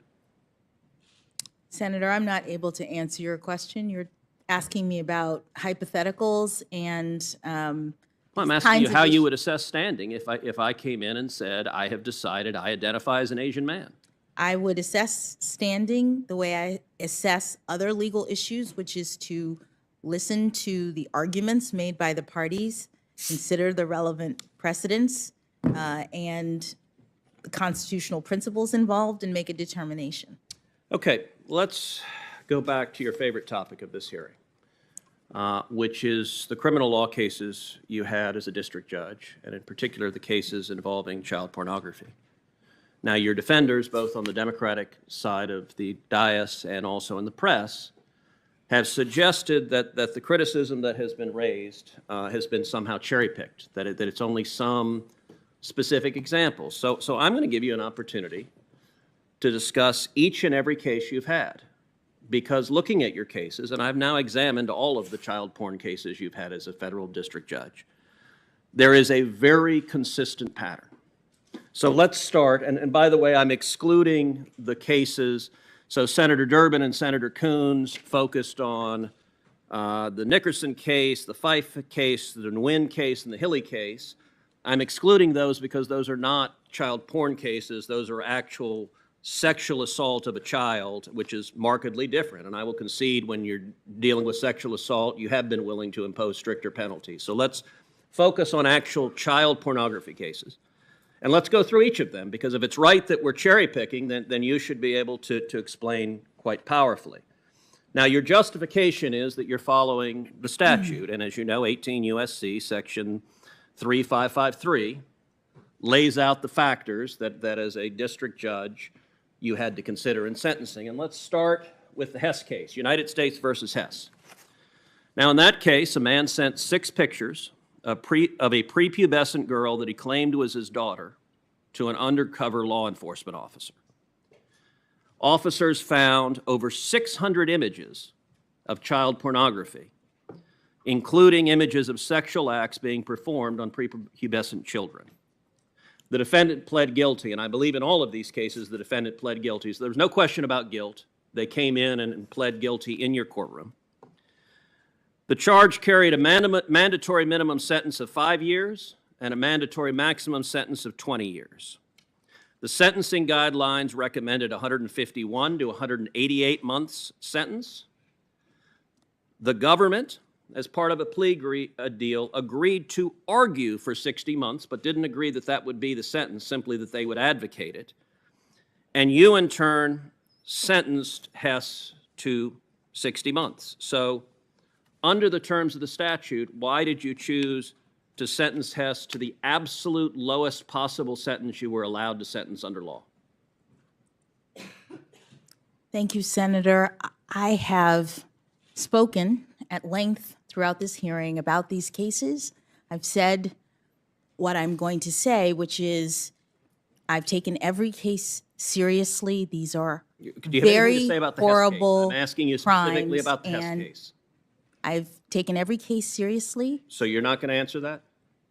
These are very horrible crimes, as was that one. And as a mother, having to look at these pictures, having to follow Congress's directive, having to listen to recommendations like the government in that case, which argued for 60 months, I imposed the sentence that I believed was the sentence that was required by law. So I believe you, and I've read your sentencing hearing in each one of these cases for which we have transcripts, and there are several of which we don't have transcripts.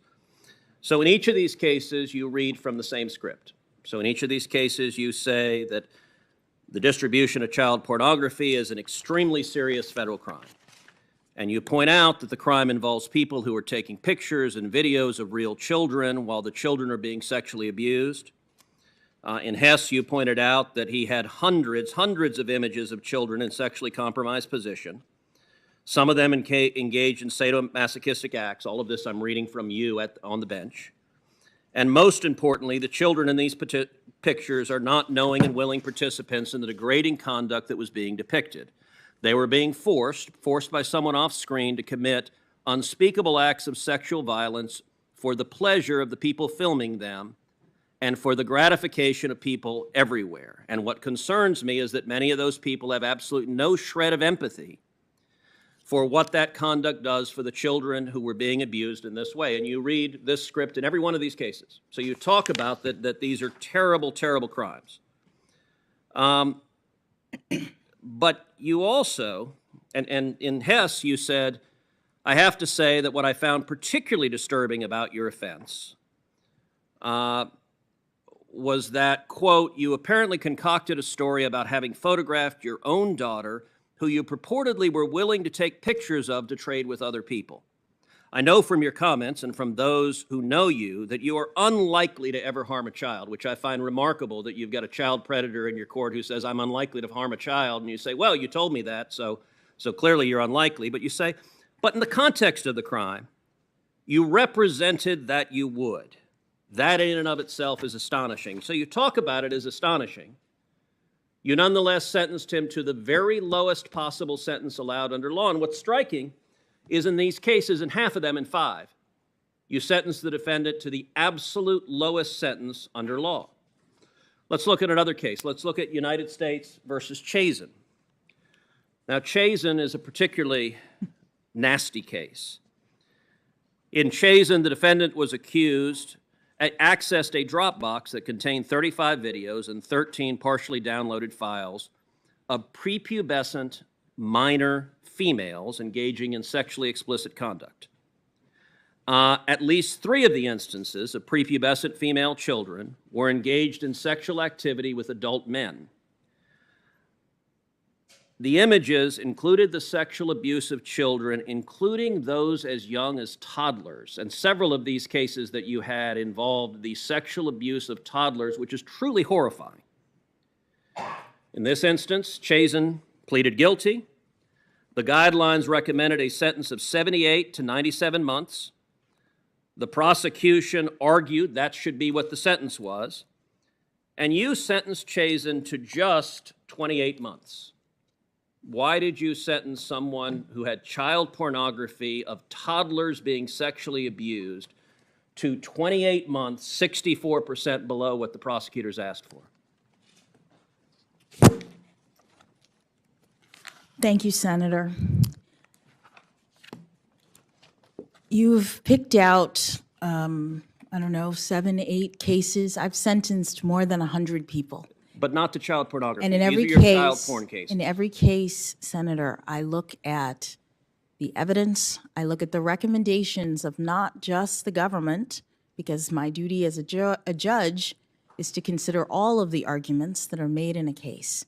I look at the evidence, I talk to the defendants about the harms that they have engaged in. Many of these defendants are people who... Okay, Judge, with respect, you're not answering my question. You're right. You talked to them about the harms. Let me read you again from what you said at the bench. You said in this instance, with Mr. Chazen, you said, among the defendants nationwide who received a below-guideline sentence on the basis of a downward variance as opposed to a departure, the average sentences ranged from 84 to 92 months. So that's what you lay out as the average. Our Democratic colleagues say, well, other federal judges sentence below the guidelines. That is true. A number of federal judges do.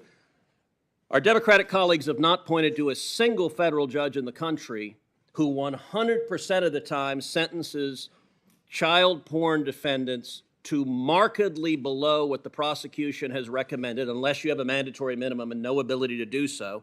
In this case, you say comparable defendants are sentenced to 84 to 92 months. The sentencing guidelines by statute require you to have similarly situated defendants sentenced to similar sentences, but you don't sentence Chazen to 84 to 92 months. You sentenced him to 28 months. Why?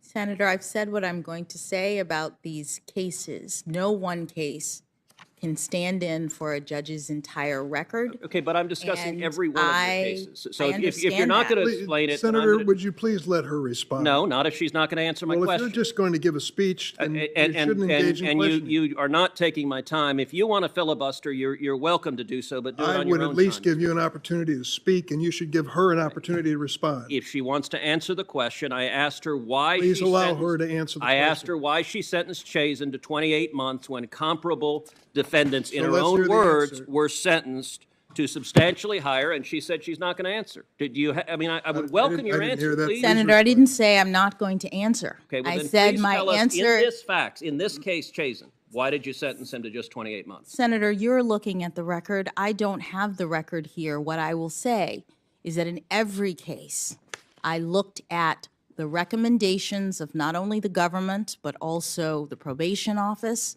the defendant, the record, the evidence. I took into account the seriousness of the offense.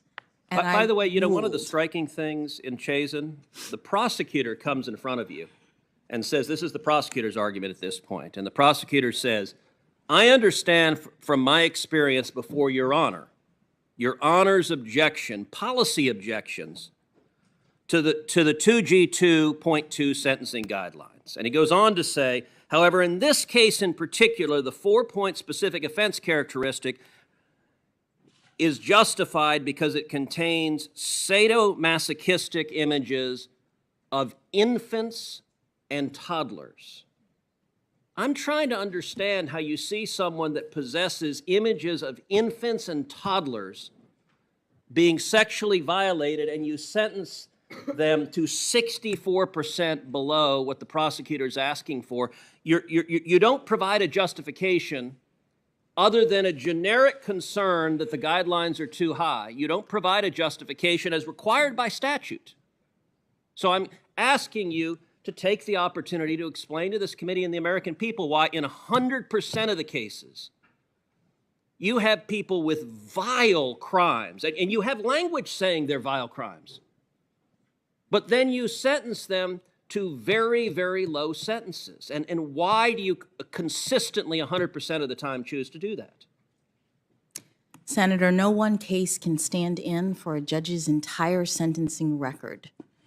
I've sentenced more than 100 people. You have 8 or 9 cases in that chart. Okay, Judge, you said that before. These are the 8 or 9 child porn cases. I will say, to correct the record, I'd just say to the judge, there's no point in responding. He's going to interrupt you. Thank you. Look, I appreciate the chairman trying to filibuster, and if you don't like your witness's answers, you're welcome to provide your own.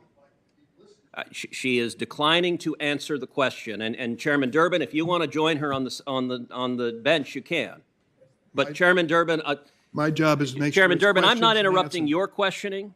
I'm asking you to give her a chance to answer. But You she's refuse to do consistently it. said she's not going to answer. I want to clarify for the record, by the way, the case I was discussing was Cooper and not Chazen. But Chazen is, the case that I was reading from your transcript was Cooper, but Chazen, all right, let's get to Chazen. I pulled the wrong tab. Chazen is equally horrifying, and you say in Chazen, this is something Senator Graham asked you. So the guidelines lay out different enhancements, and you say repeatedly, and this is true in all your cases, you say you disagree with the guidelines, you think they're wrong. And the 2 guidelines you disagree with is, one, there's an enhancement for use of a computer, and you say the world has changed and now all of these are on a computer. And I understand that. I don't agree with you, but I understand that. That is a understandable thing to say. But the second thing you say over and over again is there's an enhancement for the number of images. And you say repeatedly, for example, in Chazen, you say, whatever the state of the law and technology at the time of the guidelines were first adapted, neither the use of the computer nor the number of images are especially aggravating factors today.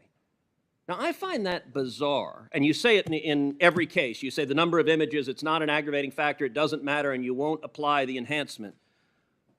Do you really believe that a predator that has hundreds or thousands of images of hundreds or thousands of children being sexually violated has not committed an offense that is more serious than someone that has a single picture of a single child? A single picture of a single child is horrifying, but hundreds of children that have been violated, do you really believe that is not a more serious offense?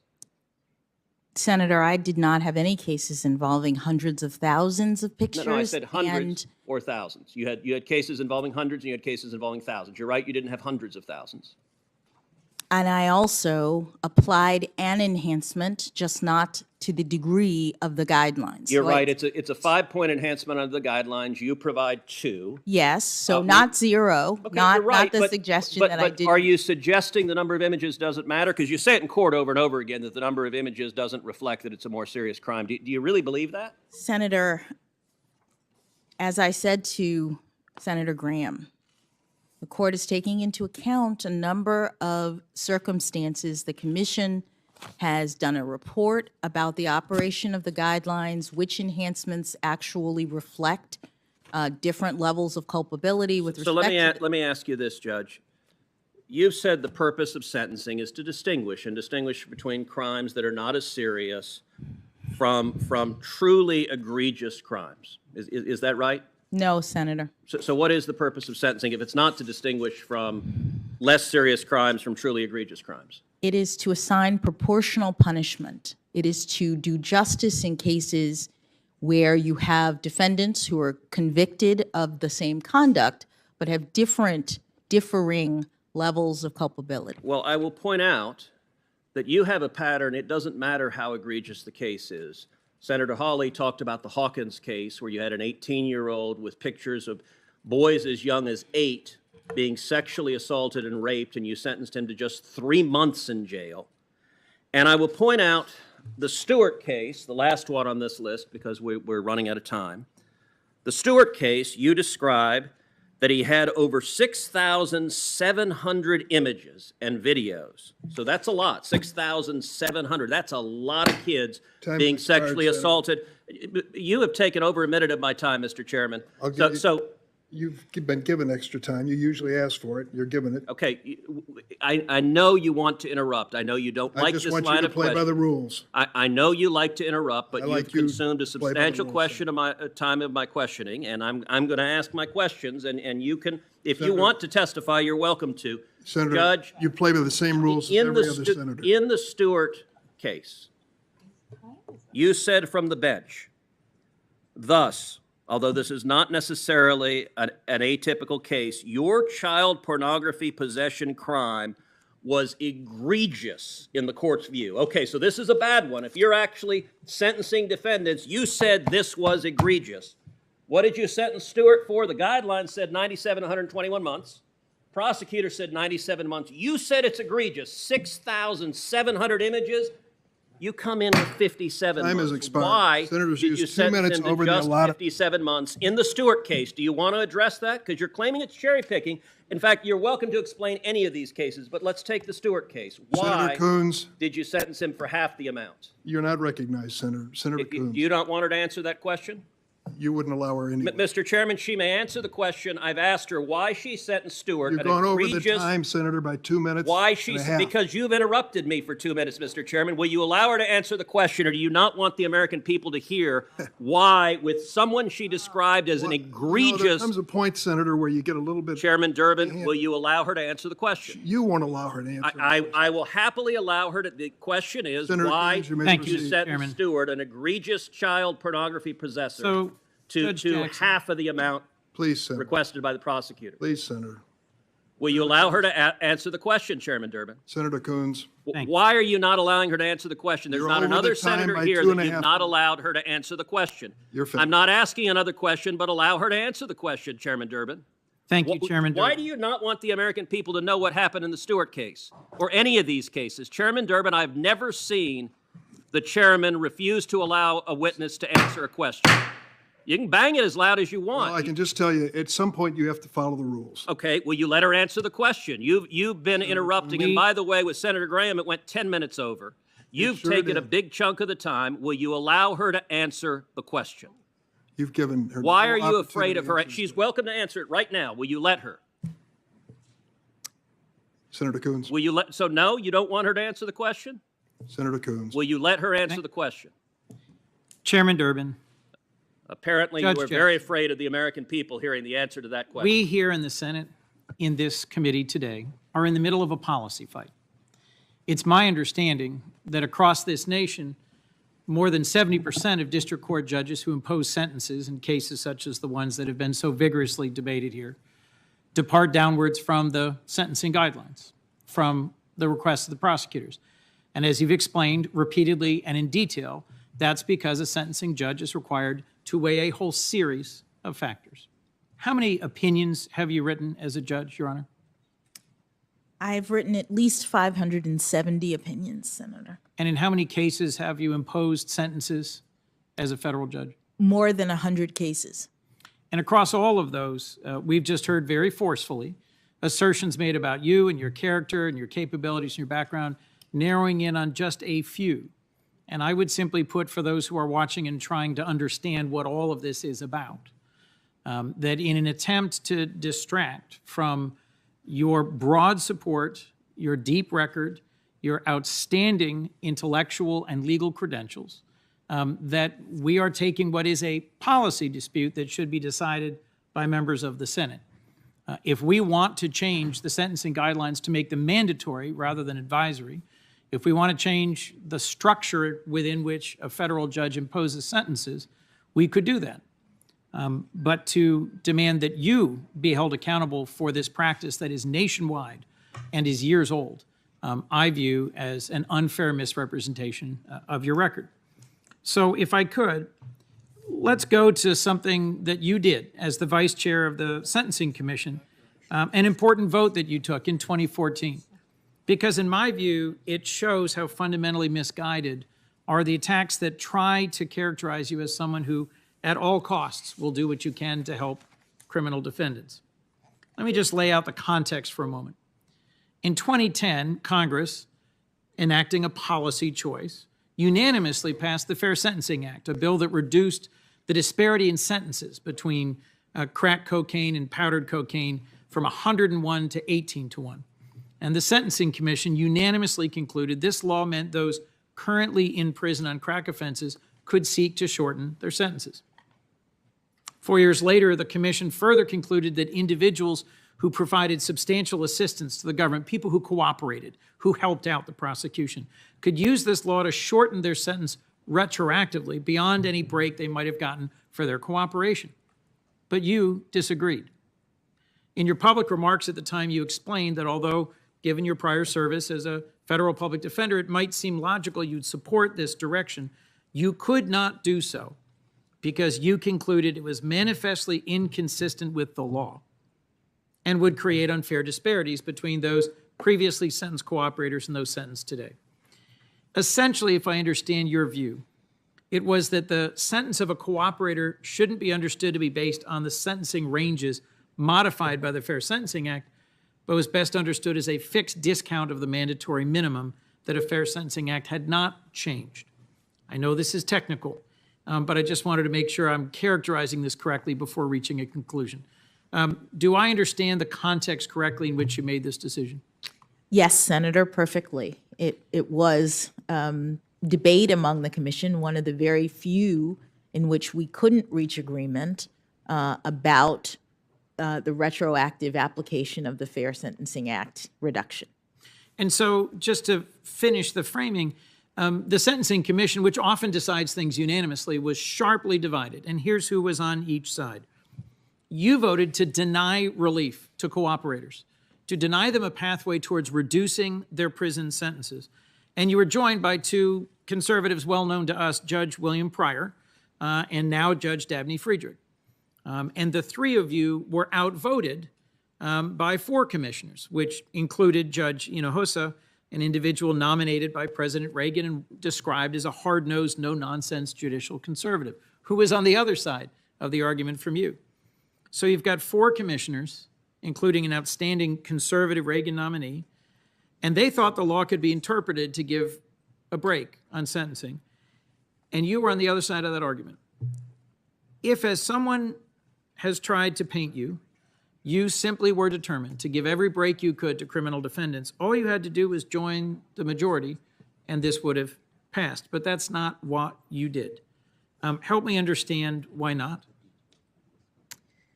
Thank you, Senator. As you say, this is a sort of technical, kind of in the weeds discussion, but the top line is that when I looked at the issues and I looked at the law, it was my opinion that the law did not provide for the further reduction that was being considered. So across an incredibly broad range of sentences you've had to impose and cases on which you've had to opine, I'm picking this one in part because it's not getting any attention in this confirmation process.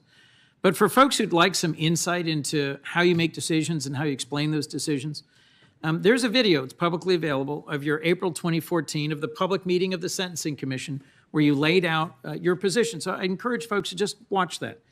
And they'll see a jurist who understands that her commitment above all is to determine what the law requires and then follow it. In my view, that's an individual who belongs on the Supreme Court. By the way, your position that the law required that there not be further breaks given in this context ultimately won the day.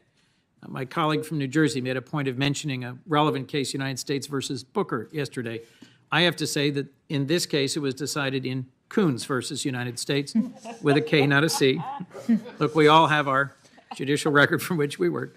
But the Supreme Court ruled for exactly the same reasons you did in this argument that was made public. So I just think, Your Honor, this is an example of you looking hard at the law, making a tough decision, ultimately being vindicated in that decision, but taking a position that is not the caricature that's been proffered by some of you.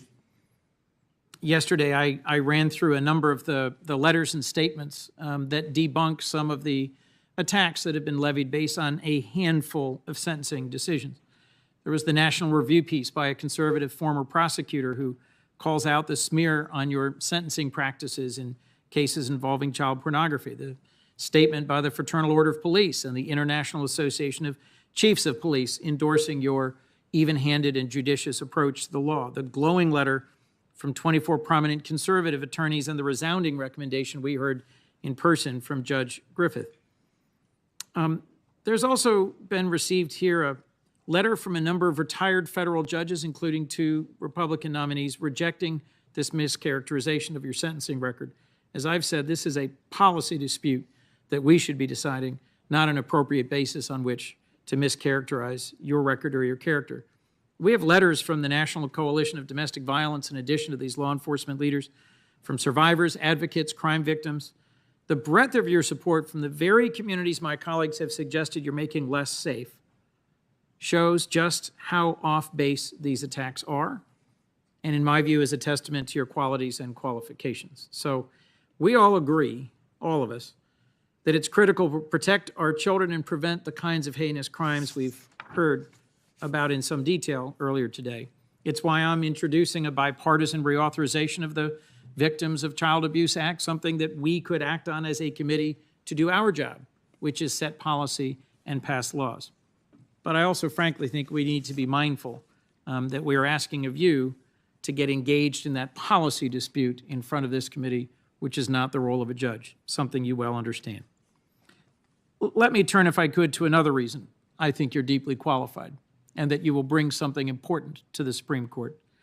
Brian Stevenson, one of America's leading civil rights lawyers, and by happy coincidence, a Delaware native, has spoken about how achieving justice requires being proximate to the people most impacted by the criminal justice system, and you've done that. As a public defender, you've represented individuals in the criminal justice system.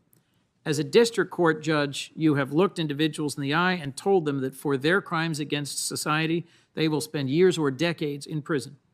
You have met with, fought for, and advocated for victims. You've also studied the big picture.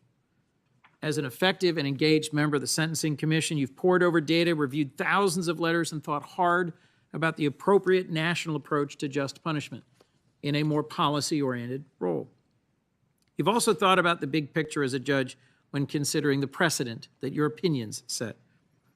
I'd be interested briefly in how your experience on the Sentencing Commission shaped your approach as a district court judge and how the interplay of all these factors might shape or contribute to your decisions as a Supreme Court justice.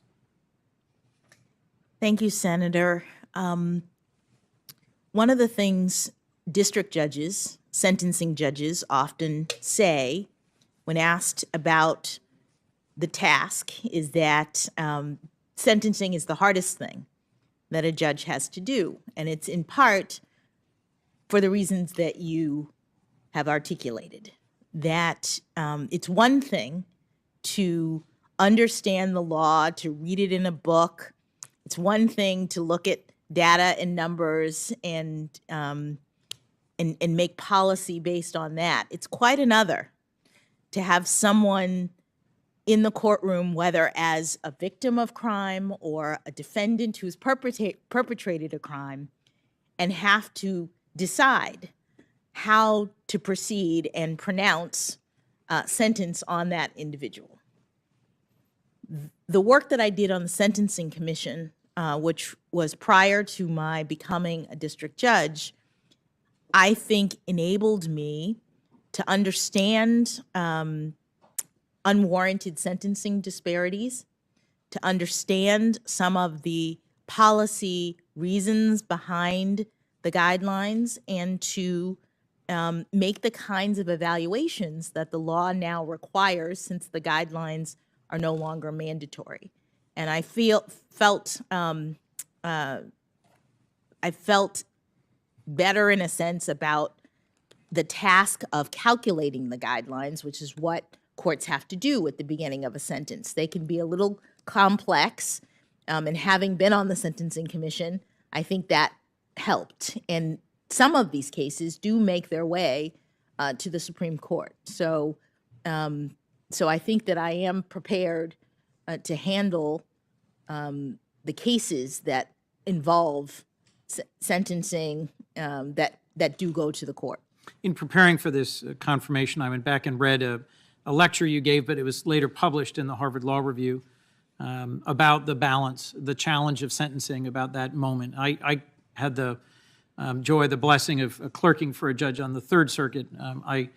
My legal skills and talents did not allow me the opportunity to clerk for the Supreme Court as you did, and also the District Court and also the Circuit Court. But I clerked for a judge who I first met when she was a District Court judge and imposing a sentence on someone who was a crack dealer.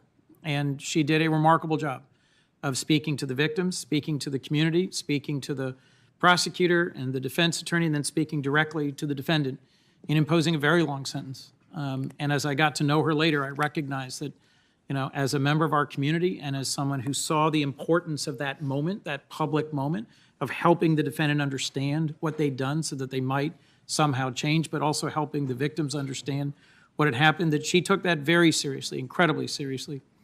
In the Harvard Law Review publication of your remarks, you said that you're persuaded by the theories of punishment that accept all human beings are responsible moral agents, and you view punishment as a necessary consequence of the defendant's decision to engage in criminal behavior. You also went on to say that the challenge is balancing the acknowledgement all of us are more than just the worst thing we've ever done, but there is a need to ensure the defendant is adequately addressed and punished. What I think you say in that lecture, what you've shown across the arc of your public service, reveals someone who understands the appropriate need for punishment in our society, but who is also striving to follow the balance of recommendations, guidelines, statute, and the context and facts. And I trust that as members of this committee and the Senate as a whole and the general public take the time, which they should do, to give a fair reading to the whole scope and arc and reach of your service, that they'll see you as someone who cares deeply about our Constitution and the rights that make us free, as you said in your opening statement. Your career in the law, your service on the bench, your thoughtful responses to questions put to you, the way you've maintained your composure, all impress me. As I mentioned, I don't think labels such as a judicial philosophy are always that meaningful or dispositive. I think in your case, a deep admiration for the Constitution and an understanding that the role of a judge is a limited one are critical and qualifying. You opened yesterday by referencing how your parents were educated in racially segregated schools in Florida, but how you, just one generation later, were raised in integrated schools and had far greater opportunities to put your evident God-given talents to work in service to our nation. You cited this one generation change as an example of the greatness of America. Of course, the Supreme Court played a central role in more correctly interpreting the Constitution and applying it in a manner that allowed this reversal of unjust law to occur. I think the experiences of your own family and your connection to the experiences of trailblazers who came before you, on whose shoulders you stand, has meaningfully shaped what kind of a justice you will be. think you know in your bones how important our Constitution and the rule of law is. And I think, as someone who served on the Sentencing Commission, a public defender on the trial court, and appellate court judge, you have the ability to see across the whole scope and reach of how the law impacts families, communities, and our nation. Last, in some ways, I think, most importantly, I've learned that as a person and a judge, you have humility. Judge Griffith, who came before this committee to introduce you, and scores of others we've heard from, I've just referenced, have lauded your practice of judicial restraint. And you've said a core component of your philosophy is your understanding that the judge's role is a limited one. Well, I think restraint is a core part of your approach to decision-making, partly because you are a judge who is humble enough to know that the Constitution and the laws passed by Congress say what the law is. The judge has a limited role in deciding questions of law based on facts presented. Penn Law Professor Lisa Fairfax, your other introducer, your dear friend, explained that since college at Harvard and then through law school, you've been a mentor and a role model.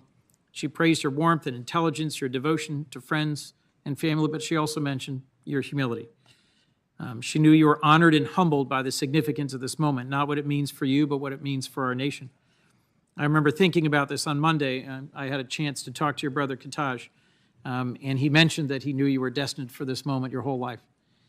I am sure he would say you've been exceptional since you were student body president at Palmetto High School.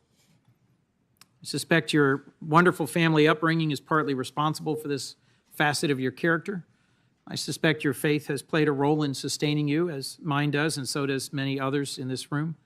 I've often found instruction and comfort in the verse, "What does the Lord require of you but to do justice, love mercy, and walk humbly with your God?"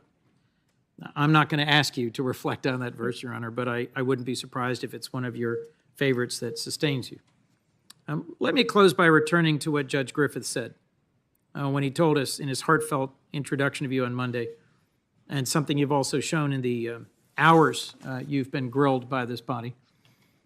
He'd already written a letter to this committee delivering his endorsement. He took the extra step to then amplify it in person. And he did so because of confidence in you and because he was delivering a message to us as a committee that Supreme Court confirmations should be more than just exercises in partisan tribalism. He said there should be nothing unusual about a judge who just happened to be appointed by a Republican president and who holds conservative legal views coming forward to support a nominee with your impeccable qualifications and character, especially a nominee whose legal opinions, whose actions and decisions as a judge, he was in a position to review for years, given that you were a district court judge and he was a circuit court judge. Look, our confirmation hearings for justices have sadly been devolving over many years into longer and longer exercises of partisan politics, punctuated by just brief glimpses and occasional thoughtful examinations of a nominee's judicial decision-making and views on the Constitution, which should properly be our main focus. I have to believe this sad state of affairs troubles my colleagues of both sides and all who watch this. But as I reflect on these hearings, I'm hopeful that your gracious, thoughtful exchanges with some members will be remembered as just one more service you've rendered to our nation.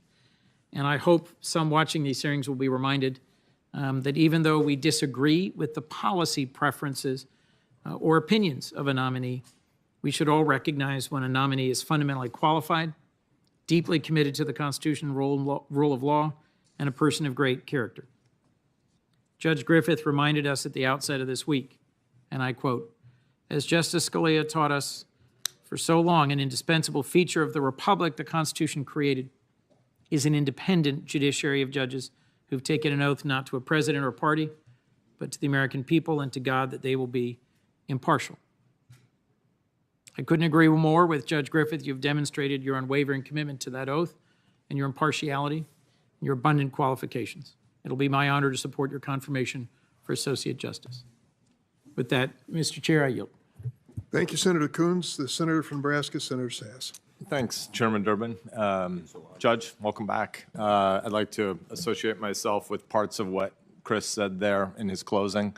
I would differ with him about whether or not getting to precision on judicial philosophy matters, but you know that. You and I have been wrestling about it for a couple of weeks. But I'd like to affirm Chris's point about the beauty of the hymn to America you told, and through the eyes of your parents, and the changes, the growth in the country over the course of the last 2 generations. And the Wall Street Journal had an editorial this morning that said pretty much the same thing as Chris just said, which is that the hymn to America that you gave in your opening on Monday afternoon and some of your comments yesterday were inspiring and beautiful. So I associate myself with Senator Coons on that. I'd like to talk a little bit about your time as a judge, and particularly how you see development and growth and change over that time. So take us back 9 years, and then maybe 5 years ago, and then today. How has your approach to being a judge changed from year 1 to year 5 to today? Thank you, Senator. I do think there was a little bit of growth. I hope there was a little bit of growth.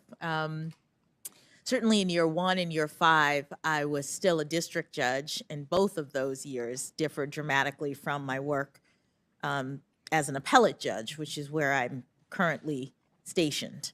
In every job, in year 1, you're new, you're trying to figure things out. I don't know that I had quite pinned down at the very beginning exactly how I would approach cases, but by the time I got to year 5, I think I had a really good sense of this judging thing, and was able to demonstrate in my opinions, the many, many opinions that I've written, the way in which I go about making my decisions.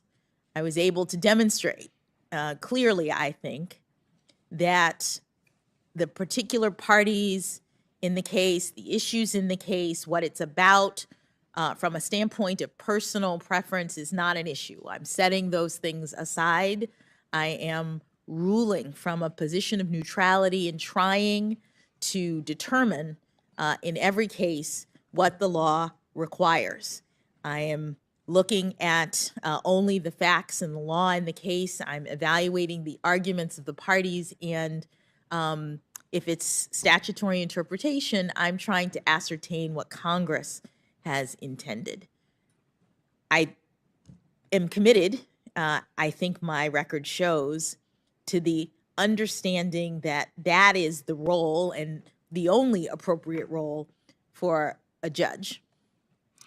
I'd like to talk a little bit about the troubling pattern we see on law school campuses and across higher education more broadly, especially in the last 5 years.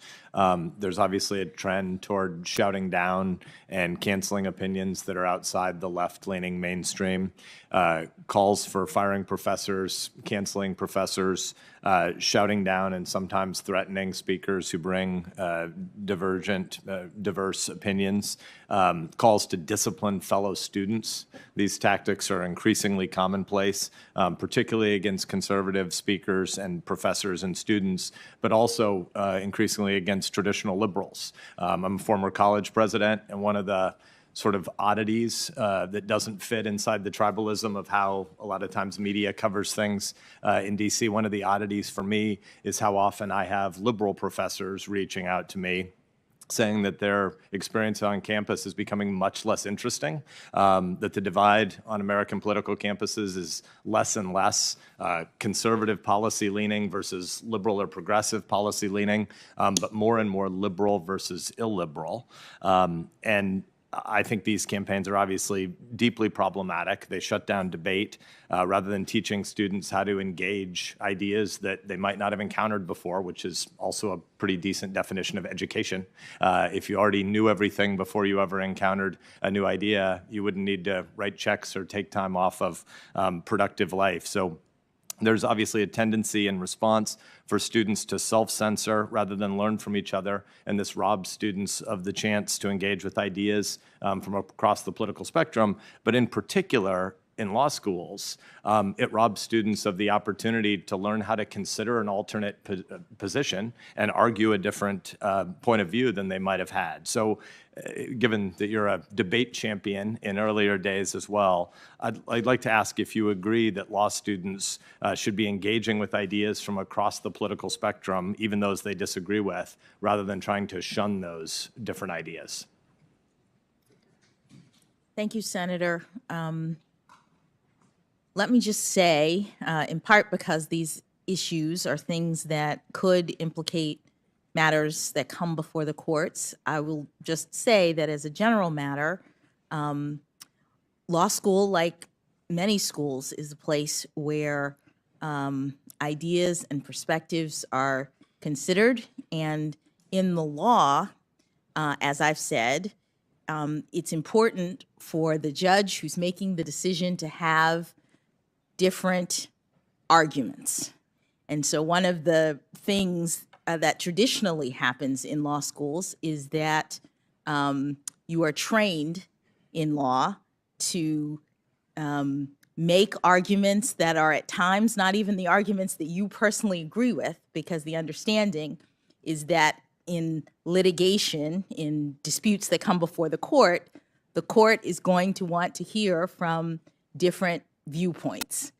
So in that sense, the essence of legal instruction is to have different arguments being made, because that models in great part what happens in a courtroom. I really am not trying to ask any kind of gotcha question here. I suspect we highly agree, so I don't understand the qualification you put at the beginning. There's no sort of second-order fork on my question. It is better to debate ideas that you disagree with than shout them down, isn't it? It is better in law schools to make sure that there are ideas from all perspectives, and in order to have that happen, they can't be suppressed. So you don't want students shouting down other students or visiting professors, right? I mean, I'm honestly, I didn't think there was any chance we would differ on this, so I'm not. Yes, no, I'm not. Okay. I'm not suggesting You're that we do against differ. canceling people, I assume.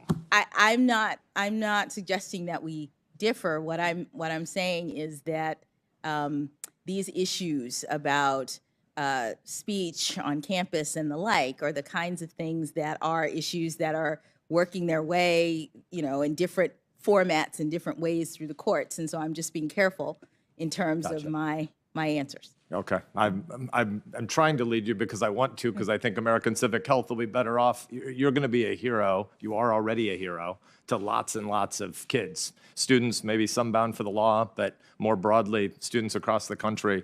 And I think it's in America's public interest for them to hear you as an advocate for the full, vigorous, strong kid debate of different views. And so I suspect you are an advocate for vigorous and robust debate. I don't see how you might be constrained against saying that because of future cases, but I'm going to just assume we're mostly aligned on this. I think that's a fair assumption. Thank you. I do want to make, before I move on, just because we've had a number of members of this committee comment on cameras in the court.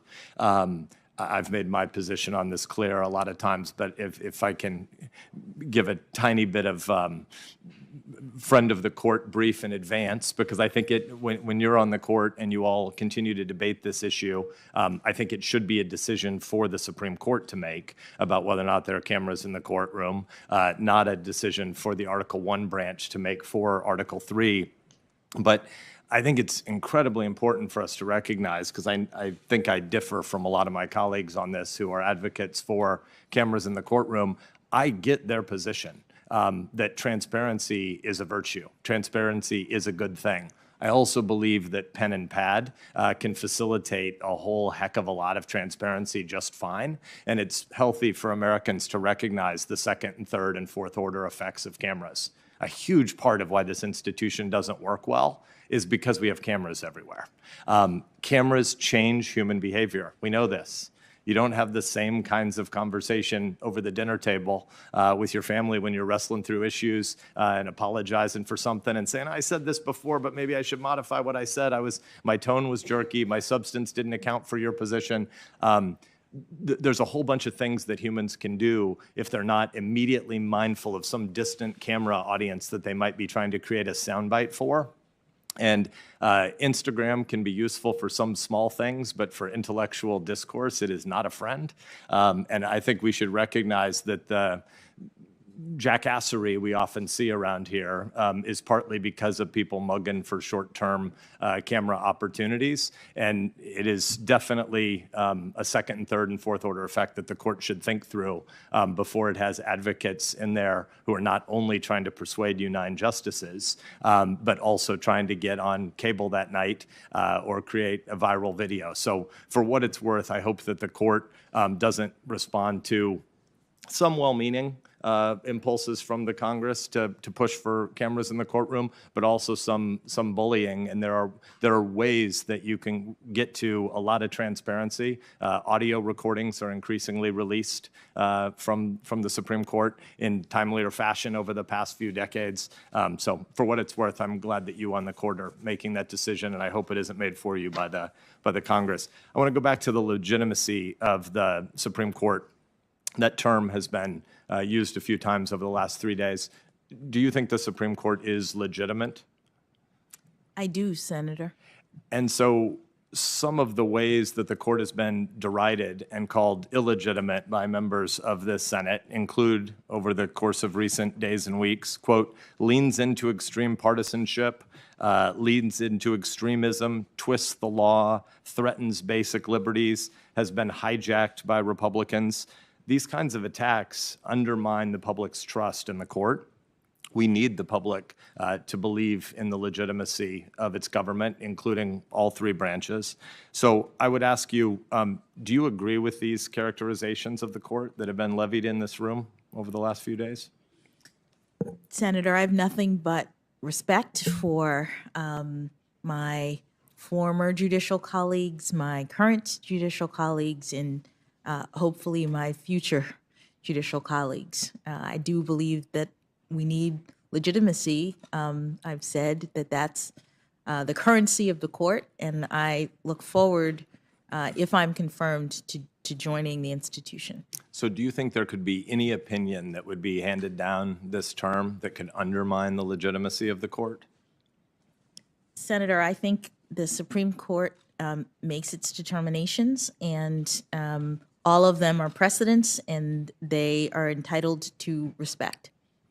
I'd like to come back to our conversation from yesterday. You pointed out a number of times that as both a district and now a circuit court judge, you were constrained and bound by the Supreme Court's holdings. You mentioned a couple of times that you haven't had a chance to do much constitutional interpretation for yourself. I largely agree with the way you framed most of that for the lower courts, but I think you would also agree with me that the job of a Supreme Court justice is different than a district court judge, and in certain ways from a circuit judge as well. When you serve on the Supreme Court, you'll have to interpret what the Constitution means, and based on what you told us about the constrained role on the lower courts, lower court decisions would then not be able to answer how you would approach the new job you would have on that highest court. And so that's why I thought our conversation on judicial philosophy yesterday was somewhat helpful. I'm not a lawyer, but I think you took a lot of us to law school yesterday in ways that were helpful. And in particular, you walked us through some different schools of constitutional and statutory interpretation in ways that I think were good for the committee, were good for the court, and were good for the public more broadly. So I guess I would ask you, if you could take us to law school one more time and walk us through some of the different approaches to substantive due process and unenumerated rights. What are the different ideas on the Supreme Court and in the broader legal community? Thank you, Senator. I am not mostly familiar with the Supreme Court's precedents in this area. It's been a while now that the Supreme Court has determined that the 14th Amendment, which guarantees due process, includes a substantive component in addition to procedure. The term due process, one would think, is just about the procedures that the government has to afford you before it affects your life, liberty, or property. But the Supreme Court has also said that that protection extends to certain personal, individual rights that relate to dignity and autonomy, and that are deeply rooted in our nation's history and traditions, or implicit in the concept of ordered liberty. And the kinds of things the court has recognized pursuant to that line of jurisprudence are things like marriage, interracial marriage, the access to contraception, a woman's right to terminate her pregnancy, abortion, pursuant to or subject to the framework established in Roe and Casey, travel, the child rearing, the ability to direct your children. Those are some of the rights that have been recognized pursuant to the 14th Amendment due process clause. I'm less familiar with the sort of scholarly debate outside of the Supreme Court's rulings. So will there be new ones in the future? Senator, I am not able to forecast. In every case, the Supreme Court is looking at a particular set of circumstances consistent with the Article 3 requirement that the court look only at cases and controversies. So it would depend on what cases came before the court. So I think that gets at the challenge here that you and I have been going back and forth on over the course of a couple of weeks, because I get the modesty points about being on the district court, but it seems pretty important to understand what the limits might be as a justice. And so I think this morning, again, you stated that I think the quote was that your judicial philosophy is your methodology, but I think that a judicial philosophy of some kind is necessarily an input into your judicial methodology and into every justice's actual jurisprudence on the court. And that's why I think it's important for us to unpack that, because the philosophies that you've outlined for the committee, again, I think yesterday's back and forth that you and I had on Breyer v. Scalia, is important, and you wouldn't claim any of those philosophies for yourself. And yet I think the philosophies ultimately instruct judges on the sources and the tools they consult, on how they discern intent, on whether the Constitution is protecting specific limited and defined principles or more general values, and whether modern values can be used to infuse our understanding of the Constitution. So again, when you narrated a bit of the debate between Justice Breyer, I know you've got lots of intellectual inputs in life, but you've credited him as a brilliant jurist and role model before. And the Scalia debates, you didn't really tell us who you thought got the better of the argument. And so I think throughout these 2 days, you've focused a lot on what the Supreme Court has said, and I think that is helpful and important. But I've been also trying to get at what you think the limits might be on what Justice Jackson would be constrained by. So I feel like, I believe we still haven't heard your judicial philosophy, and I wish I'd made more progress with you on that. But what we do know on a personal note is that these committee 3 days have been very long, and I want to thank you, and got to have a nice conversation with your parents earlier, your whole family, for what you've endured, and for spending time with us, and obviously wish best wishes to you and your family. Thank you, Judge. Thank you. One more minute. Thank you, Senator Sass, and Senator Blumenthal is next. Thanks, Mr. Chairman. Good afternoon. Good afternoon. Judge Jackson. I know your birthday, September 14th. Yes, sir. You have the happy coincidence of a birthday with Constance Baker Motley. Yes, sir. Who just happens to have been born in New Haven, Connecticut. Ah. And we're very proud that she is a daughter of New Haven and Connecticut. And she is one of my heroes as well. As you know about her, she was the first Black woman appointed to the federal bench. she is the first black woman to have argued before the United States Supreme Court. In fact, her record before the court was 10 wins and 0 losses. She was very predominantly responsible for Brown versus Board of Education. Thurgood Marshall got most of the credit, but she did a lot of the work. Probably sounds familiar to you. So why don't you tell us, and maybe tell those folks, particularly women and girls who are watching or listening, why you said at the outset of the hearings here that she was one of those whose shoulders you stood upon as you came here today. Thank you, Senator. Well, in addition to the fact that we share a birthday, which I discovered when I was in law school and thought, what a happy coincidence in terms of someone who I so admired. And secretly at that point, I was thinking maybe I might want to be a judge. So it was a wonderful, wonderful coincidence. I so admired the fact that she was the first. It's not necessarily easy to be the first, but it is an opportunity to show other people what is possible. When you're the first, it means no one has ever done it before like you, and there may be hundreds, thousands of people who might have wanted that opportunity and thought, I can't do that because there's no one there like me. And so being a trailblazer, whether it's Judge Motley or Justice Marshall or Justice O'Connor, being a trailblazer is really inspiring, I think. And I was always moved by Judge Motley's experience and think it may even be part of why I moved in this direction. Well, it is inspiring.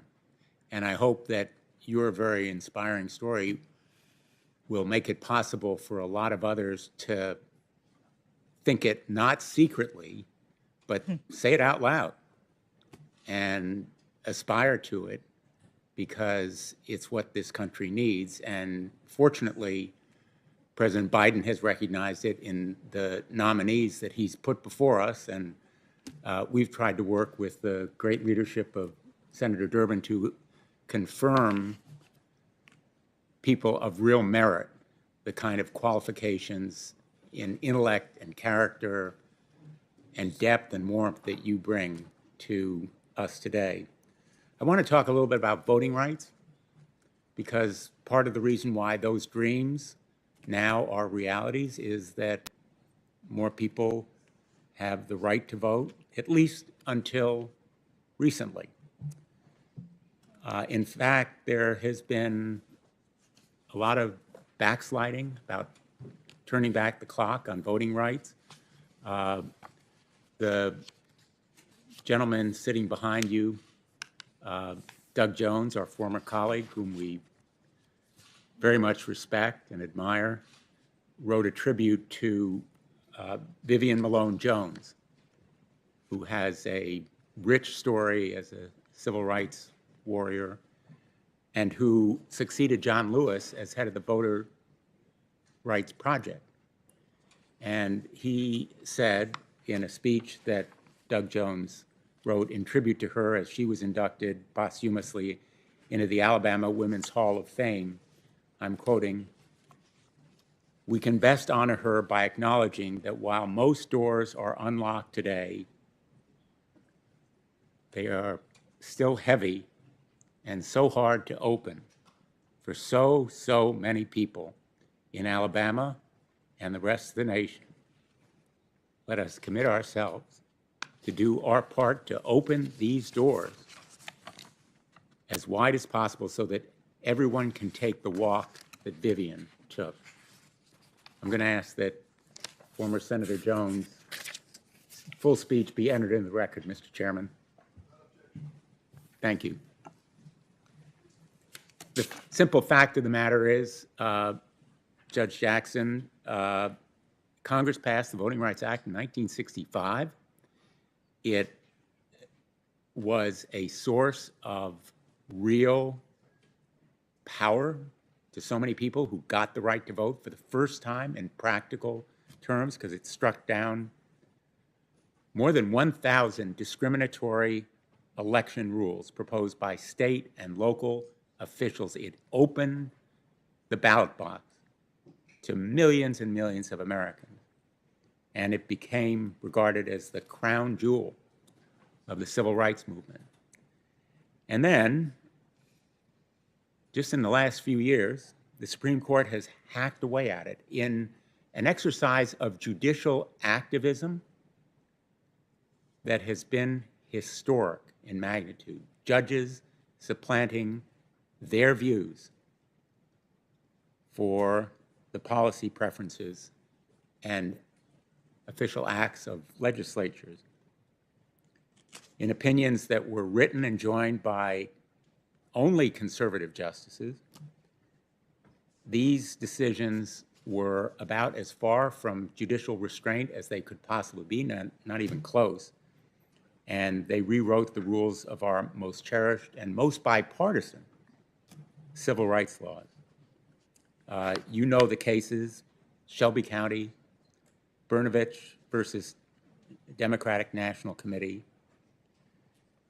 In effect, their opinions, including Justice Alito's decision in Brnovich, are completely untethered from the clear statutory text, and they impose a series of so-called guideposts on Section 2 that create unreasonably high hurdles to the exercise of the Voting Rights Act. I hope that you will bring to the court that deliberate, careful methodology that you described earlier very convincingly. It is part of your judicial philosophy in the sense that it's your approach to cases. And it has been very persuasively and clearly articulated.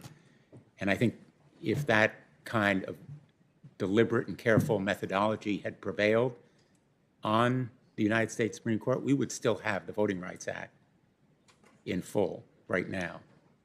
And I hope that we can once again return to bipartisan support of those rights.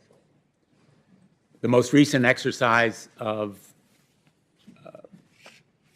unfortunate decision-making in the voting rights area came just hours ago when the Supreme Court struck down the decision of the Wisconsin State Supreme Court in Wisconsin Legislature versus Wisconsin Elections Commission.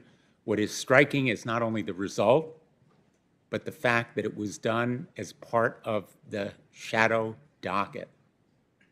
We've talked a lot about it here, and what the people of America should know is there's no oral argument, there's only minimal briefing, there are no full opinions of the court. In fact, I'm holding up a per curiam opinion that is about 12 pages in length from the court, which means you don't know who wrote it. And there is a powerful dissent. I recommend that everyone read it. Again, use of the shadow docket has become increasingly prevalent since 2017. And in effect, the United States Supreme Court is shirking its duty. I hope you will bring to the court the kind of responsible and methodical approach to decision-making that will lead to an avoidance of the shadow docket, as well as a return to the Voting Rights Act. And if I can just offer one more piece of advice on the court's workload, I have a chart.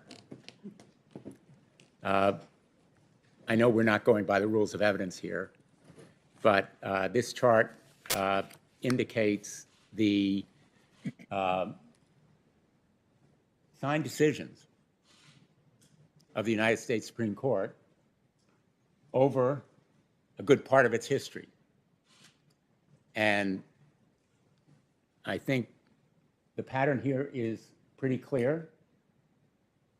The court issues fewer signed opinions.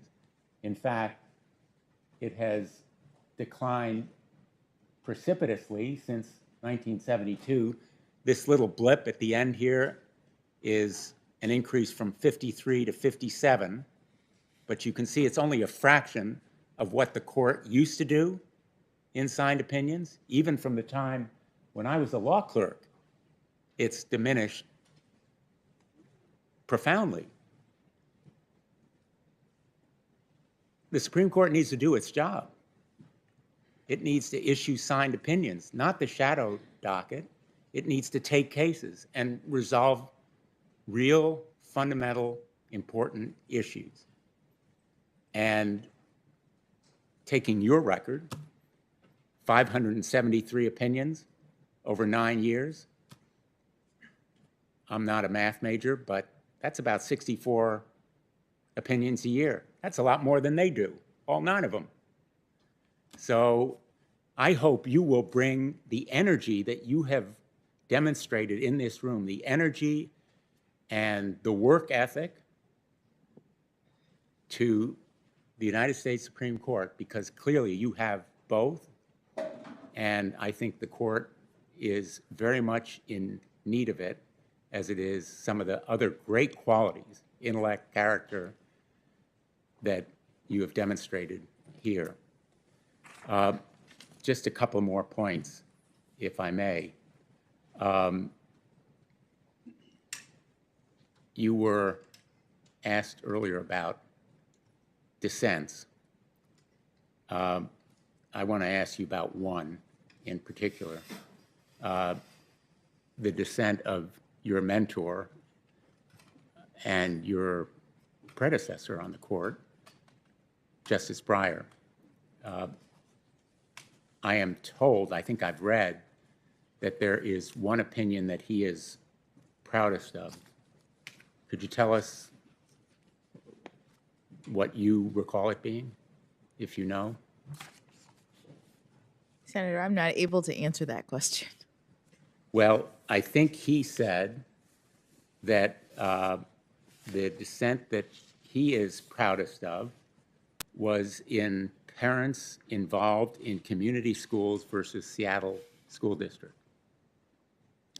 I think he said it was the opinion that he was proudest of, and he cited it in a Harvard Law School symposium about his notable opinions, and he said this dissent was most notable.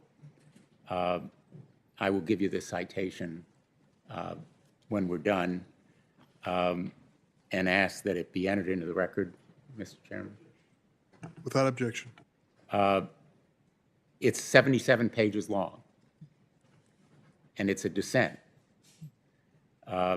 It's a dissent in the parents involved case, which was a 5-justice plurality invalidating public school integration plans in Seattle and Louisville. The plans had been in place for decades, put in place by 2 local school boards, voluntarily trying to address school segregation in public schools in both of those cities. And the justices, conservative justices, striking down the school integration plans, said in effect they couldn't move forward with those integration plans. You may recall it is the opinion where Chief Justice Roberts said, very famously, the way to stop discrimination on the basis of race is to stop discriminating on the basis of race. Justice Breyer, in dissent, which reminded me of a lot of what you've said here this week, wrote, quote, "I do not claim to know how best to stop harmful discrimination, how best to create a society that includes all Americans, how best to overcome our serious problems of increasing de facto segregation. But as a judge, I do know that the Constitution does not authorize judges to dictate solutions to these problems.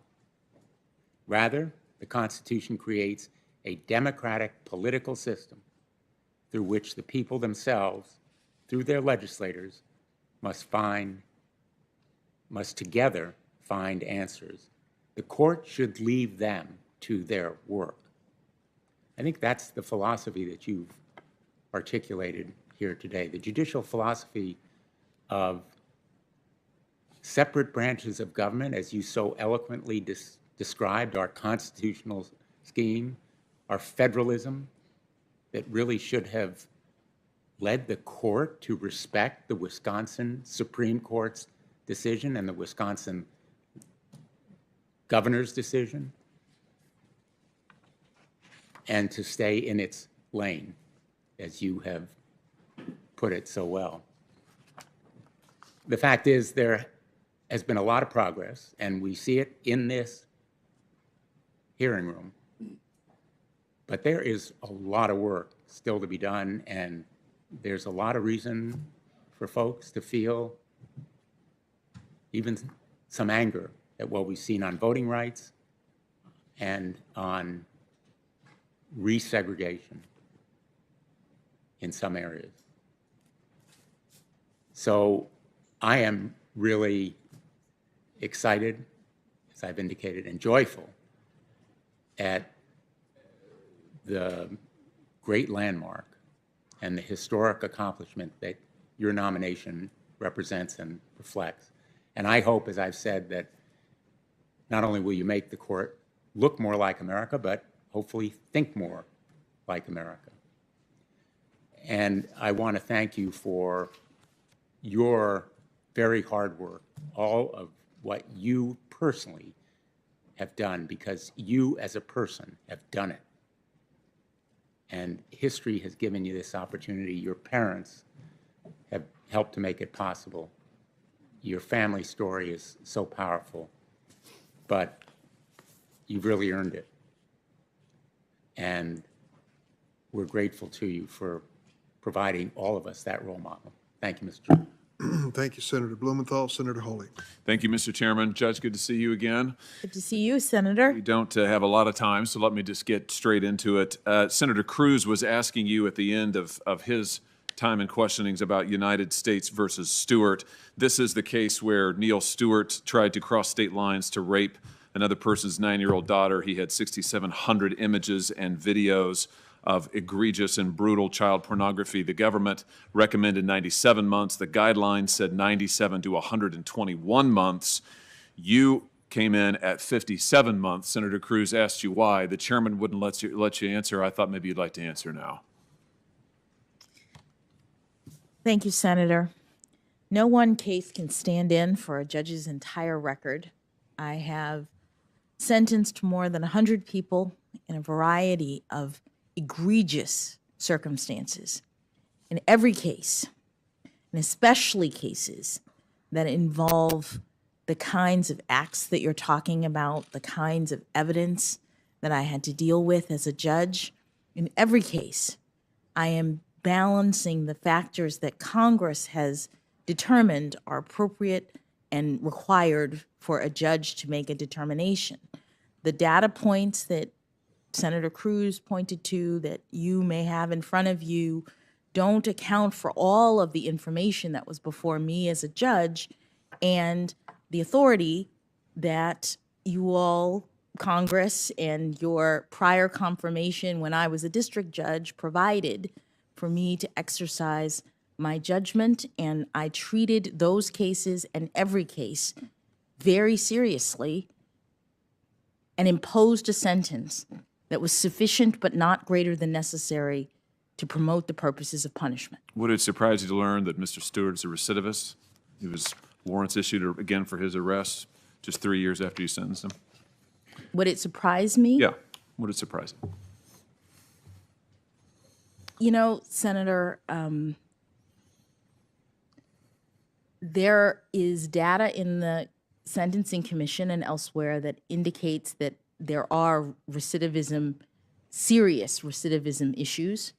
And so among the various people that I've sentenced, I'm not surprised that there are people who reoffend, and it is a terrible thing that happens in our system.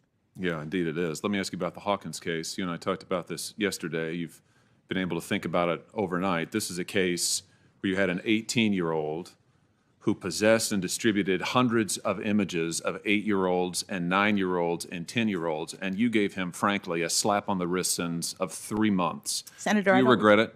I don't remember whether it was distribution or possession in It was the law. both. Do you regret it? In the law, there are different crimes that people commit Judge, in you gave this him 3 area. months. My question is, do you regret it or not? Senator, what I regret is that in a hearing about my qualifications to be a justice on the Supreme Court, we've spent a lot of time focusing on this small subset of my sentences, and I've tried to explain. You regret that many we're focusing on times- your cases? I don't understand. No, no, no. I'm talking about the fact that you're talking about Child pornography 7 cases?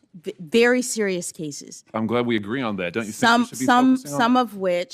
some of which involve conduct that I sentence people to 25, 30 years. 3 months for- in this case, Judge. Do you regret it? You haven't answered my question yet. Do you Senator- regret this sentence? Senator, I would have to look at the circumstances. What I'm telling you, You know the circumstances. We discussed it for half an hour yesterday. There's a 55-page transcript, which I'm sure you've read. You I lived did it. not- I As did you've not- emphasized to this committee over and over, you've lived it, right? You said that you've been through all of this. You've looked at all of the images. You're the one who's had to endure all of it. You gave him a 3-month sentence. I just wonder if you regret it or if you stand by it. I mean, do you stand by that sentence? Senator, in every case, I followed what Congress authorized me to do in looking to the best of my ability at all of the various factors that apply, that constrain judges, that give us discretion, but also tell us how to sentence. And I ruled in every case based on all of the relevant factors. So you don't regret it? No one case, Senator, can stand in for a judge's I'm not asking you that. entire I'm asking you record. if you regret this sentence in this case. And it sounds like the answer is no. But I want to tell you I regret it. I regret that you gave him only 3 months. Let me read to you what you said about these kinds of cases. In fact, to this defendant, you said, "Make no mistake, Mr. Hawkins, the children you saw in those pictures were not willing participants in the conduct that you witnessed. They were being forced to commit unspeakable acts of sexual violence for the pleasure of the person who was filming and for the gratification of sick people everywhere, people who apparently have no shred of empathy for what this must be doing to the children who are being abused in this way." You go on. Some of the children you saw in those pictures will never have a normal adult relationship. Some of them will turn to drugs and prostitution and other vices to try to deal emotionally with the pain that results from the torture that they have experienced. And even those who manage to lead a somewhat normal adult life say they live in constant fear of being recognized. Some people are even unable to leave their houses because once those pictures are on the internet, they are there forever. And the victims can't do anything without worrying that every person that they meet has seen them in their most vulnerable state at the most horrible time in their lives. That's your words, pages 34 and 35 of the transcript. Powerful words, Judge. I just don't understand why after saying this and believing this, you could give this guy 3 months in prison when the probation office that we've heard so much about recommended 18 months. Even the probation office recommended 18 months. Do you have anything to add? No, Senator. Let me ask you about your policy of not giving enhancements when there are prepubescent children, like there were in the Hawkins case, who are 8, 9, 10 years old, when there are prepubescent children involved. I'm just struggling to understand this. You said it in Hawkins. You said that you weren't going to give him an enhancement. You weren't going to make his sentence any tougher, despite the fact that we had all of these terrible videos that you and I talked about at length yesterday. This is page 38 of the transcript, just so that we're all following along. You said, in your case, I don't feel that it is appropriate necessarily to increase the penalty on the basis of your use of a computer, and we've talked about that, or the number of images or prepubescent victims as the guidelines require, because these circumstances exist in many cases, if not most, and they don't signal an especially heinous or egregious child pornography offense. You said the same thing in the Cooper case just last year. This was an individual, Cooper, who was 30 years old at the time of his sentencing. He pleaded guilty to distributing child pornography. He posted between 3 and 4 dozen images of child exploitation to Tumblr, where it could be accessed publicly. The government said, and I'll quote from the transcript in that case, page 37, when his devices were found, including the computer, within the computer and on an untitled folder were many, many, many videos. The nature of these videos went well beyond mere child pornography. The government says, I don't mean to make light of the content of any child pornography, but rather to say that the content of those videos is on the more egregious or extreme spectrum of the child pornography videos that are encountered in these cases. And yet, when you sentenced him, you said, I'm quoting now from the transcript in Cooper, I'm really reluctant to get into the nature of the porn. And then later, it's very difficult to assess how different Mr. Cooper's images are than those of other similarly situated child pornography defendants, such that I, without going into looking at them, and I'm not an expert, you say. So you say, while I understand the government's arguments, Mr. Miranda, the government's arguments in that regard, I don't find them persuasive from the standpoint of characterizing this as an especially egregious child pornography offense. Help me understand this, Judge. Why is it that what's your policy disagreement with the guidelines treating images, videos, pornographic images that have small children, infants, 7, 8, 9-year-olds? Why won't you give an enhancement for those? Help me understand that.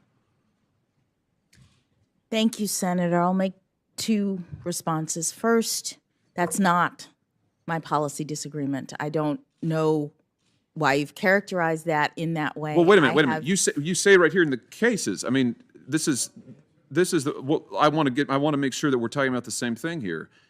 In the Hawkins case, I don't feel that it's appropriate necessarily to increase the penalty on the basis of your use of a computer or the number of images or prepubescent victims. And you say the same thing in Cooper. Senator, 2 observations. 1, I am sentencing in every case. I have policy disagreements with certain aspects of the operation of the guidelines that I lay out in every case as Congress has required and as the Supreme Court permits in light of my experience, not only as a district judge, but also on the Sentencing Commission, which did a report about the operation of the guidelines.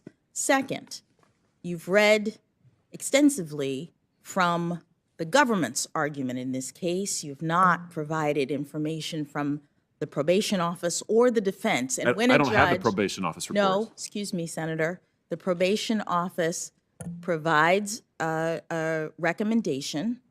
There has been information gathered about what a recommendation was given in each one of these cases. I don't have that information here, but what I'm saying is that in every case, the judge is not just hearing from the government. The judge is not just evaluating what the government says in these cases. In every criminal case, a judge has to take into account all sorts of factors, including arguments being made by the defendant, by the government, by the probation office. So I understand that in certain cases, the government may have made an argument, but there are other people in our criminal justice system who make arguments, and the court evaluates everything as Congress has directed. And no one case can stand in for my entire record of how I deal with criminal cases, or did when I was a district judge. I have law enforcement in my family. I am a mother who has daughters who took these cases home with me at night because They are so graphic in terms of the kinds of images that you are describing. They give you not only the actual videos, which you can ask to see, but they describe in the briefs in detail what these videos show. So I am fully aware of the seriousness of this offense and also my obligation to take into account all of the various aspects of the crime as Congress has required me to do, and I made a determination seriously in each case. What I'm trying to understand is, why is it that you say multiple times that just because there are prepubescent victims in Cooper, in Hawkins, that does not signal that this is a heinous or egregious child pornography offense, and you're not going to apply any sentencing enhancements that the government's asking you for? The sentence gets to be less because you say, I'm not going to apply. The government asked for enhancements related to prepubescent children, related to the nature of these images. You say, I'm not going to apply it. But I get what you're telling me is, I guess, that you don't have a policy objection. I mean, why didn't you apply the enhancements as they were asked for? Senator, I've answered this question many times from many senators who've asked me, so I'll stand on what I've already said. So you have nothing to add about why these crimes, why these images, in your view, do not signal an especially heinous or egregious child pornography offense. That's Hawkins. You say in Cooper, I understand the government's argument, but I don't find them persuasive, the fact that there were prepubescent children, from the standpoint of characterizing this as an especially egregious child pornography offense. That's page 58. Let me ask you this. You said to Senator Graham earlier today that you were trying to do what's rational, and you didn't in sentencing in these cases, and you didn't think it was rational to sentence people who had thousands of images by using a computer to the sentencing guidelines, to the mandatory range. I'm sorry, it's not mandatory, to the no longer mandatory range, the discretionary range. No, Senator, I said the guidelines system is designed to be rational. Okay, so let me ask you this. Why isn't it rational to sentence people who have thousands of images on a computer to more time as opposed to somebody who has one or two pictures in the mail? In other words, the more images there are, why wouldn't you want to sentence that person to more time rather than less? Why isn't that rational? Senator, I've answered this question, and I'll stand on what I already answered. So, but your answer is what? I mean, refresh my memory. Senator, I've answered this question. I've explained how the guidelines work, and I'll stand on my answer. But the guidelines are not mandatory. I wish they were, but they're not. The Supreme Court made that determination. I'm trying to understand why you think it's rational not to sentence criminals based on the number of images they have. You say that this is a policy disagreement that you have with the guidelines. This gets to the core of your judicial philosophy. You served on the Sentencing Commission, where you recommended changes to the guidelines based in part on this policy disagreement. So I think it's relevant and indeed vital we understand what the policy disagreement is. That's what I'm trying to get at here. Senator, I previously explained what the policy disagreement is, and I will stand on my answer. So you're not going to answer my question? No, I've answered your question, and my answer You is haven't I've answered my question. explained- I'm sitting here asking you, and you're declining to answer. I've explained how the guidelines work. I've explained that the guidelines were developed at a time in which the commission of this crime was different than it is today. I've explained that Congress has not intervened to revise or direct the commission around how to deal with the changes in the commission of this crime. And so judges all over the country are grappling with how to apply this guideline under these circumstances. And there's an extreme amount of disparity. And in each case, a judge has to look at all of the factors, not just the guidelines, not just what the government asks for, but the recommendations of the probation office, the arguments of the government and the defense, the nature and circumstances of the offense, the history and characteristics of the defendant, the need for the sentence imposed to promote the purposes of punishment, which include things like rehabilitation. Also, in every case, Congress has authorized judges to impose not only terms of imprisonment, which are a very important part of the consequences for these crimes, but a range of other preventative kinds of measures which courts impose in cases to prevent these defendants from repeating these egregious, this type of egregious conduct. And I talked to each defendant, as you have quoted, explaining to them the harms that their crimes caused, and I imposed not only a term of imprisonment, but also all of the other consequences of the offense, to include decades of supervision, restrictions on use of a computer, and the like. That's my answer. I've answered it many times. Do you have other questions for me? Yeah, I do. I do, because I want to try to understand when you talk about the guidelines being outdated and outmoded. I understand that they were written, the initial guidelines were written at a time when computers were not common. Everybody didn't have one. Certainly didn't have phones in every pocket like we do now, smartphones. So I understand that. I also understand that the number of images, sexually exploitative images of children on these devices has exploded. And so I'm trying to get at what Senator Coons earlier characterized as a pretty fundamental policy question, which I think is the correct characterization here. I'm trying to understand your view on why it is that while the number of images available on these things has exploded, that sentencing shouldn't track that. You see what I'm saying? I mean, you've made the argument, if I understand you right, and I want you to correct me if I'm wrong, you've made the argument that, well, look, the guidelines were written at a time when this stuff was like, it was an individual picture, it was, magazines, whatever. Now, almost every offender, I think this is the argument, so you correct me, almost every offender, because of the nature of this, they've got tens, hundreds, sometimes thousands. I mean, partly because of the nature of this. My question to you is, wouldn't we want to deter that? Isn't that a reason to impose tougher sentences? I mean, Senator, go ahead. The Congress has every ability to do that. What's happening now is that you have a guideline that has gradations in it for the number of images that ends up being, when you look at the scale, something like the difference of 10 years. I don't know exactly what it is, but each two-level enhancement is like several years. And the gradations are like 0 to, and again, I don't have it in front of me, but it's like 0 to 50 pictures, 50 to 100 pictures, 100 to 150 pictures, set up at a time in which the mail was the primary mode of possession and distribution. And so if somebody had 50 pictures, they, according to Congress and the commission at the time, deserved an extra 10 years in prison. Now, with that scale, everybody's at the top immediately, just because of the nature of the internet.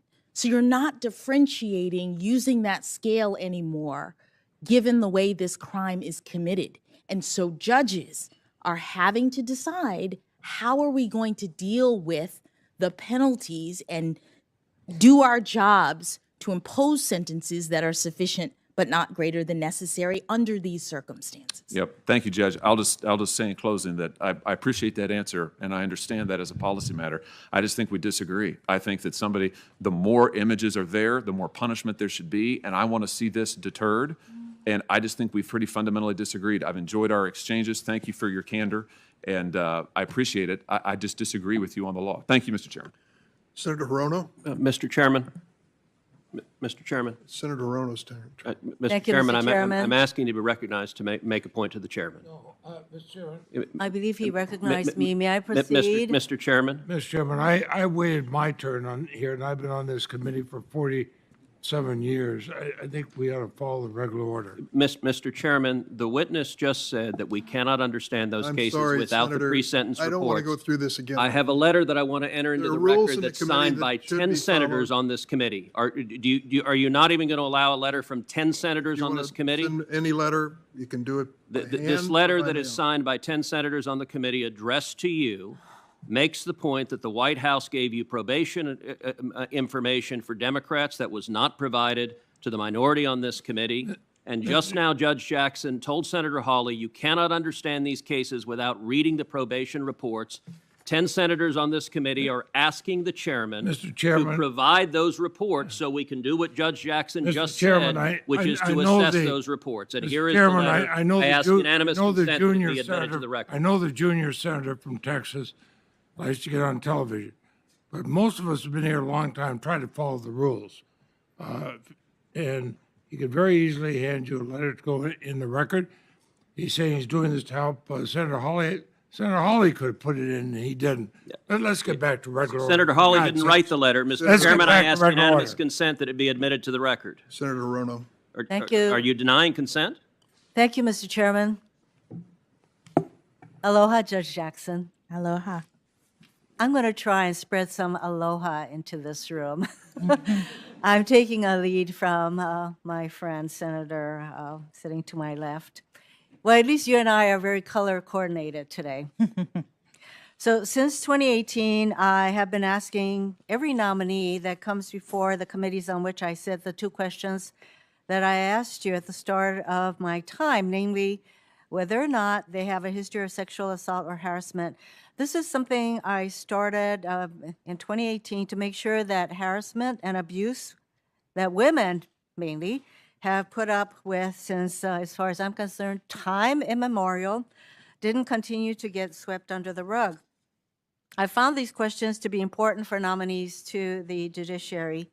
As Chief Justice Roberts stated in his 2017 year-end report on the federal judiciary, events in recent months have illuminated the depth of the problem of sexual harassment in the workplace, and events in the past few weeks have made clear that the judicial branch is not immune. Here are just a few examples of abusive practices by federal judges. In December 2017, 6 former law clerks and staffers accused Ninth Circuit Judge Alex Kozinski of subjecting them to a range of inappropriate sexual conduct and comments. In September 2019, the 10th Circuit Judicial Council issued an order finding that District Court Judge Carlos Mejia, apologize if I mispronounced his last name, had harassed multiple employees over a period of years, including by subjecting them to sexually suggestive comments, inappropriate text messages, and excessive non-work-related conduct. In February 2020, former law clerk to the late Ninth Circuit Judge Stephen Reinhardt accused the judge of a months-long harassment campaign. And these are a few of the cases that we know about. There are undoubtedly many more we don't know about, both because of the power imbalance between federal judges and their clerks and employees, who often rely on connections and recommendations to advance in their careers, and because of the lack of legal recourse available to the judicial employees. Many may not realize this, but federal judicial branch employees are not protected by the foundational federal statutes, such as Title VII of the Civil Rights Act of 1964, that prohibit discrimination and retaliation. And that's why I introduced, along with Chair Durbin and Senators Whitehouse and Murray, the Judicial Accountability Act, which would ensure the more than 30,000 employees of the federal judiciary have strong statutory rights and protections against discrimination, sexual harassment, retaliation, and other forms of workplace conduct. I know you can't comment on legislation, so I won't ask you whether you support the Judicial Accountability Act. Instead, I'd like to hear what you do to make sure your chambers is a safe, inclusive place to work. Thank you, Senator. I, as you know, have been a judge now for almost a decade, and I take my responsibilities not only to hear and decide cases seriously, but also my responsibility as an employer, that I bring law clerks into my chambers. I was a law clerk to 3 wonderful federal judges who were role models for me, and I try to act as a role model to my law clerks. I try to bring in people who have the respect of others, people who come with strong recommendations, people who I think will get along with one another, and certainly people who I think will get along with me. And we create a little group, a working group, and I think that it's worked out well. And I would think that you would make sure that there are no instances of inappropriate behavior, sexual harassment from any of your clerks or employees. That's absolutely correct. During our courtesy meeting, I enjoyed learning more about your background and family. And of the 9 sitting justices of the Supreme Court, only 3, Justices Alito, Breyer, and Kagan, were educated in our public school system. And you would, as far as I'm concerned, make a welcome addition to the court from that standpoint as a public school graduate myself. So public high schools educate people from all backgrounds, and most people go to public schools. Most people don't get to go to private schools. So your classmates probably came from different racial and ethnic backgrounds, incomes, social statuses, academic abilities, athletic abilities, among others. How, if at all, has your public school experience shaped the person you are and your approach to the law? Thank you, Senator. I was very fortunate to go to public school in Miami, Florida. I had a wide range of classmates, and it was a wonderful opportunity to get to know people who were different than me, and to learn at the end of the day that they were not so different than I am, even if they came from different backgrounds. And I've talked a lot about my debate team. That was one of the activities that I engaged in and spent a lot of time with my colleagues on the debate team and with my wonderful coach. And you learn how to support each other, how to speak across difference, how to communicate with different kinds of people. And it was a wonderful experience, and as I've mentioned, in many ways different than the generation before, who in Florida were segregated by law. So I take it that not only did you have, I would say, a broad experience of encountering people from all different walks of life and backgrounds, but there was still commonality that you had. Very much so. And that is very much exemplified in your approach to your work. I also talk with you about the importance of the creative part of our lives, because I think lawyers tend to be very left brain, and I know that you are a very well-rounded person. And so I asked you, what do you do to pay attention to the creative side of your life? Thank you for the question. I took up, not too long ago, but took up the fiber arts, as they say. My mother is an expert crochet artist. She makes beautiful pieces of all kinds, and I always wanted to do that. I always wanted to, and she tried to teach me when I was younger, and it didn't quite turn out. But as I have gone along in my career and wanting to have some sort of a creative outlet, and especially in times of high stress, I started pining for something to do to express my creative side. And I bought a book on crochet. I talked to my mom. I started making hats and scarves, and then I moved to knitting during one of my confirmation hearing scenarios, because I needed something to keep my mind off of the stress. So I have a basement full of yarn if you'd like to come over. I think that's another way that you're connecting to the people who really mean a lot to you. The creative outlet is really important to me because in a changing world, I think it is our ability to be creative in our approaches and how we think about things that will enable us to deal with the rapid changes that happen every day in these days. I view you as a consensus builder. And so I know that in your work with the Sentencing Commission, you really worked hard to come up with some 95% of the time. In this very diverse group, there was consensus in your recommendations. How important do you think consensus is on what I characterized yesterday as a very ideologically split Supreme Court? I think consensus is very important. It was one of the things that I most admired about having the opportunity to work for Justice Breyer as a law clerk, to observe his process for reaching out to colleagues and trying to collaborate in his thought process about the outcomes of cases. And it's something that I tried to emulate when I was on the Sentencing Commission, which, as you said, is a very diverse body.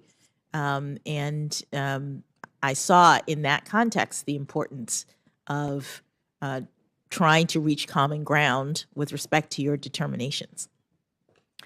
Mr. Chairman, thank you very much.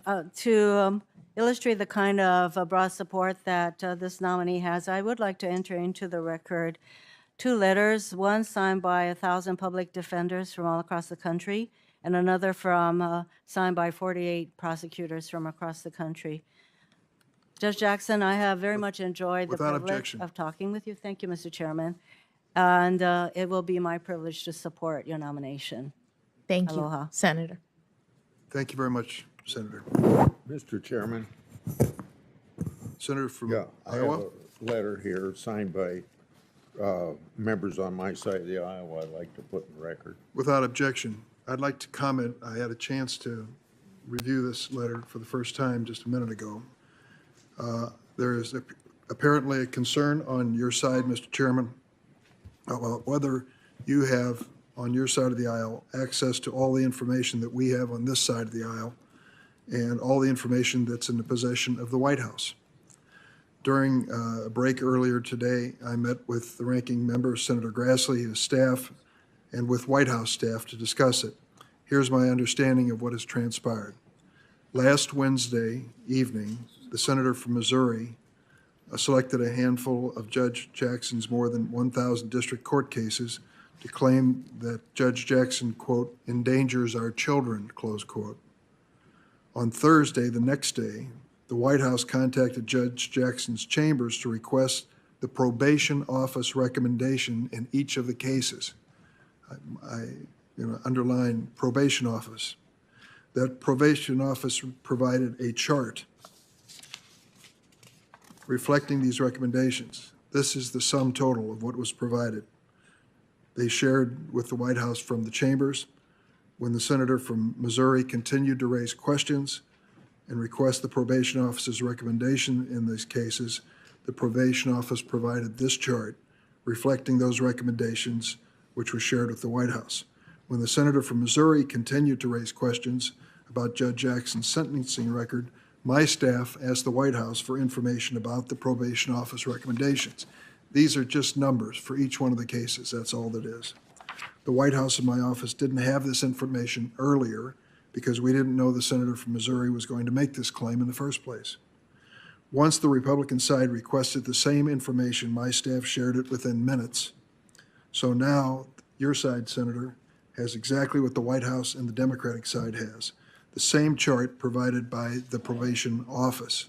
And I might add that some of this had been published in the press, in Washington Post and other places, but it consists in each case of the case number, name, the probation office recommendation for custody, the sentence imposed custody, probation office recommended supervision and release, and the supervision and release imposed.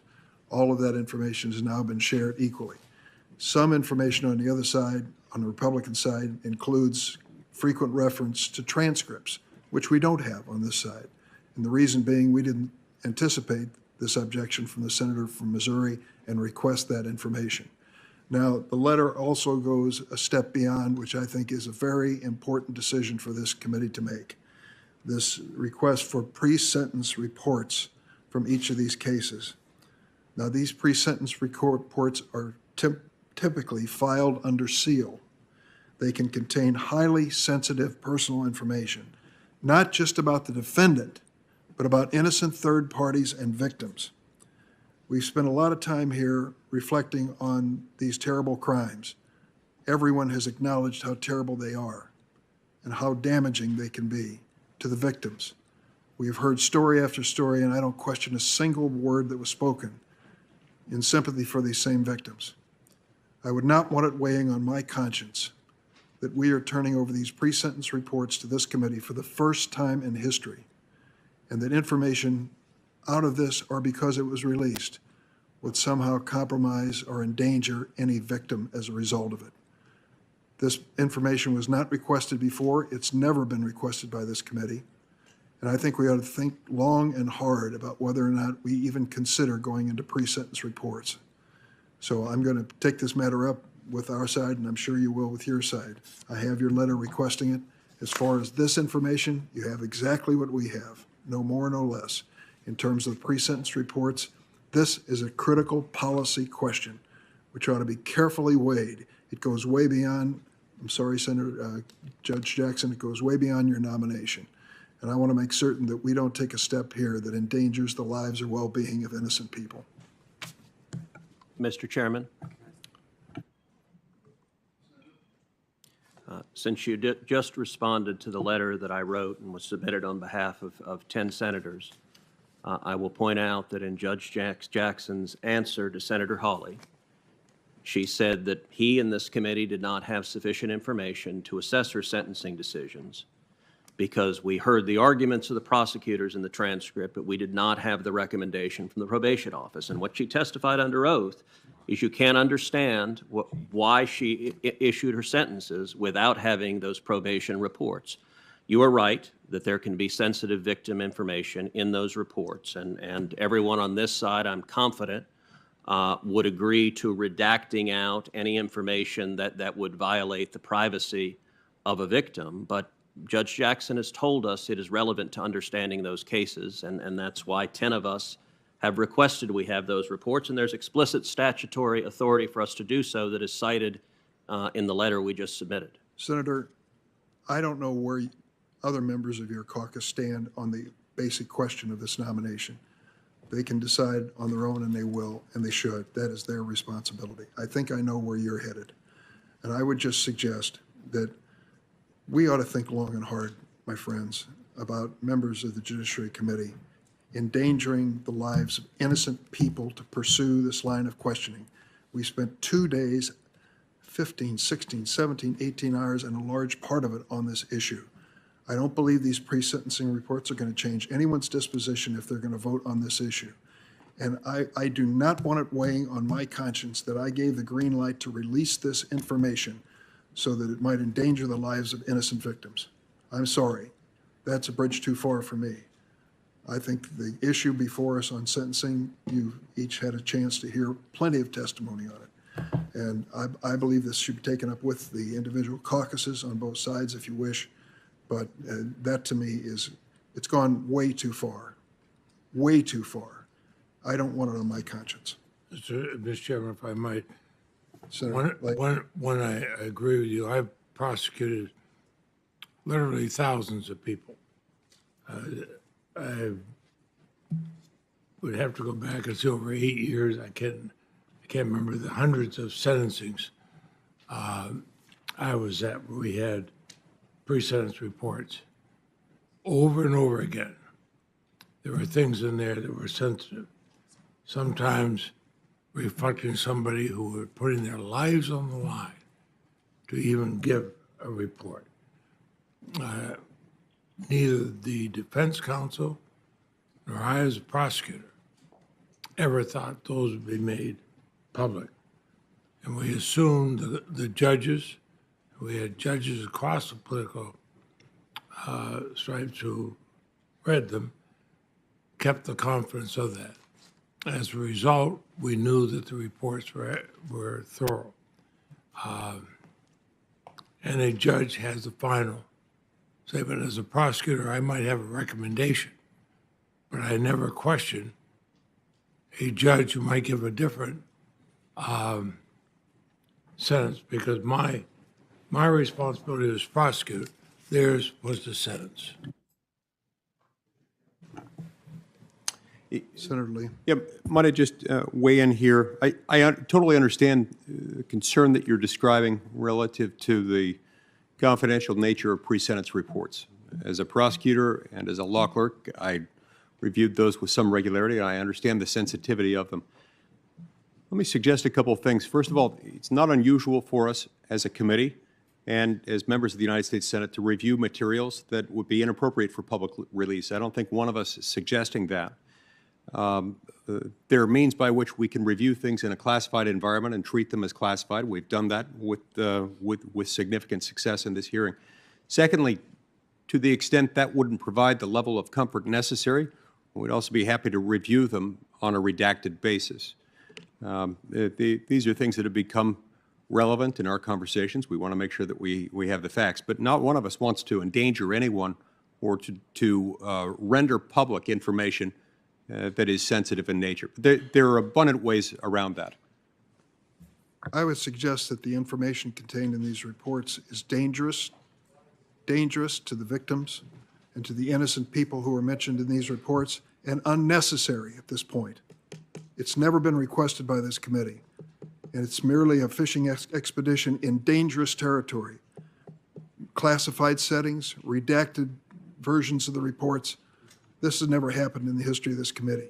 And I would say, Senator, I will just tell you, I am not going to be party to turning over this information and endangering the life of an innocent person for a political quest to find more information. We have exhausted this topic, and we've gone to it over and over again.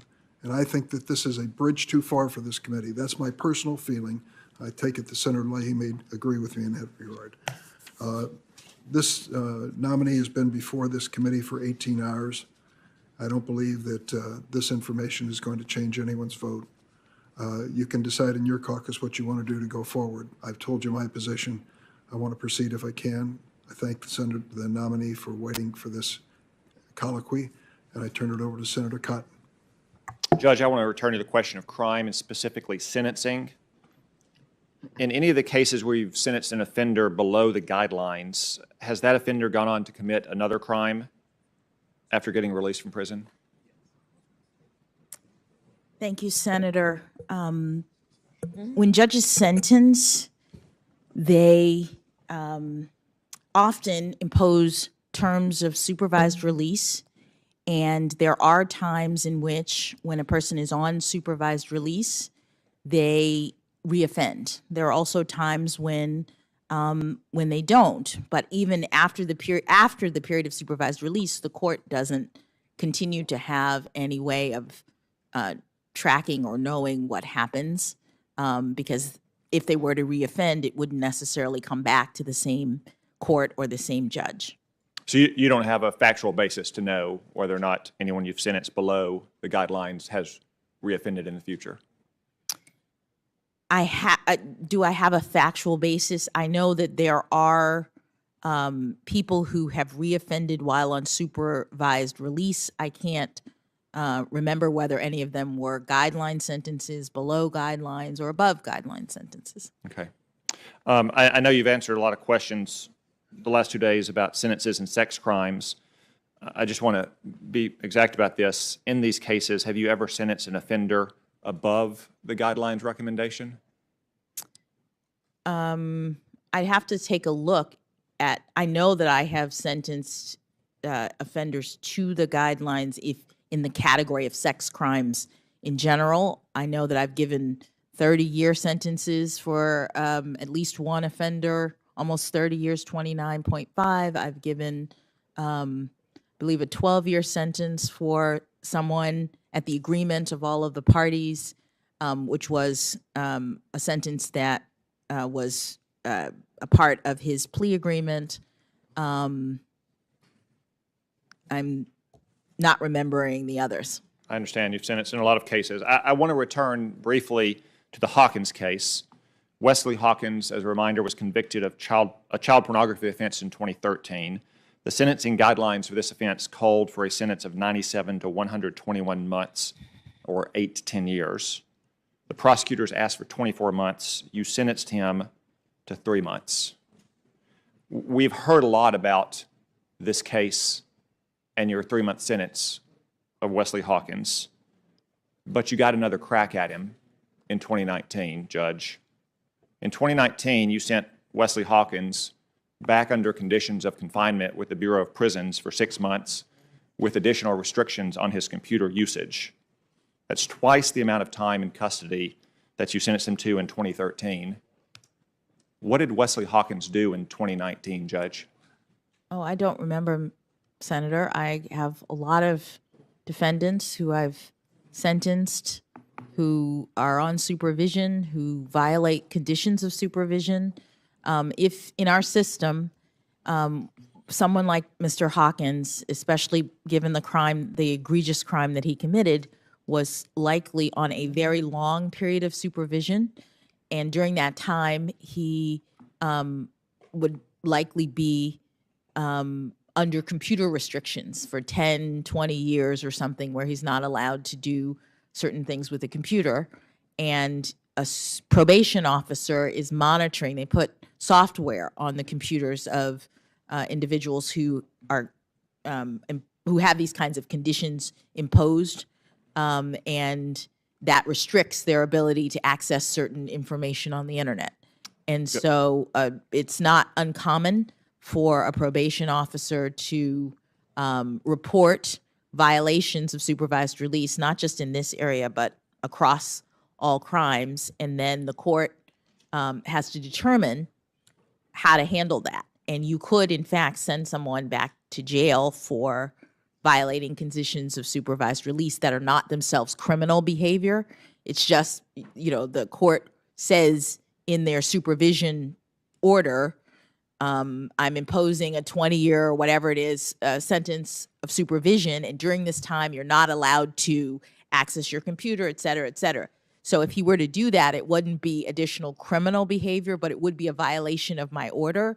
And when he comes back to the court on violation, the court has factors that we look at to determine whether or not to treat that essentially as the kind of violation that would require him to go back to jail. Okay. Judge, yesterday we had an extended conversation of your sentencing of a man named Keith Hodges, a fentanyl kingpin.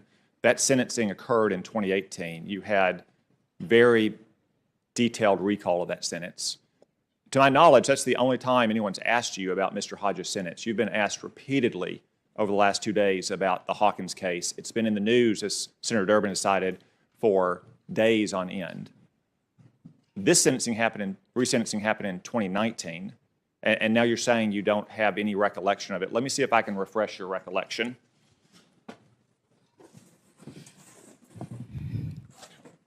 This is the order you signed, Judge, on April 17th, 2019, in USA v. Hawkins. And it says that you concur with the recommendation of the probation office to return him to residential reentry facility for 180 days and to engage in various kinds of computer monitoring and computer monitoring and search. There's your signature over there, Judge. You really don't remember what? Senator, that is a very, very common thing that judges do. I've sentenced over 100 people, and supervised release, which is the kind of post-incarceration condition that judges ordinarily impose, is something that's done on a standard form, which is what that is. I understand you've done a lot, Judge, but none of them have been the centerpiece of your hearing for the last 2 days. Do you really expect this committee to believe that you don't remember what happened in this Hawkins case when it came back before you? Yes, Senator, I do expect you to believe that's my testimony. Well, I don't find it credible, Judge. It's been in the news for days. Senator Durbin has cited it being in the news for days. You've been asked about it probably more than any other case you've ever had. And I just don't find it credible that you weren't prepared for that matter in 2019. You know what I think?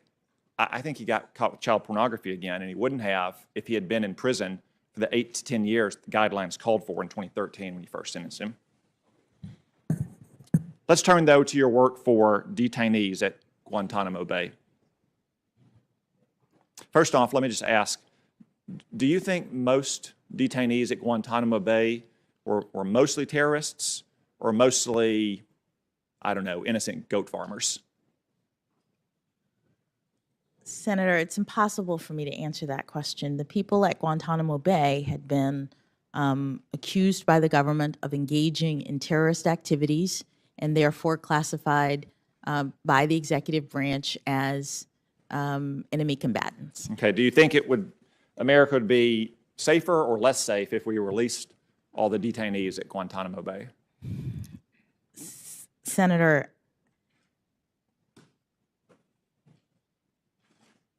I'm trying to figure out how to answer that question. 9/11 was a terrible attack on our country, and the executive branch, pursuant to authority that the Supreme Court said it had, designated people as enemy combatants and sent them to Guantanamo Bay. The Supreme Court also said that anybody who was so detained could seek review of their detention. And as a federal public defender, my role and responsibility was to make arguments in defense of the Constitution and in service to the court that was trying to assess, based on the authority given to it by the Supreme Court, whether or not people were adequately classified, what the legal circumstances were, how these habeas petitions were going to be processed. This was a series of legal challenges in a novel environment that federal public defenders and lawyers across the country were engaged in helping the court to evaluate so that we can understand what the Constitution required in this time of emergency. Okay, so no opinion on whether America would be safer or less safe if we released all the detainees from Guantanamo Bay? Senator, okay. America would be less safe if we don't have terrorists out running around attacking this country. Absolutely. America would also be more safe in a situation in which all of our constitutional rights are protected. This is the way our scheme works. This is how the Constitution that we all love operates. It's about making sure that the government is doing what it's supposed to do in a time of crisis. As Justice Gorsuch said, the Constitution is not suspended in times of crisis. The government still has to follow the rules. And so criminal defense lawyers make sure that in times of crisis, the government is following the rules. Okay, let's turn to the actual cases. How many of these terrorists at Guantanamo Bay did you represent? When I was a defender, 4 cases were assigned to me in our office. I don't know how many cases came into the office in total, but you personally had 4. I was assigned to them along with another defender who worked on the same cases. She was more senior. She did all of the sort of fact gathering related to the cases, and as an appellate defender, I worked on the legal arguments. Okay. Did you ever represent any of the detainees at Guantanamo Bay when you were not a public defender? One of the people who I'd represented while I was in a federal defender, his case got spun off and taken up by a law firm. Law firms around the country were also engaged in this work. I'm well aware of what law firms were doing at the time. Yes, and I left the federal public defender's office. I joined a law firm, And one of the people that I had represented was now at that law firm. They had him as a client. That's Mr. Al-Salwam. Al-Qahtani. Al-Qahtani was the one. Was the one who... Just coincidentally, both he and you went to Morrison and Foerster. Yes, Senator. Okay. What about Mr. Al-Salwam? I don't know what happened to Mr. Al-Salwam. You were listed as counsel for 2 years during your time at Morrison and Foerster. What happens is when you leave from any place, firms or government service, you have to let the court know, or their records reflect where you are in the system, and not so much the case in terms of your address. So to go back to Mr. Al-Qahtani, yes. He just coincidentally, it's a small world, went to Morrison and Foerster at the same time you did, and then you represented him, and you did file multiple motions on his behalf. So I don't know if it was at the same time. I'm not sure. But you did file multiple motions for him. 2008 and 2009. I don't recall whether it was multiple, but he was still at the habeas stage of the process. And I don't know when he came, because the partners who picked up the case were in Los Angeles. I was in Washington, D.C.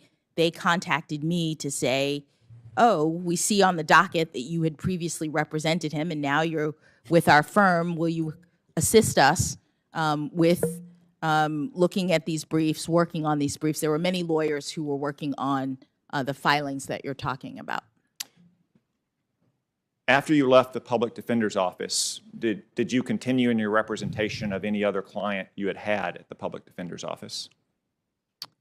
I didn't continue my representation of any client. I left the federal public defender's office and then picked up Mr. Al-Qahtani through the circumstances that I talked about, and there were no other clients that I represented in that way. I have to say, that sounds like continuation. You represented him at the public defender's office, and then you represented him in private practice as well.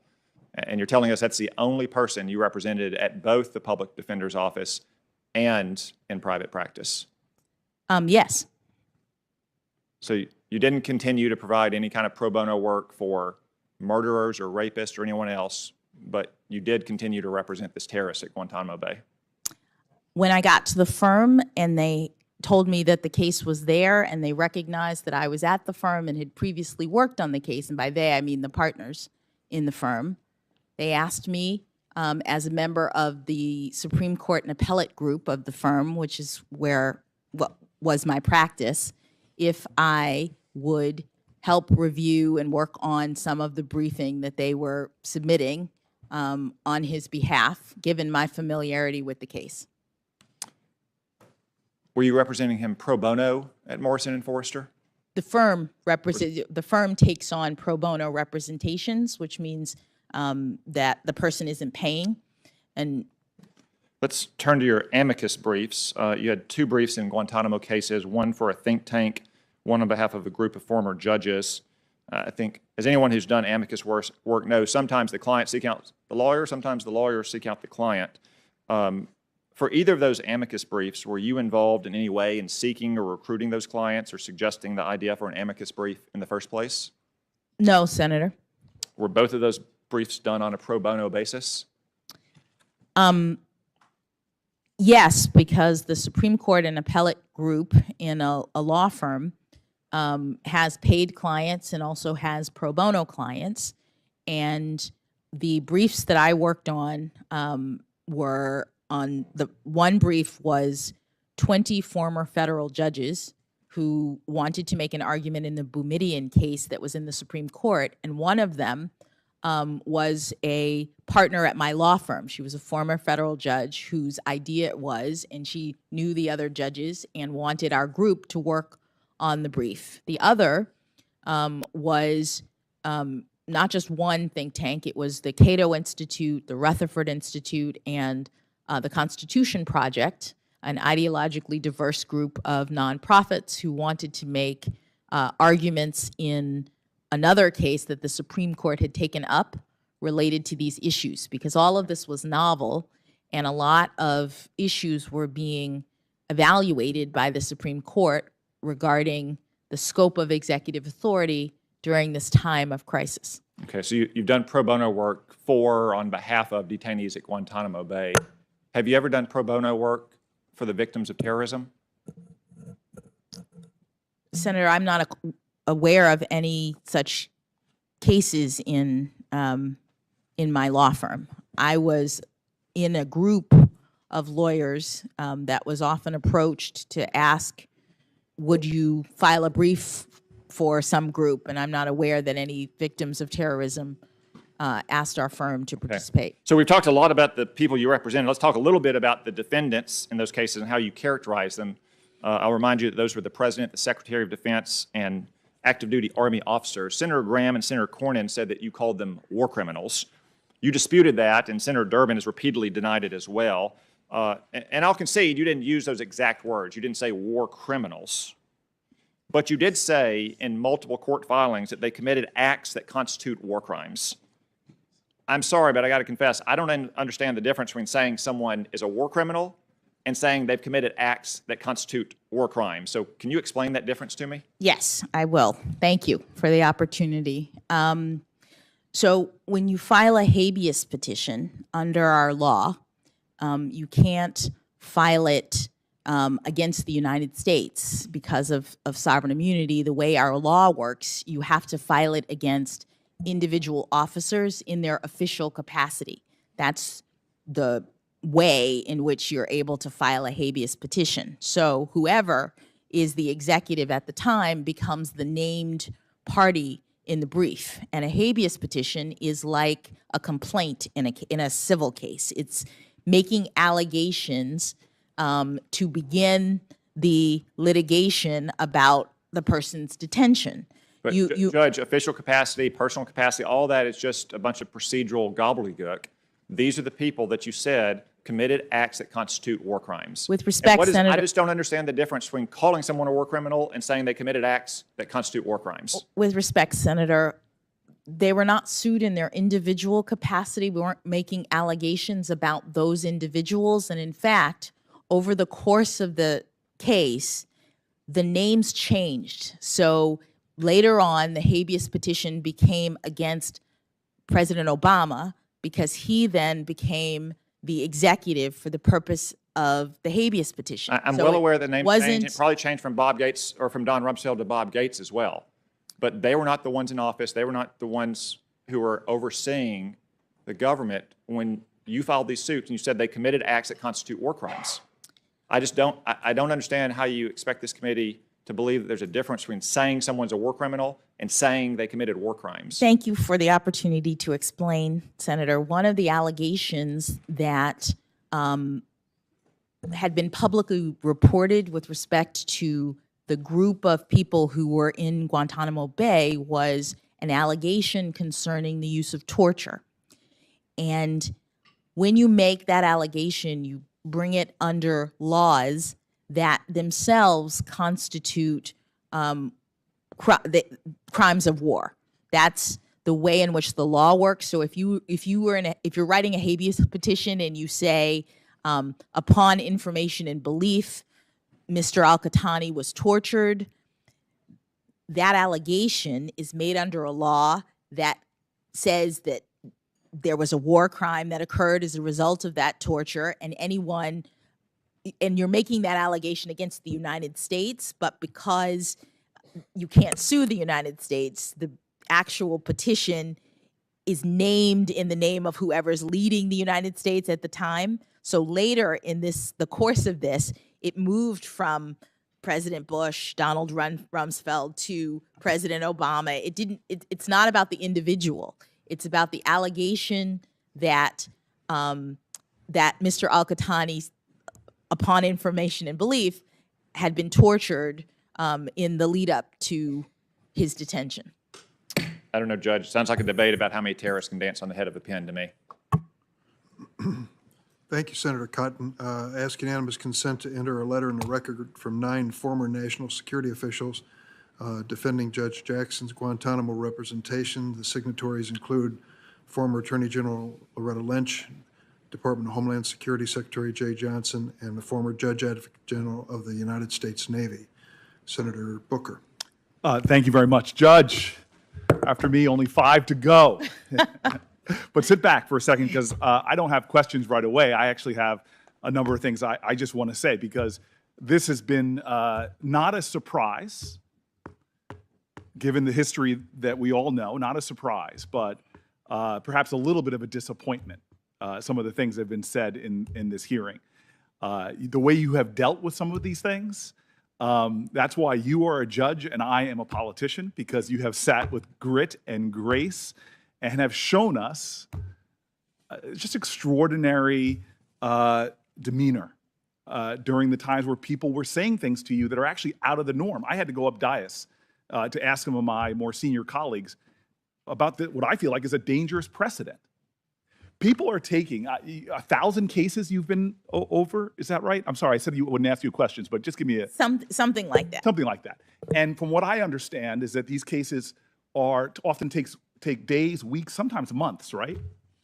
To decide in a case? Yeah. Yes. There's a trial sometimes. And folks are taking any of those cases and just trying to pick pieces out. And so my colleague, Senator Hawley, has been doing this all into the lead up and saying things, tweeting things that I think that a lot of us, when I was just trying to get some advice here, is this is what the new standard is going to be. That any judge coming before us that has ever chosen outside of the sentencing guidelines, below the sentencing guidelines, we're creating this environment now where I could make myself the hero of people who have been victims of some horrible crime and suddenly put whatever judge I want on the defensive by trying to drag out little bits when they have no context to the case. None of the facts. They're seeking to exploit the complexities of a criminal justice system, the reason why we have a third branch of government. I feel bad that there was a judge mentioned by name in this hearing that's from Senator Hawley's state. What is that judge going to think next time they have a complicated sexual abuse case that comes before them, and they know that they could possibly be called out if they go below the sentencing guidelines, which I showed you yesterday in my lack of chart. If you remember, I was uncharted. But that you are deciding completely in the norm. 70+% in many states of people are doing just like you did. But I'm a Democratic senator.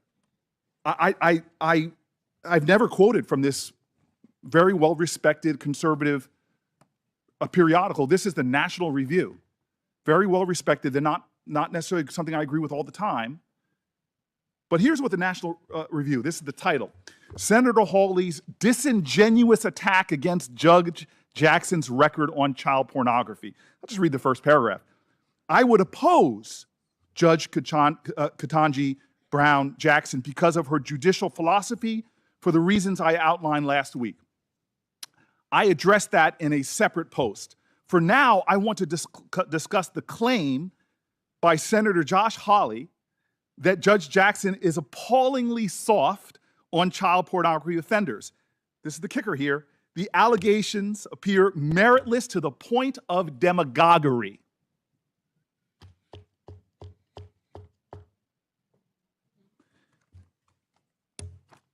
I got letters from leaders of victims' rights groups, survivors of assault, all saying sort of the same thing with the National Review. Feel proud about yourself. You brought together right and left in this calling out of people that will sit up here and try to pull out from cases and try to put themselves in a position where they're the defenders of our children. To a person who has children, to a person whose family goes out in streets and defends children. I mean, this is a new low. And what's especially surprising about this is it didn't happen last year. You were put on a court that I'm told is considered like the second most powerful court in our land. And you were passed with bipartisan support. Nobody brought it up then. Did they not do their homework? Were they lax? Did they make a mistake? I wonder, as they ask you the question, do you regret? I wonder if they regret that they didn't bring that out. No. Why? Because it was an allegation that is meritless to the point of demagoguery. You are, I don't mean this in any way, because if anybody called me average, I would be upset, but you are a mainstream judge. Your sentencing, I've looked at the data, falls in the mainstream on everything from child sexual assault to all the other issues that people are trying to bring up. Some of these things that are being cast at you, that you called George Bush a war criminal, come on, that is painful. Especially because, as you said, the brief change, these are names that you have to put in. And we're talking about a real issue that goes to the core of our values, torture. Barack Obama was named once Bush left office. There is an absurdity to this that is, it is almost comical if it was not so dangerous. Because the next time a judge comes before us on the right or the left that has a body of work like you do, gosh, one of the some performance artists on our side could pull out one of the cases where they were below the sentencing guideline, say, for example, it was on something like as horrific as rape that we all agree is horrific, and they can suddenly put themselves as the defense. How dare we put someone who's soft on crime? Well, are you soft on crime? God bless America. I got this great text. I've become really good friends with the folks at the FOP from my negotiations, and this was my favorite text. You all got to get this. I think my brother Kennedy might get a kick out of this. He goes, things that are uncountable, stars in the sky, grains of sand on the beach, and the number of times Democrats will mention that the FOP endorsed Judge Jackson in this hearing. But let me mention it again. Just in case my people say you're rough on crime folks really want to try to make that stick. You were endorsed by the largest organization of rank and file police officers. You were endorsed by the bosses, the largest organization of chiefs of police. And you were endorsed by Noble, who I hope people find out more about that organization. You got uncles that are officers. You got a brother, not just an officer, who went to serve after 9/11. Your family's not soft on terrorism. He went out there to capture and kill and defend this country from terrorists. I actually sitting back here and finding this astonishing, but then I do my homework. I love that my colleague brought up Constance Baker Motley. You know, when she was getting to the floor of the Senate, they were trying to stop her with outrageous accusations. You know what the accusation was back then? She was a communist. Dragging up stories, trying to throw anything that they might stick. But this is what you and I know. Any one of us senators could yell as loud as we want that Venus can't return a serve. We could yell as loud as we want that Beyonce can't sing. We could yell as much as we want that astronaut Mae Jemison didn't go all that high. But you know what? They got nothing to prove. As it says in the Bible, let the work I've done speak for me. Well, you have spoken. You started speaking as a little girl, watching that man right there try to raise a family and study law while your mama supported everybody. You spoke in high school when you started distinguishing yourself. And you know what you said when they told you couldn't go to Harvard? Watch me. I went to law school. I didn't serve on the law review. You did. I didn't clerk at every level of the federal court. You clerked for a Supreme Court justice, one widely respected on both sides, which really shaped you. You left there and you went to private practice, and you know what you found? This is what you told me. That you had those tough choices that working moms have to make, the demands of a private law firm, raising your kids. It just didn't add up. You went before this Senate 3 times in a bipartisan manner. God bless America. We don't do that much stuff bipartisan around here. You went to become a public defender because you wanted to understand all aspects of the law. Who does that?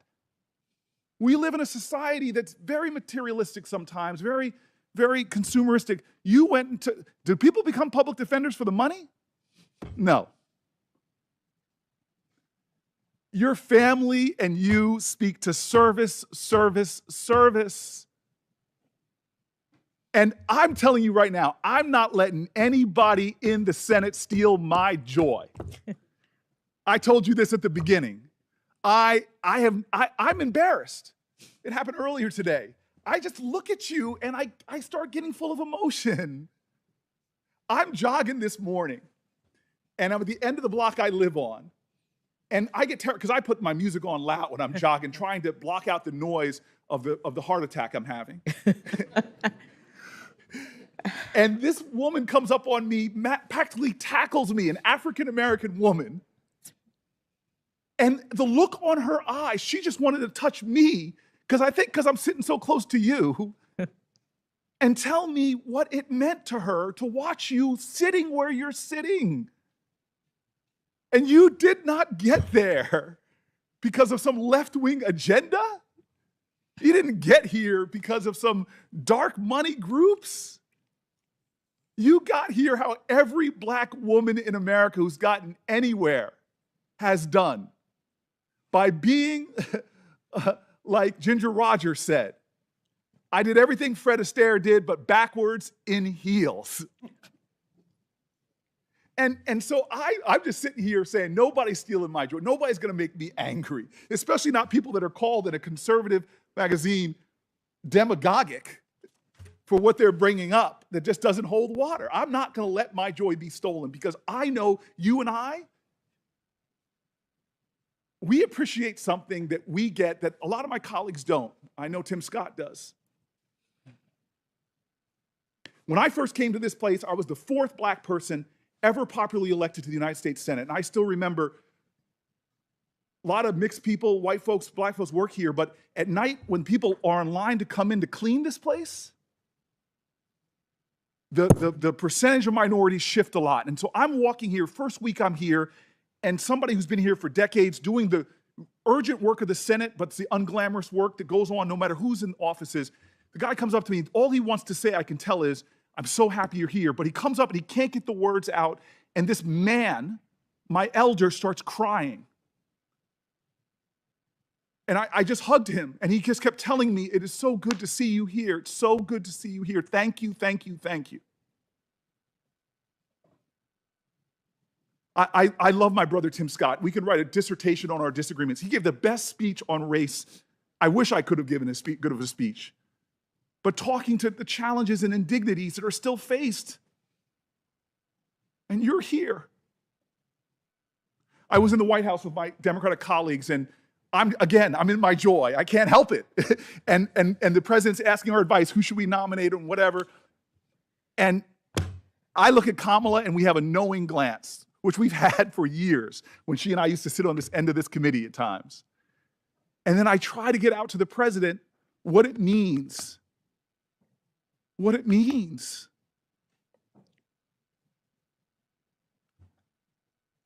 And I want to tell you, when I look at you, this is why I get emotional.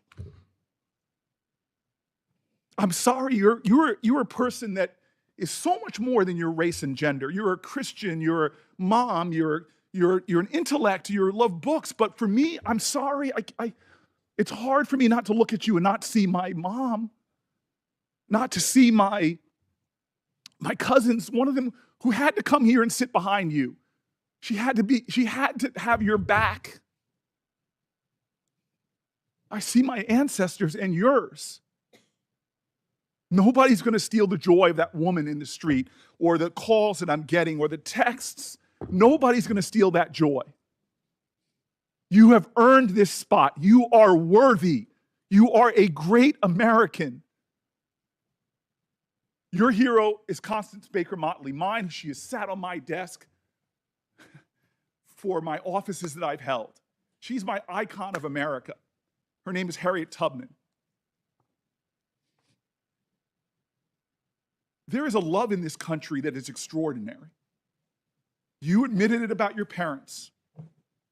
They loved this nation, even though there were laws preventing them from getting together. When they were loving, there were laws in this country that would have prevented you from marrying your husband. It wasn't that long ago, it was last generation. But they didn't stop loving this country, even though this country didn't love them back. And what were the words of your heroes and mine? What did Constance Baker Motley do? Did this country that she saw insult and injuries, when she came out of law school, law firms wouldn't even hire her because she was a woman. Did she become bitter? Did she try to create a revolution? No, she used the very constitution of this nation. She loved it so much, she wanted America to be America. As Langston Hughes wrote, "Oh, let America be America again." The land that never has been yet, but yet must be the land where everyone is free. Oh, yes, I say it plain, America never was America to me, but I swear this oath, America will be. That is the story of how you got to this desk, you and I and everyone here, generations of folk who came here and said, America, I'm Irish. You may say, no, Irish or dogs need to ply, but I'm going to show this country that I can be free here. I can make this country love me as much as I love it. Chinese Americans first forced into near slave labor, building our railroads, connecting our country, saw the ugliest of America, but they were going to build their home here and say, America, you may not love me yet, but I'm going to make this nation live up to its promise and hope. LGBTQ Americans, from Stonewall women to Seneca, hidden figures who didn't even get their play until some Hollywood movie finally talked about them and how they were critical for us defying gravity. All of these people loved America. And so you faced insults here that were shocking to me. Well, actually not shocking. But you are here because of that kind of love. And nobody's taken this away from me. So you got 5 more folk to go through. 5 more of us. And then you can sit back and let us have all the debates. And I'm going to tell you, it's going to be a well-charted Senate floor because it's not going to stop. They're going to accuse you of this and that. Heck, in honor of your person who shares your birthday, you might be called a communist. But don't worry, my sister. Don't worry. God has got you. And how do I know that? Because you're here. And I know what it's taken for you to sit in that seat. Harriet Tubman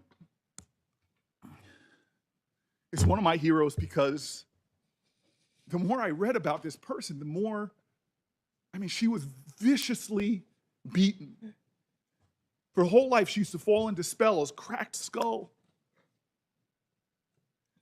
She faced starvation, chased by dogs. And when she got to freedom, what did she do? Did she rest? No, she went back.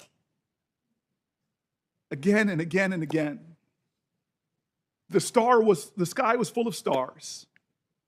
But she found one that was a harbinger of hope for better days, not just for her and those people that were enslaved, but a harbinger of hope for this country. And she never gave up on America. She fought led troops in the Civil War. She was involved in the suffrage movement.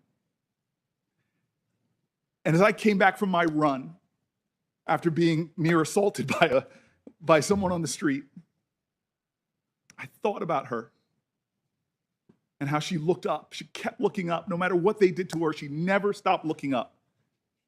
And that star, it was a harbinger of hope. Today, you're my star. You are my harbinger of hope. This country is getting better and better and better. And when that final vote happens and you ascend onto the highest court in the land, I'm going to rejoice. And I'm going to tell you right now, the greatest country in the world, the United States of America, will be better because of you. Thank you. Thank you, Senator Booker. We're going to take a 10-minute break. Thank you. And come back and have the last 5 senators ask their questions. Everything is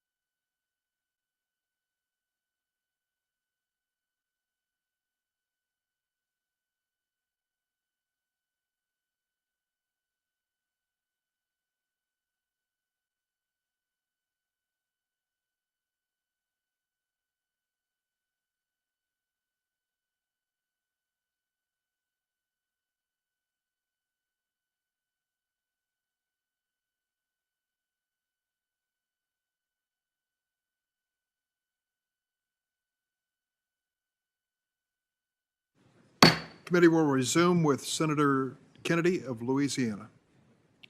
Thank you, Mr. Chairman.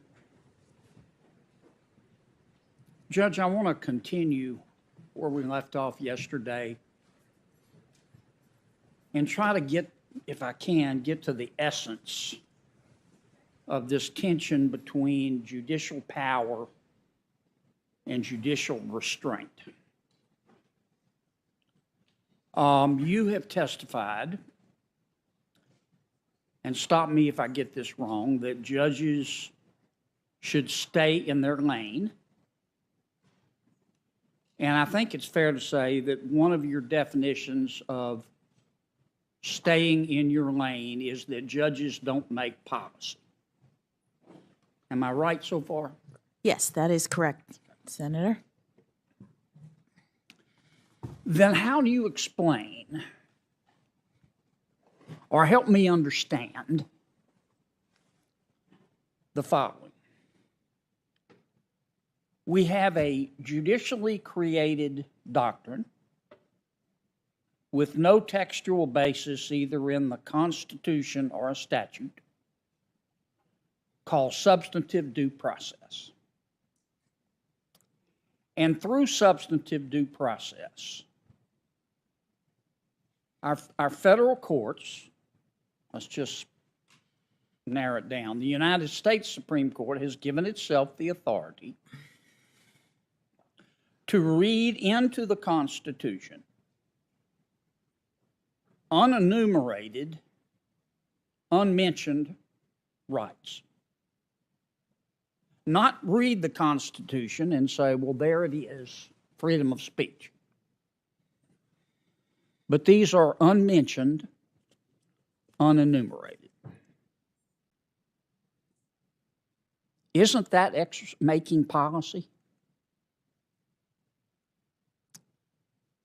Senator, the Supreme Court interprets provisions of the Constitution, and there are provisions of the Constitution that require interpretation because they don't just on the text in every circumstance answer the question before the court. So due process, what does that mean?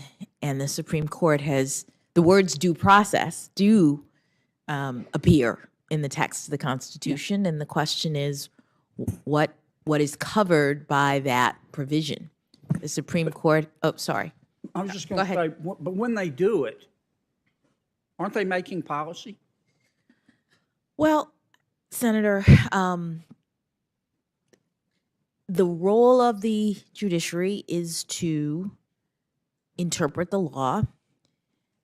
To the extent that somebody argues to the court that there's been a violation of the due process clause of the Constitution, it is within the role of the court to determine what that means, whether the person is correct that what happened with respect to their case violated the due process clause. And so there's an interpretive function that is a part of the judicial function. Here, let me see if I can put a finer point on this. It's not the right so much. It's how the right is created. That's why I asked you yesterday whether you think that these unenumerated, unmentioned rights ought to be decided by the people through their elected representatives versus the federal judiciary. Let's take two rights that I talked about yesterday, the right to assisted suicide, the right of a transgender woman to participate in women's sports. I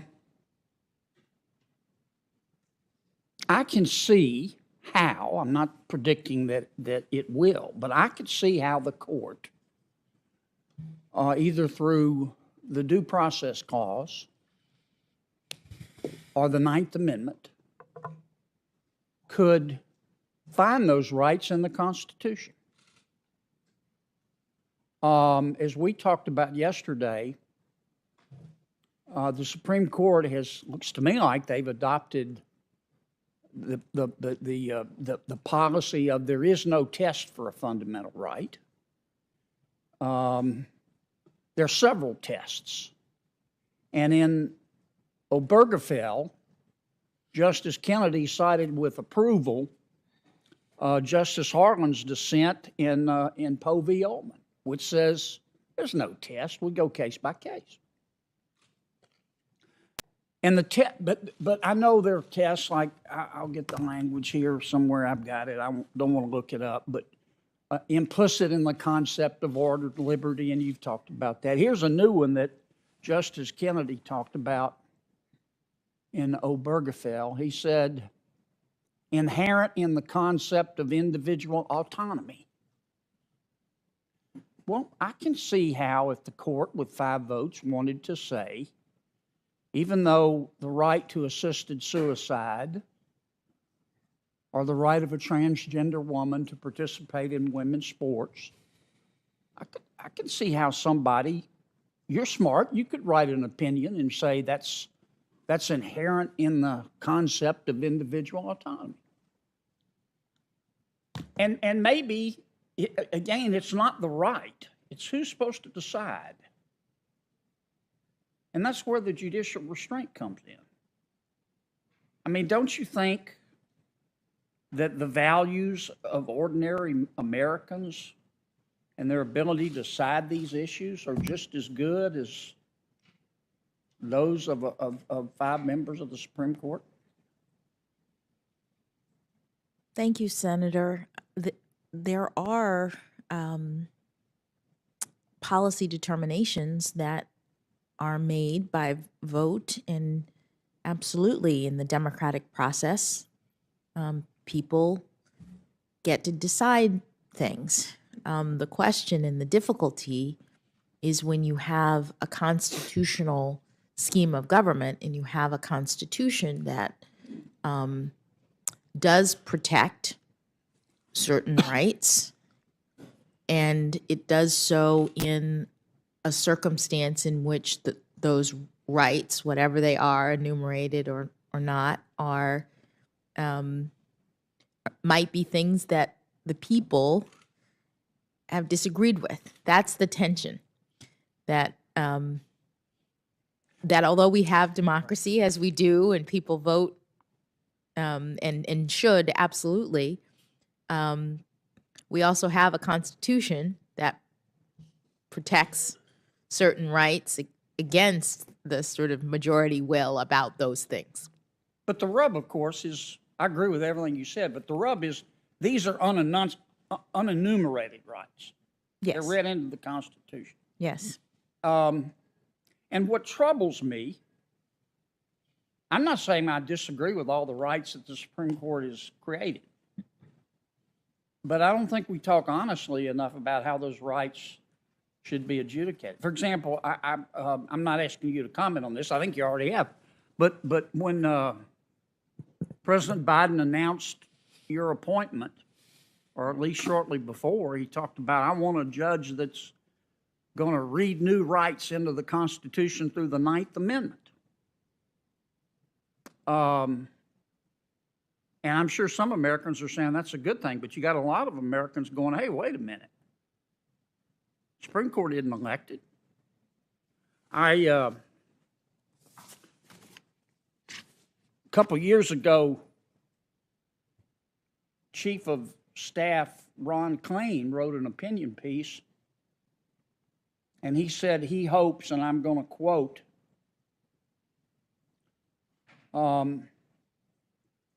that, quote, I hope the Supreme Court will intervene whenever the nation's conscience and laws need a jolt in a progressive direction. That's policy making. Do you agree with that statement? Do I agree with the statement that that's policy making, or No, did you agree with what the chief said? Senator, that's a political statement made by someone in the executive branch. I'm I'm not going to push you on that. I get it. It's not a good time to make the chief of staff mad, is it? Well, I hope you'll keep this in mind, Judge, if you're confirmed. I mean, this is what judicial restraint is all about, and I think part of the division in our country. America's a big, wide open, diverse, sometimes dysfunctional, but sometimes imperfect, but basically good country. But we have different values. That's part of our diversity. And I think our country works because of our system of federalism. The values in Louisiana may be different from the values in Maine. And if you don't like what's going on in Maine and you like what's going on in Louisiana, you can move. But as our federal government has gotten bigger and bigger and bigger and bigger, what is developed, at least here in Washington, is this managerial elite. And when I say the managerial elite, I mean the entrenched politicians. I guess I shouldn't say entrenched because that's pejorative, but we do have a lot of politicians that have been here a long time. They're members of the media that are part of the managerial elite. They're members of the administrative state. They're academics that are part of it. There are a lot of corporate phonies that are part of it. And many people in this cabal think they are smarter and more virtuous than the American people. And that they ought to set forth how people should live their lives. People should shut up and just do what they're told. And if they behave, maybe the managerial elite will let them eat meat occasionally. And I think that's part of the division in our country. And I think to some extent, the Supreme Court, I don't want to say contributes to it, but it needs to be mindful of this. I'll give you another example. And this case bothers me. I want you to explain it. I think Lindsay talked to you about it, but I don't know that. I want to hear you explain it. It's Make the Road New York versus McClellan. You remember that one? I do. Yeah. Here's the way I read it. Congress, we, in a rare moment of consensus, gave DHS the sole and unreviewable, those are not my words, they're in the statute, the sole and unreviewable right to determine when illegal immigrants should be removed on an expedited basis. The Department of Homeland Security, taking this statute, decided to use its sole and unreviewable authority or discretion to state that we're going to have expedited removal of all illegal immigrants who've been in the U.S. less than 2 years. And you said no. And not only that, but you issued a universal injunction. And I don't understand why. You talked about judicial activism, and I don't see how clearer Congress could have been. Now, the D.C. Circuit reversed you, but I want to hear your reasons for issuing that nationwide injunction. Thank you, Senator, for allowing me to address that decision in that case. The statute at issue gave discretion to DHS to determine the amount of time that a person needed to have been in the country between 0 and 24 months in order to be subject to expedited removal, as opposed to the normal removal process in the immigration system. Hmm? The statute said that DHS had sole discretion, meaning no, I interpreted, meaning no other agency was to have the authority to make that determination. And the statute said that DHS's determination in that regard was unreviewable, meaning it was final. Once This is how I'm interpreting. Meaning that once the decision was made, it was over. Nobody else gets to review. The court doesn't get to say, no, you're wrong if you pick 12 months, for example, or 16 months or 24 months, as they did in this case.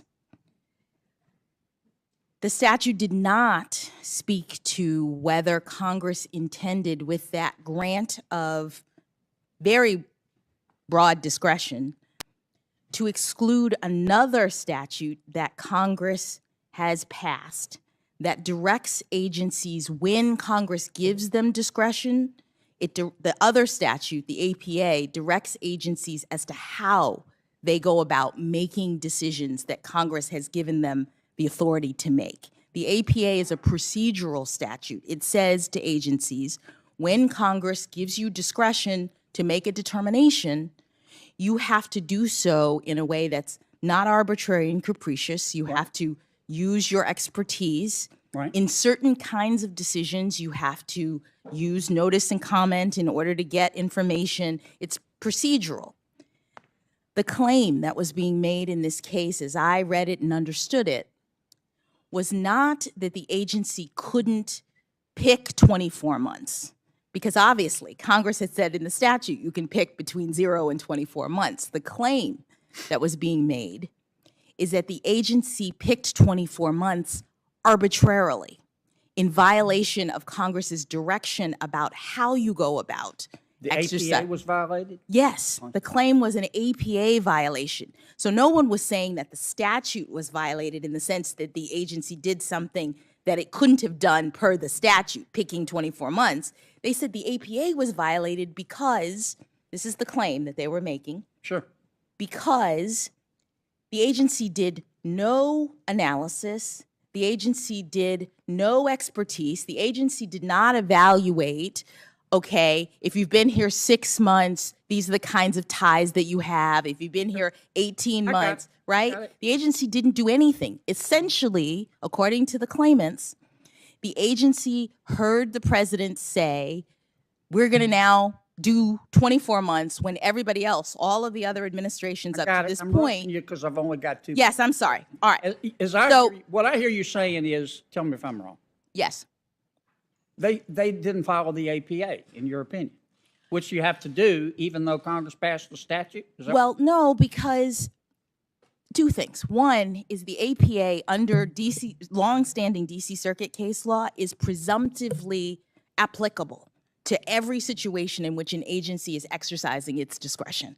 So that's the first thing. It's always there as a background rule. So the DC Circuit has said Congress has to be pretty clear when it decides to exclude the APA, when it's saying, I'm giving you discretion, but you can do this arbitrarily, you can do it however you want.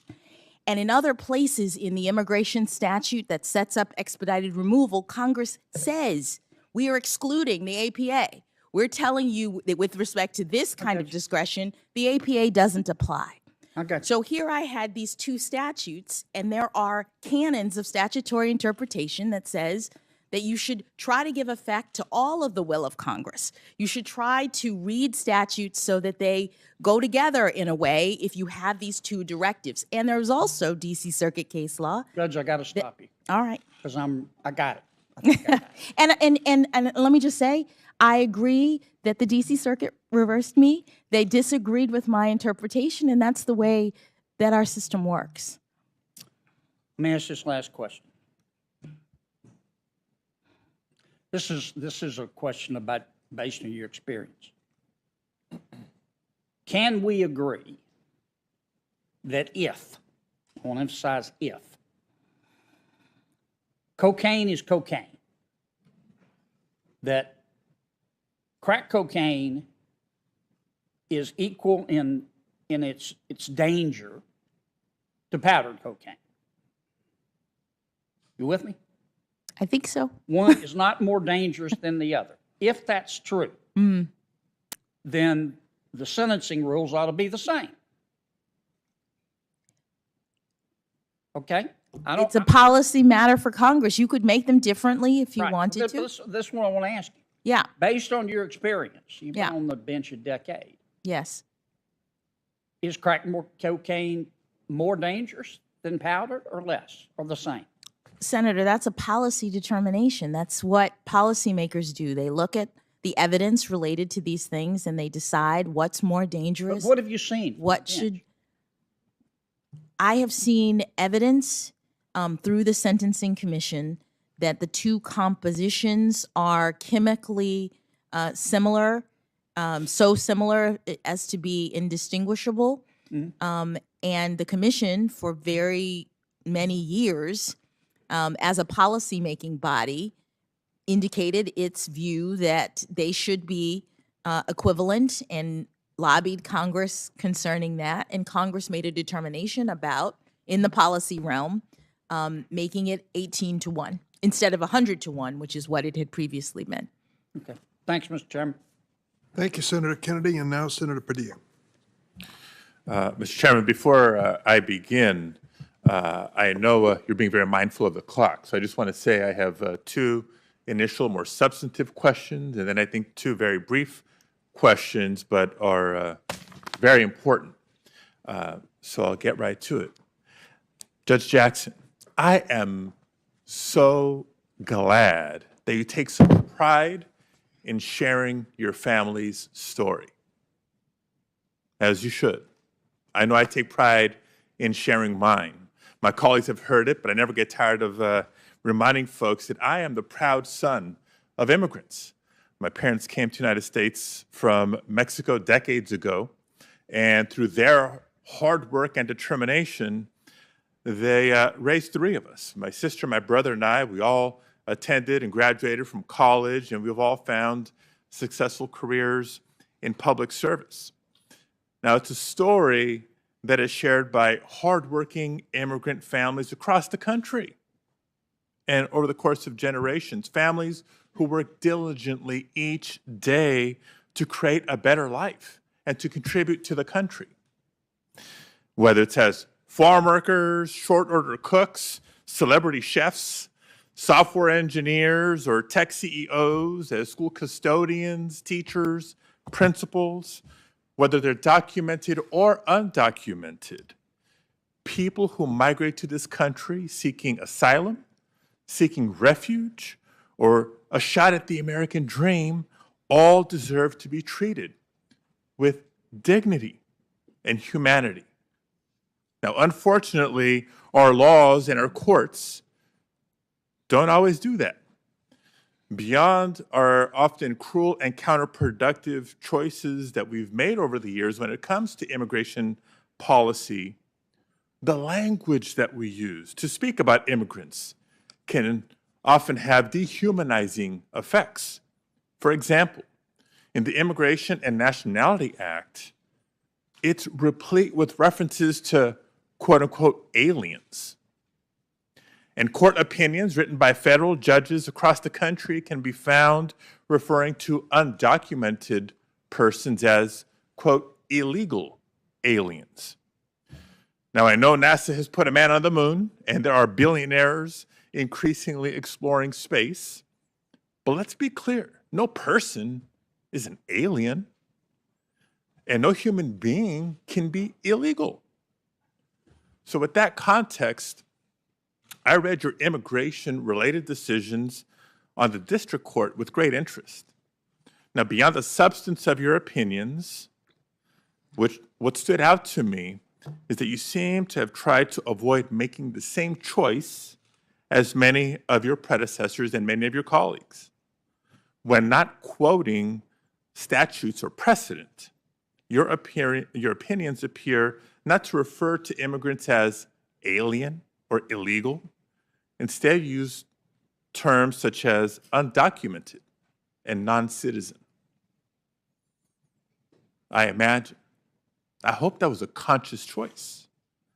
The language we use and the language our courts use to describe people, whether immigrants, the formerly incarcerated, individuals who identify as LGBTQ, or other historically marginalized people, really matters a great deal. Our language matters. It's exactly for that reason that 6 years ago, Congress passed a bill to remove derogatory and offensive references to Black Americans, Asian Americans, and Native Americans from the U.S. Code. And it's why last year President Biden ordered the Customs and Border Protection Agency and ICE to stop referring to migrants as illegal immigrants. With all that said, Judge Jackson, do you agree that the language we use to describe one another and the language used by the bench matters? Thank you, Senator.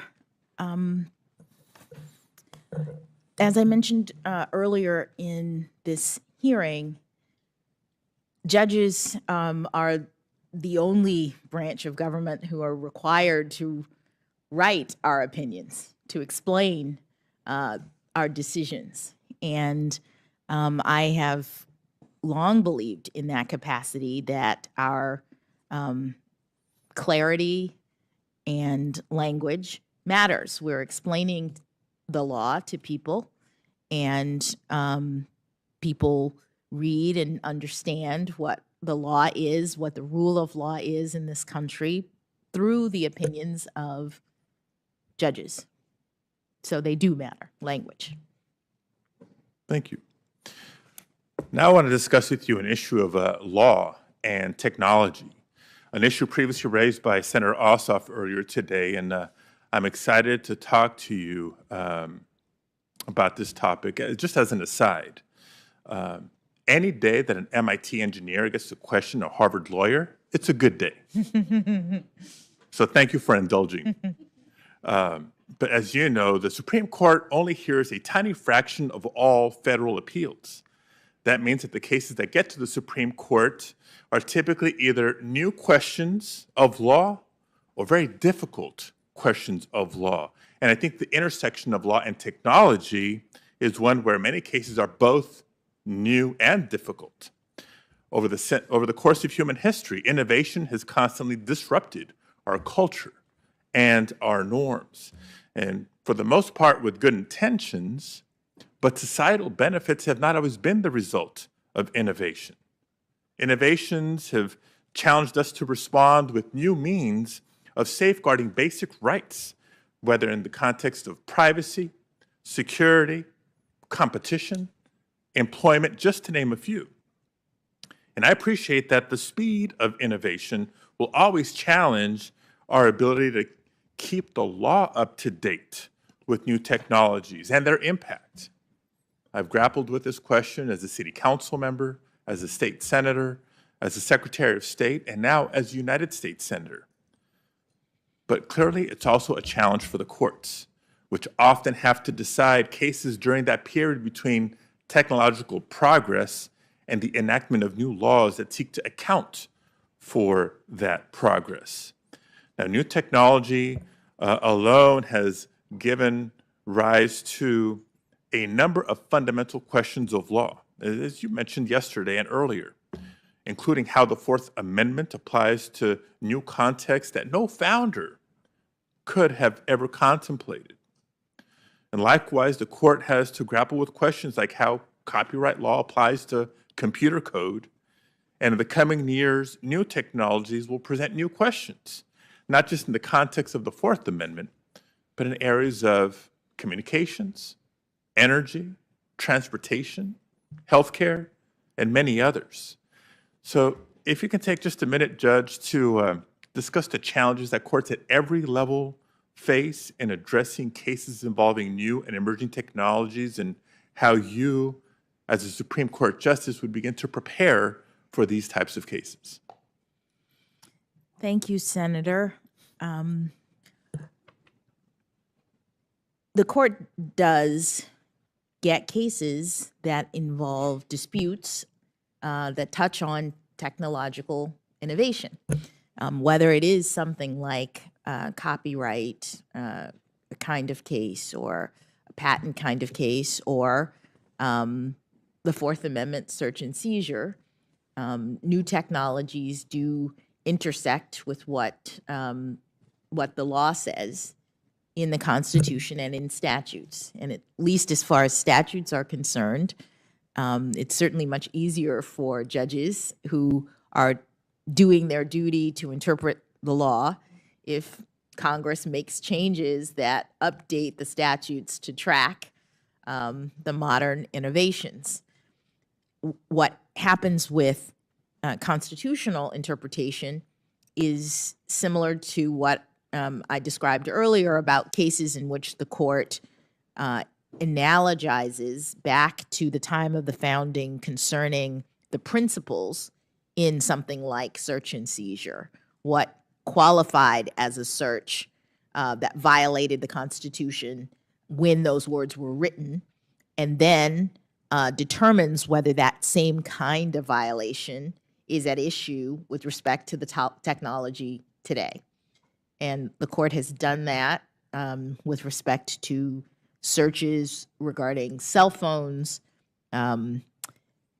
police access to GPS data, tracking technology that is put on vehicles, because these disputes do come up. And so, so I'll take this opportunity to encourage Congress to help us by ensuring that new technologies are addressed in statutes that we interpret. You're absolutely right. Both judges and members of Congress are never done doing more homework and learning, hopefully. Judge, on Monday, which at this point feels like so long ago, I suggested in my opening statement that by the end of these hearings, America would know just how qualified you are to serve on the Supreme Court. And over the course of this hearing, I think the American people have seen that and have gotten to know you as a person. They have heard your family's journey and everything that your nomination represents. Now, I also said on Monday that your qualifications bear repeating over and over again. And so, Judge, with your help, I'd like to remind the committee and the American people once again just some of your incredible credentials. Yes or no, after law school, did you serve as a law clerk for a district court judge, a court of appeals judge, and a Supreme Court justice? I did, Senator. Yes or no, did you practice law for more than 10 years before becoming a judge? Yes, Senator. And did that include time in private practice and time as a federal public defender? It did. How many years have you served as a federal district court judge? I served as a federal district court judge for, I believe, 8.5 years. And circuit since then? Circuit since last June. And as a district court judge, approximately how many opinions did you write? I think we've covered this before. As a district court judge, I believe I wrote somewhere in the neighborhood of 560. With a very low rate of having been reversed, if I've done my homework correctly. Look, I can go on, and don't worry, Mr. Chairman, I won't. But Judge Jackson, for 2 days, here's what I've seen. I've seen a number of my colleagues trying to engage with you in good faith on questions about the law, and you've answered them fully, fairly, and thoughtfully in every instance. You've shown yourself to have the keen intellect and legal acumen to serve on the Supreme Court.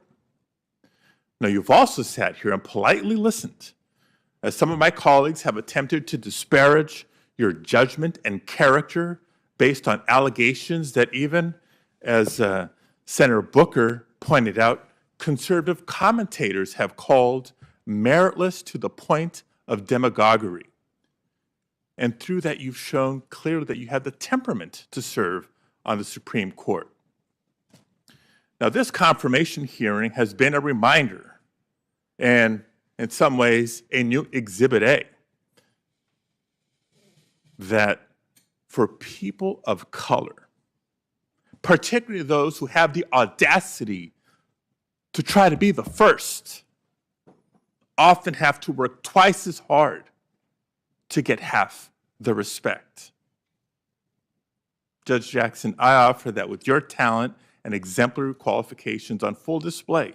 If my colleagues truly believe in maintaining the legitimacy of the Supreme Court, if they really care about Americans' faith in the judicial system, they will see that even if they may disagree with you on a particular area of the law, that you're exactly the type of judge that should serve on the Supreme Court. You're exactly the type of judge that should receive bipartisan support, not just from this committee, but from the full Senate. And if any senator doesn't, then I hope they'll think long and hard about what it says to the country about the politicization of the Supreme Court. That if someone is eminently qualified as Judge Jackson in all the ways that we've been discussing, cannot receive bipartisan support.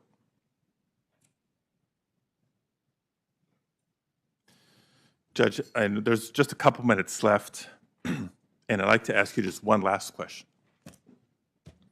Last Friday, in my preparation for these hearings, I took the opportunity to spend some time with a group of students at South San Francisco High School.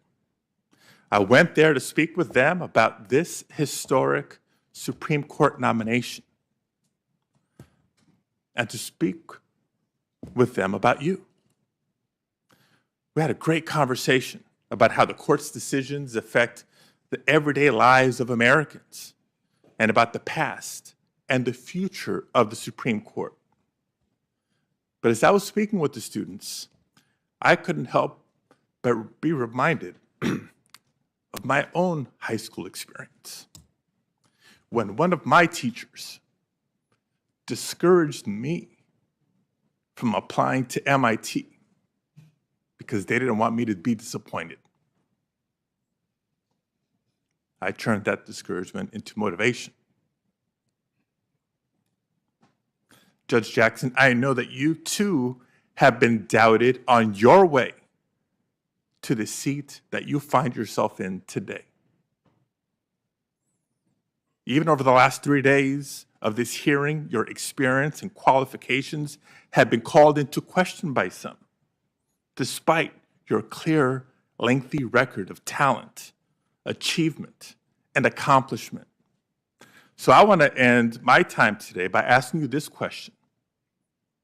On behalf of the young people I visited with last Friday in South San Francisco, and for the many others across the country who are watching this confirmation hearing today, what would you say, Judge Jackson, to all those young Americans, the most diverse generation in our nation's history?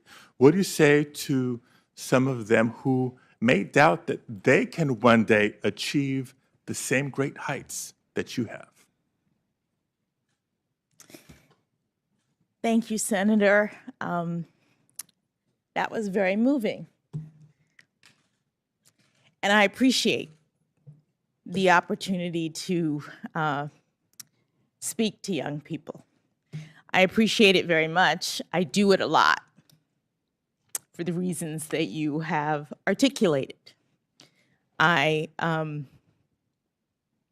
hope to inspire people to try to follow this path because I love this country,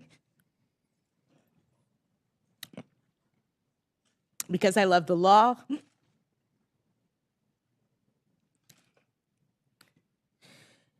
because I think it is important that we all invest in our future. And the young people are the future. And so I want them to know that they can do and be anything. And I'll just say that I will tell them what an anonymous person said to me once. I was walking through Harvard Yard my freshman year. As I mentioned, I went to public school, and I didn't know anything about Harvard until my debate coach took me there to enter a speech competition, and I thought, this is a great university. It was basically one of the only ones I'd seen, and I said, maybe I'll apply when I'm a senior. But I get there, and whoa, so different. I'm from Miami, Florida. Boston is very cold. It was rough. It was different from anything I'd known. There were lots of students there who were prep school kids like my husband, who knew all about Harvard, and that was not me. And I think the first semester I was really homesick. I was really questioning, do I belong here? Can I make it in this environment? And I was walking through the yard in the evening, and a Black woman I did not know was passing me on the sidewalk, and she looked at me, and I guess she knew how I was feeling, and she leaned over as we crossed and said, "Persevere."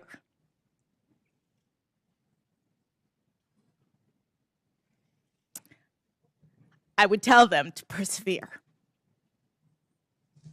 Thank you, Judge Jackson. You don't have to hope. I'll tell you right now, you do inspire. You are an inspiration. Thank you. And I will associate myself with the closing words of my colleague and my brother, Senator Booker, that I too refuse to let anyone steal my joy. Thank you, Mr. Chair. Thank you, Senator Padilla. Senator Tillis. Thank you, Mr. Chair.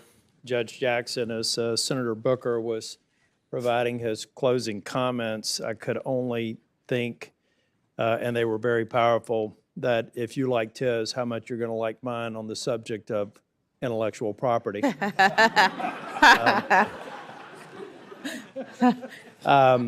But before I do that, I know you've been spending a lot of time here. Do you have much experience in matters of copyright protection, patent protection? Senator, I mentioned earlier that I did a trademark case. Yeah. Not By that. the way, I looked up the menu.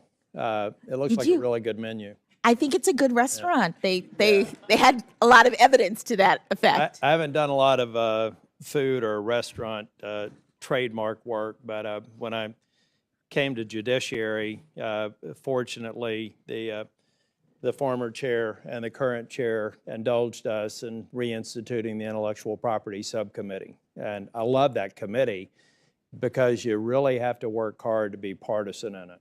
And in fact, it's not partisan. I worked very well with, as the chair, with Senator Coons, and done very well with Senator Leahy and Senator Rono, and working together on things that I think are really important. Because I think one of the things that make our country great is the Founding Fathers got it right on understanding the value of intellectual property and how it could catapult us into the innovation powerhouse that we are today. So I may ask you a few questions about it, but I'm not going to dig too deeply. I do want to go back to maybe getting a suggestion from you. I thought, I told you, I don't even pretend to be an attorney, but I am about 30 years into technology. As a matter of fact, I spent 2 years in Boston at Wang Laboratories, and it was no coincidence, having been born and raised in Florida, that I moved one September because I couldn't bear another winter. But I've been in the technical field. I was working on IP, or Internet Protocol, before anybody knew what Internet Protocol was back in the early 90s. And I do think that we should go away and understand the threat. If you've seen the multiple of illicit activities, and for the purposes of this discussion, child pornography now, imagine what it's going to be like 5 years from now. I was talking with someone in the hallway. They're taking a playbook from drug kingpins, the creators and the aggregators and the distributors are using technology, I think in some cases, to reach out to people and incent them to go to these websites, to infect their computers, to download thousands potentially from a single click. I think that we have to examine these criminal enterprises and put law enforcement resources into cutting the heads off of these people, figuratively speaking. And one of the ways you do that is to provide, I think, more ways to go about prosecute, more technology that we need to cut down the supply. But we still have to deal with the demand. And that's another area where these criminal organizations and others are taking advantage. And, you know, today, if you think about technology 10 years ago, it was a little odd, at least 15 years ago, to see a child. I've got two granddaughters. One is 4 years old, one is 2 years old. They're technologically savvy. As a matter of fact, I love talking to them on the phone, but even my 2-year-old knows how to deal with the filters to make me look like I've got rabbit ears and everything. They're technologically savvy. There's a real danger there that these horrible people, and I genuinely believe that you think they're horrible people, are going, they're going to infect and destroy a lot of lives. And so I don't know, is it with the Sentencing Commission? How would you, and incidentally, this is a toxic subject in Congress, because if you start talking about better understanding this, most people are going to run away from it. But we do it at the expense of destroying a lot of victims' lives. So I don't, unless you have ideas off the top of your head, I'm trying to get an idea of how we can make people understand. Maybe we could even have a discussion to say that the penalties today are the floor to begin the discussion, just to simply eliminate people from making this so toxic that we don't better understand it and get ahead of it. But how can we even start having an intelligent discussion and a productive discussion where Congress is clearly going to need to act to do what I think everybody in this room wants to do, is just erase it from the planet of the earth, or at least make a lot of progress, because quite honestly, it has exponentially grown, and there are exponentially more victims today than there were even 10 years ago. Any ideas? Thank you, Senator. I actually don't. I haven't been working on or looking at or dealing with sentencing policy for a long time now. In my work as a judge, we're looking at individual cases, not systems or crime organizations and policies related to them. Yeah. Well, I think it's something that we should take seriously, and after we cool the temperatures and have people have legitimate concerns about some of the rulings, I think that we have to clear up some of the complexity and recognize that Congress is a part of the solution. Okay, now on the weighty subject of intellectual property, are you familiar with copyright preemption under Section 301A? No, I haven't worked with that. Okay. I wouldn't have expected you to necessarily, but, and I won't get into patent questions. We've got a lot of work that I think ultimately is going to require us getting rid of the shambles of jurisprudence that we have. It's a very complicated field. We've got a lot of mixed signals and current jurisprudence, and my committee's working on that. So it may be something that ultimately works its way up to you all if you're confirmed. But I'm not going to take a lot of time, particularly because the hour is late and I intend to yield back some of my time.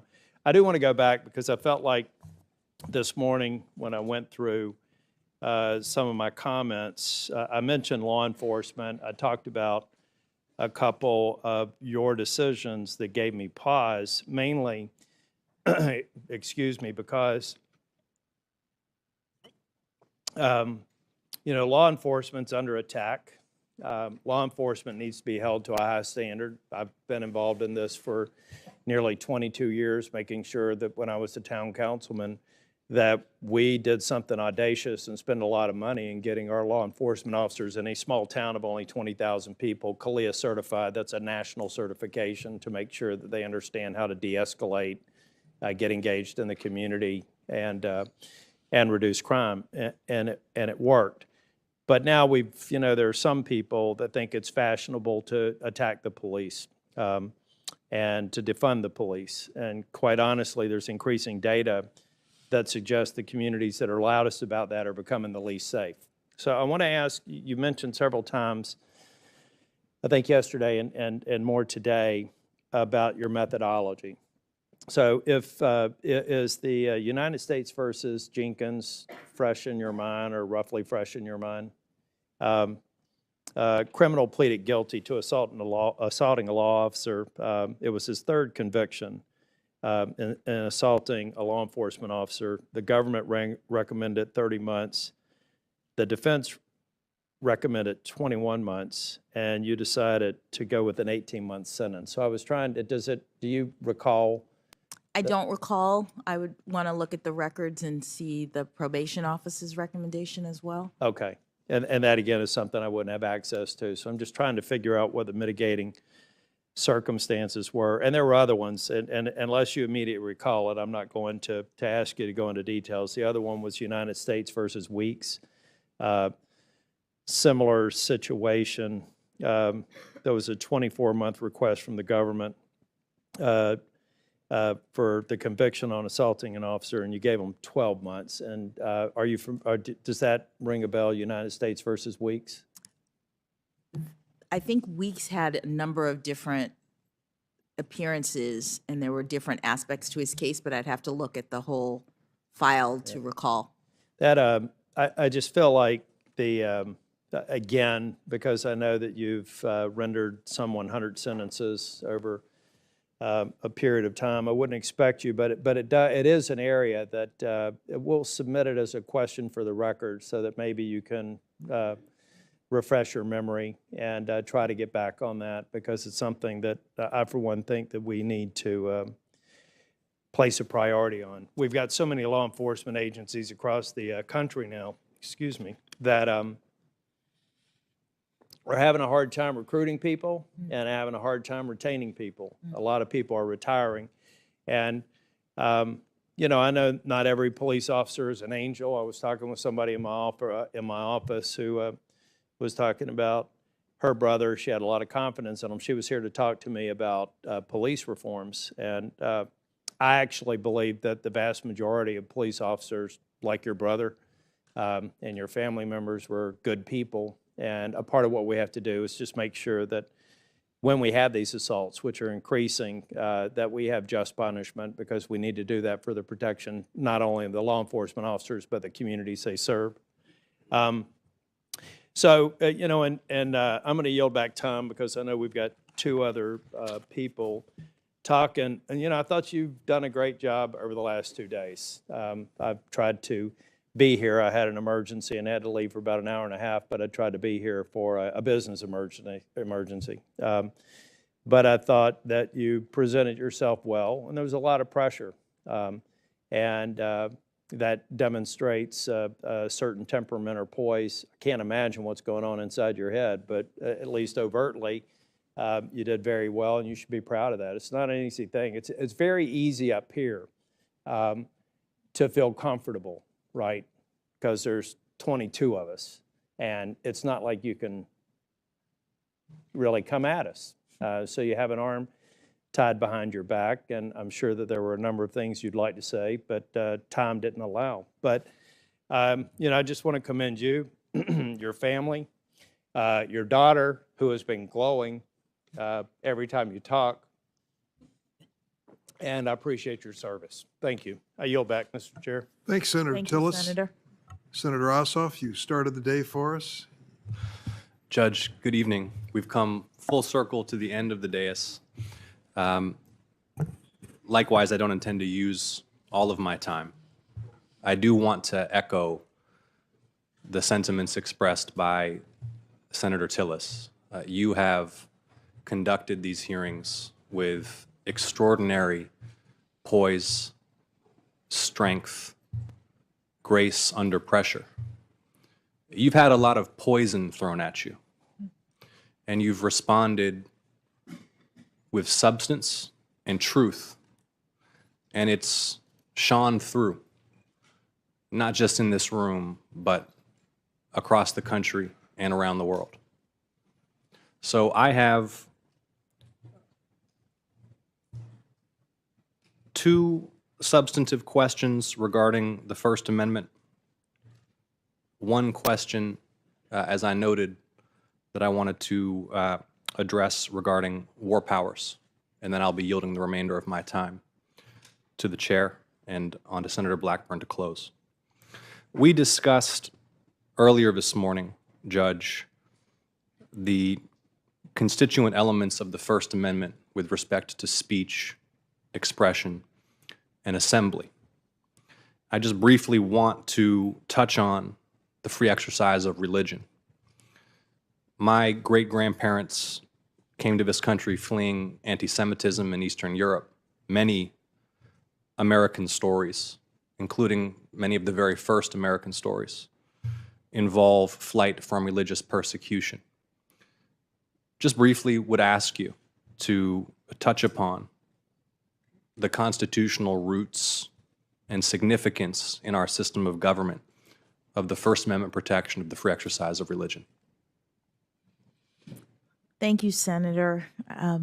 As you mentioned, free exercise of religion and the Establishment Clause, which prevents the government from preferring religion over another, is foundational.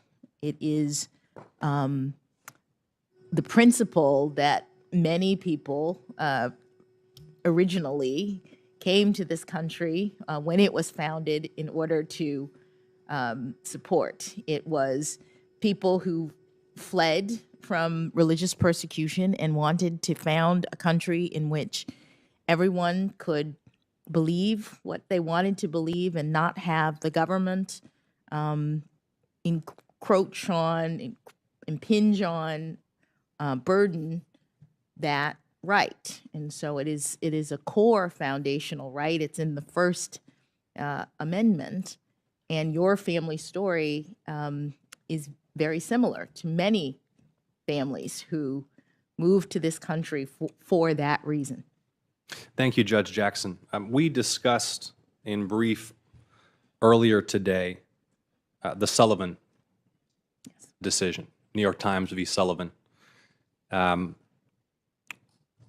in which the court established a standard by which libel and defamation claims by public figures would be judged. And my understanding, correct me if I'm wrong, is that the standard is that false statements must be made knowingly, that the party making the false statement must know that it is false, and must make such knowingly false statements with malice. Am I correct that that's the standard in the case? I believe it's knowingly or with reckless disregard for the truth, and that standard is termed or thought of as actual malice, yes. Is there any generalized obligation in law that you're aware of to accurate reporting or accurate publication where there is not malice or where there is not one of the components established in the Sullivan case? If I understand your question, I know that the standard related to the Sullivan case does pertain to public figures. And so if a public figure is not involved, there's a different standard in terms of liability for inaccurate or defamatory statements. Thank you, Judge. And I want to note that the chairman earlier remarked upon the disruptions in the market in publishing and the dissemination of information that technology has caused in recent years. And I was just reflecting as the chairman spoke that at the time of the invention of the printing press, many of those who previously had centralized control of the production and dissemination of information recognized that it was disruptive and threatening and that it disrupted power dynamics, and it empowered new participants in public discourse to participate. And I just want to express to you, this is not a question, but express to you my view that it is vital that we in Congress and the judiciary relentlessly defend the principles of the First Amendment and the free expression of ideas, even as new technologies emerge which disrupt these markets and present challenging new particular circumstances to the court. A very brief question on the not lighthearted but important subject of war powers. I reviewed some of the comments that prior nominees have made when asked about questions with respect to the allocation of war powers between the legislative and executive branches. And something that I've seen in some of those transcripts has been a tendency to say, well, these are disputes between the political branches, and questions about those authorities should be resolved between the political branches. I noted in the McCann opinion that you issued, you noted in that case that one of the reasons it was appropriate for the judiciary to consider the claim made by the U.S. House in that case was that where there is a dispute between the legislative and the executive, in that case, and perhaps in many cases, the judiciary is precisely the appropriate forum for the resolution of that dispute. And so it seems to me that the court and you, should you be confirmed, may very well have to entertain cases and controversies pertaining to disputes between the legislative and the executive with respect to war powers, because there is, in my opinion, unsettled law. There's some ambiguity in statute. The Constitution allocates various authorities to the two branches. So not asking you to posit a thesis on this point, but just want to ask you how you will approach such cases. I assume applying the methodology that you have laid out for us consistently throughout these hearings, where war powers may come before the court. Thank you, Senator. In every case, I applied the methodology that I have laid out in order to ensure that I'm ruling impartially and consistent with my judicial authority. In the part of my methodology that addresses my judicial authority, one of the things that I do, as judges do, is decide whether I have jurisdiction to hear a particular issue. The McGahn case was not a war powers case. The McGahn case, I determined in that opinion, and Judge Bates had determined in the prior opinion, raised a question of law.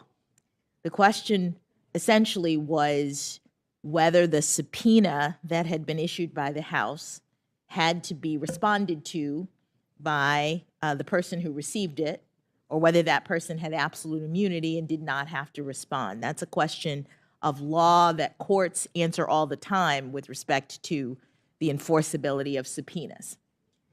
In the war powers realm, there may be questions of law that are appropriate for courts to decide, but there may also be political questions.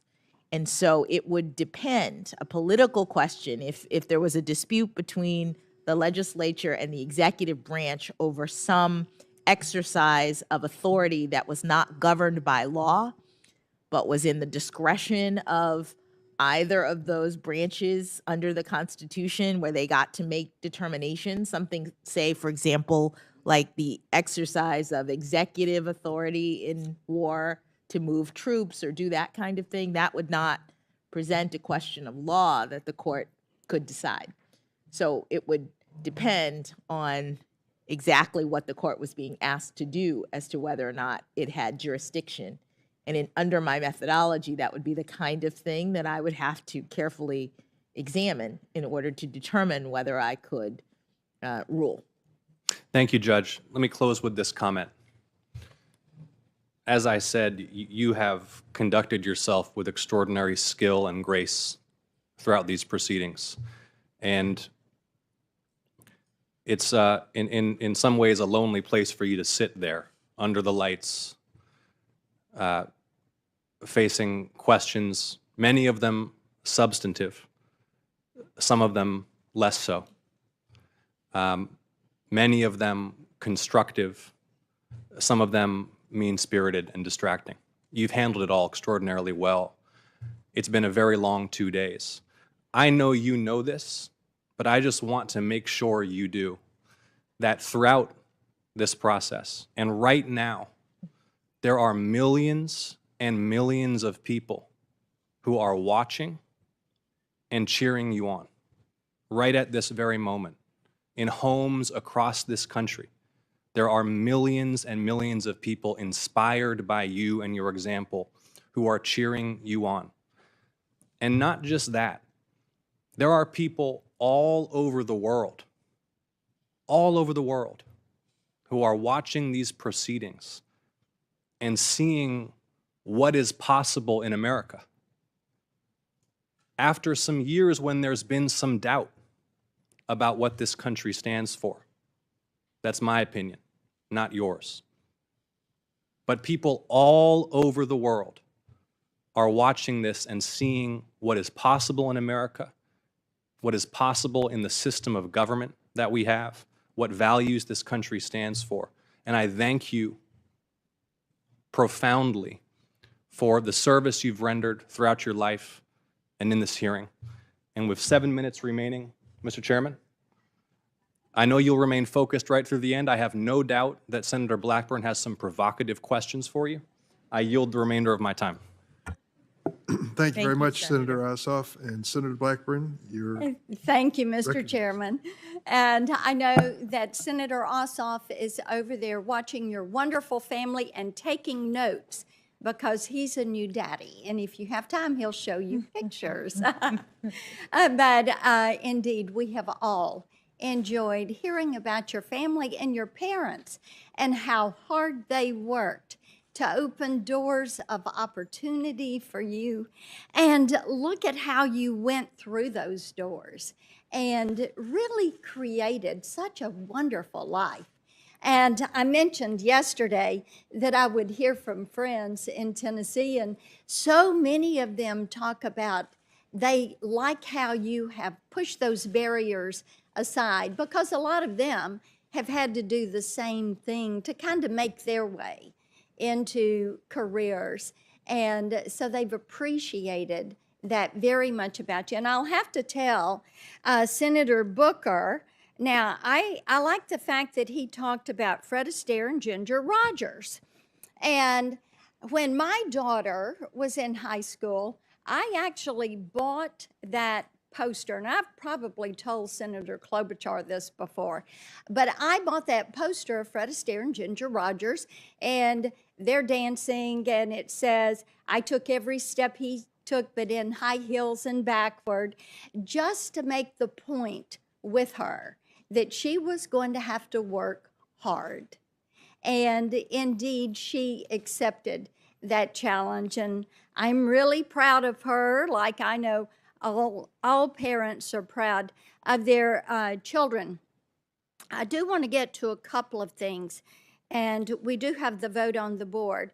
Yesterday during our discussion, you had mentioned that you were unfamiliar with some of the statements that I had read back to you, your previous statements and writings, including the statements on child pornography and critical race theory. I was a little surprised by that because I know the White House has worked really hard to prepare you for the hearing. So I wanted to introduce documents just so that we have those in the record, Mr. Chairman. The first document is an article in which you're quoted as praising the progressive curriculum at Georgetown Day School. The quote appeared in the winter 2019-2020 edition of Georgetown Days magazine. You stated, and I quote, "Since becoming a part of the GDS community 7 years ago, I've witnessed the transformative power of a rigorous progressive education, end quote. Second document is a transcript of a 2012 hearing before the Sentencing Commission at a time when you were vice chair of the commission.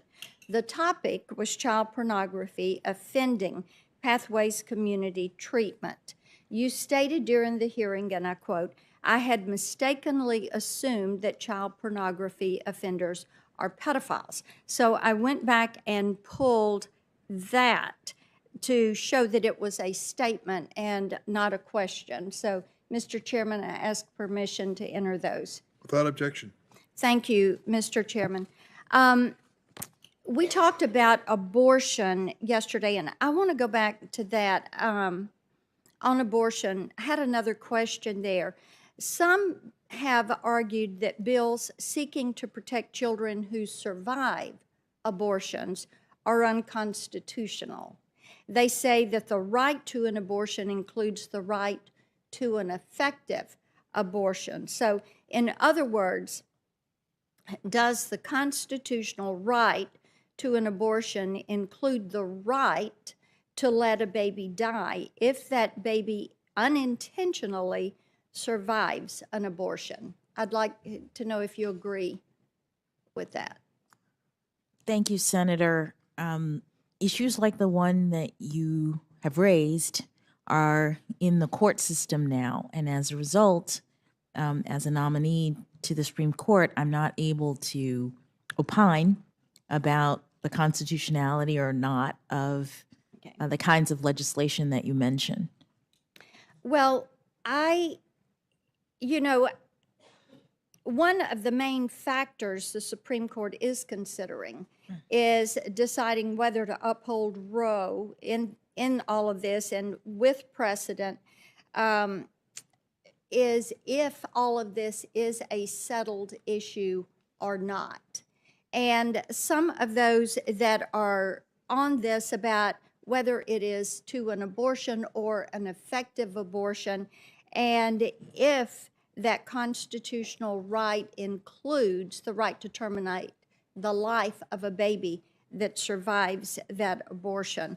So that is an issue that will be decided before you go to the court. But I think it's important to have that discussion. I do want to go back to the issue about the child predators. And as you've heard, Senator Blumenthal and I are working on legislation. Senator Klobuchar's got some legislation that deals with technology. But I want to ask you this because of some of the questioning, and it's just a yes or a no. Do you believe child predators are misunderstood? Senator, I don't have a context for that. I believe Well, they're I'm going back to the comment on the Sentencing Commission.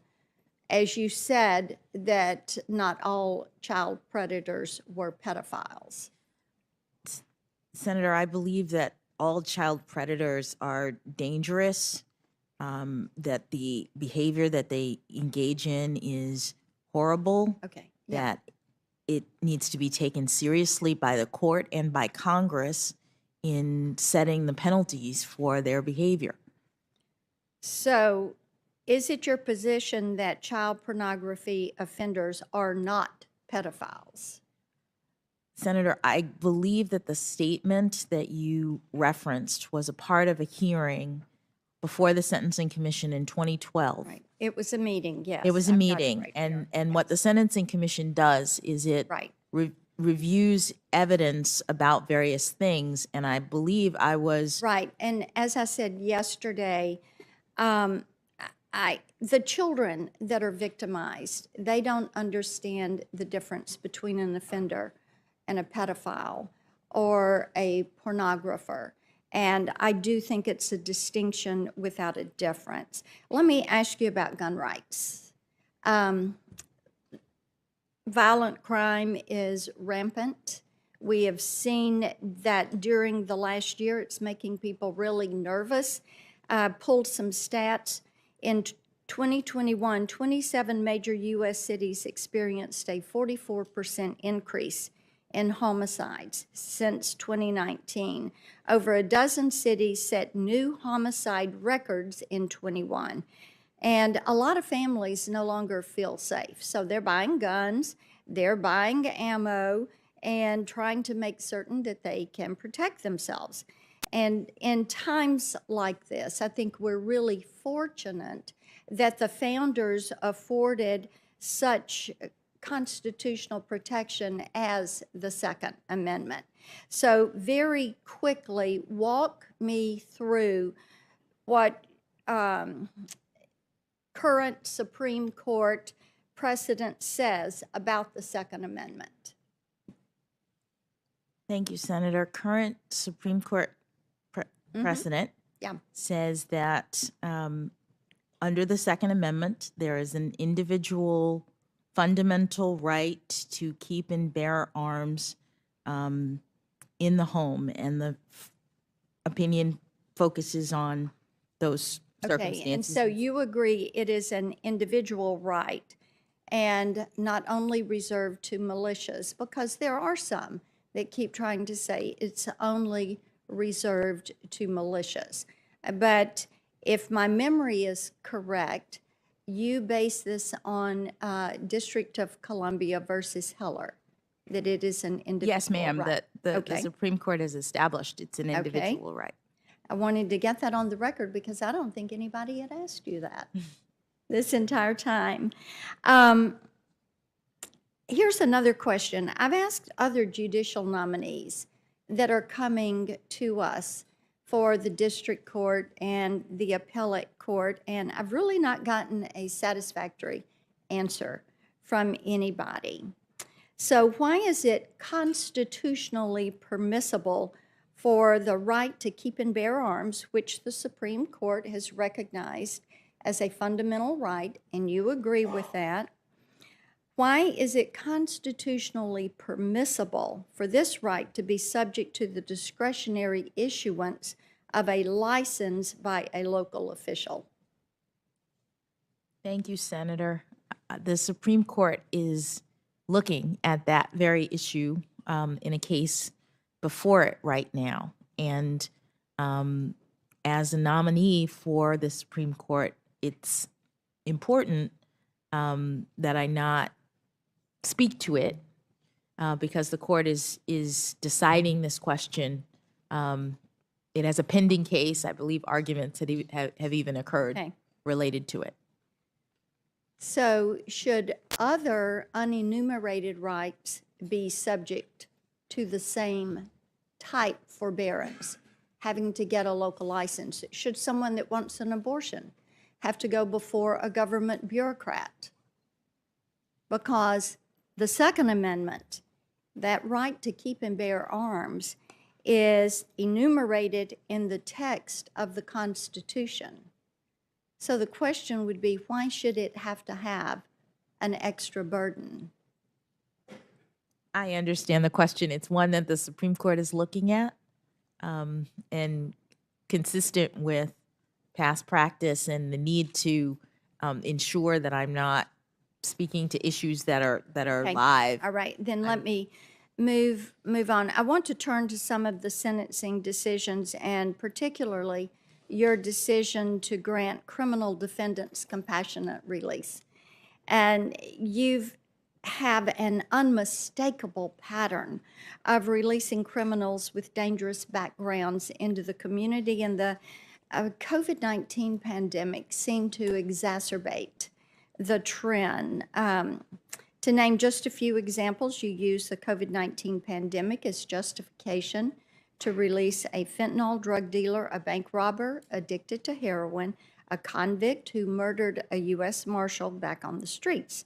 And at a time when violent crimes, including homicide, are spiking all across the country, and we're facing an opioid epidemic driven in large part by the trafficking of fentanyl across our border, how can you stand by your decision that these offenders do not pose a danger to the community? Thank you, Senator, for allowing me to answer this question. the statutes that govern judges and that allow for compassionate release are policy determinations that Congress has made to permit individuals who are in various circumstances in various stages in the system to seek release. People who are detained after their final sentencing can seek something called compassionate release. People who are detained between when they've been convicted and when they're sentenced can. Not to cut you off, but time's going to run out. We do have, you know, this is a question that I have been asked so much. People, here's a stack. These are the ones that you sought for compassionate release. There were 1,561 that were detained in D.C. Department of Corrections. And your statement, and this was in the opinion that you issued, it was U.S. versus Wiggins. You stated, and I'm going to quote you, each and every criminal defendant in the D.C. Department of Corrections custody should be released because of the COVID-19 pandemic. And in that same opinion, you lamented the fact that you as a federal judge were limited in your ability to order the universal release of criminals back onto the streets. And I am shocked that that would have been your position, because people are so, they are just really concerned about crime in the streets. So do you stand by your position that it would have been the right thing to do to release all of those prisoners back onto the streets? Senator, that was not my position. In that opinion, United States versus Wiggins, I started off by explaining that given the compassionate release system and the COVID-19 pandemic, it would seem as though that was an extraordinary and compelling circumstance. But 2 sentences later, I say, we can't release everyone. There are people who are too dangerous to release. And so even in Wiggins, I decided that he had to remain incarcerated, notwithstanding his compassionate release motion. So the point, the sentence that I have there, I did say, but I said it to lead up to my statement, which was the actual ruling, in which I said, we are not releasing everybody. We're not opening the jails. And Judge, you know, to lament that you were limited in your ability to order the release of all, that is what causes, that is a judgment issue. And that is what causes the concern with that. Let me go to the critical race theory issue, because you were asked yesterday about a speech you gave in April 2015 when you had stated, and I'm going to quote you again, that it melds to, when you were talking about sentencing, it melds together myriad types of law, including critical race theory. And you told Senator Cruz, I think it was, that when you made that statement, you were talking about decisions regarding sentencing policy. You said, and again, I'm going to quote, I was talking about policy determinations. None of that relates to what I do as a judge. I take that to mean that you don't make policy determinations when you're making sentencing decisions as a judge. So today, in response to a question from Senator Grassley, you said the exact opposite. You said, and I'm going to quote you again, I have at times identified various enhancements that I have disagreed with as a policy matter because the Supreme Court has said that that's the authority of a sentencing judge in our system. So given that you admitted you made policy determinations, in sentencing, and you stated that you consider critical race theory in sentencing policy. Let me ask you again, do you consider critical race theory in your sentencing decisions as a judge? Thank you, Senator. Critical race theory, any academic theory, is not considered in my sentencings. It never comes up in sentencing.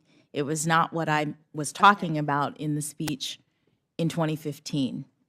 Okay. I appreciate that. I do have one intellectual property question I'm going to submit to you for writing. You've had a long day. Thank you. And you've been very gracious. And I think that these are tough questions, but this is part of our doing our due diligence and meeting our responsibility to the people that we represent. And they expect this of us.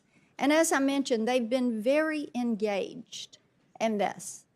As some have said, you know, I think I would like her, I don't agree with her, or I agree on some things, but not on everything.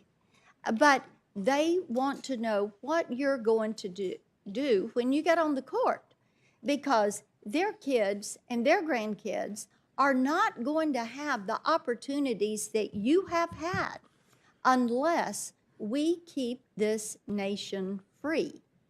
So it demands your best, and it demands that you go to the Constitution first. In your opening statement, I pulled this, and this is where I'll end with you. You say, I've been a judge for nearly a decade now, and I take that responsibility and my duty to be independent very seriously. I decide cases from a neutral posture. I evaluate the facts, and I interpret and apply the law to the facts of the case before me without fear or favor, consistent with my judicial oath. I wish you had said consistent with the Constitution of the United States. Thank you so much, Judge, for being with us. Thank you, Mr. Chairman. Thank you, Senator Blackburn. This concludes our rounds of questioning. And before we recess, a few observations. First, Judge Jackson, you are extraordinary. Your story is a great American story, and I think we've all benefited by getting to know you a little better during the last 2 days. You are exceptionally qualified for this position. I won't read through your resume. It's been read many times, but I think there's no one in the room who in the 2-day period of time has questioned your qualifications. There have been some dissenters. My colleagues promised a fair and respectful hearing. Most, including my Republican colleague, Senator Grassley, followed that admonition.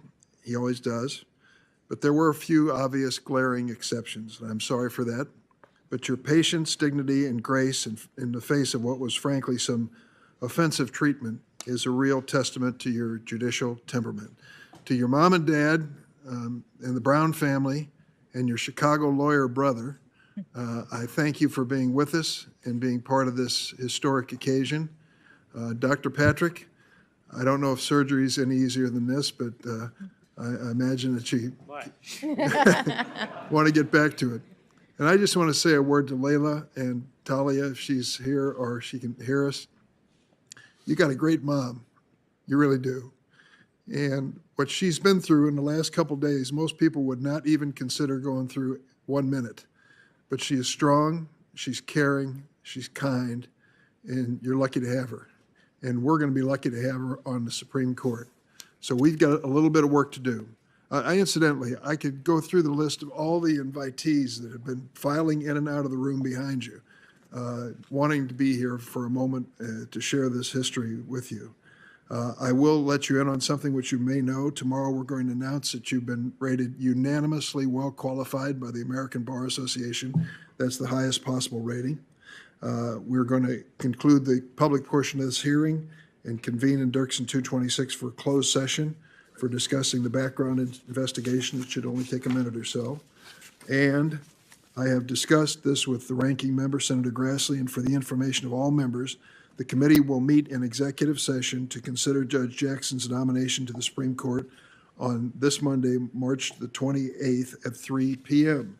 And with that, the committee stands in recess. Thank you. Thank you. The meeting is right now.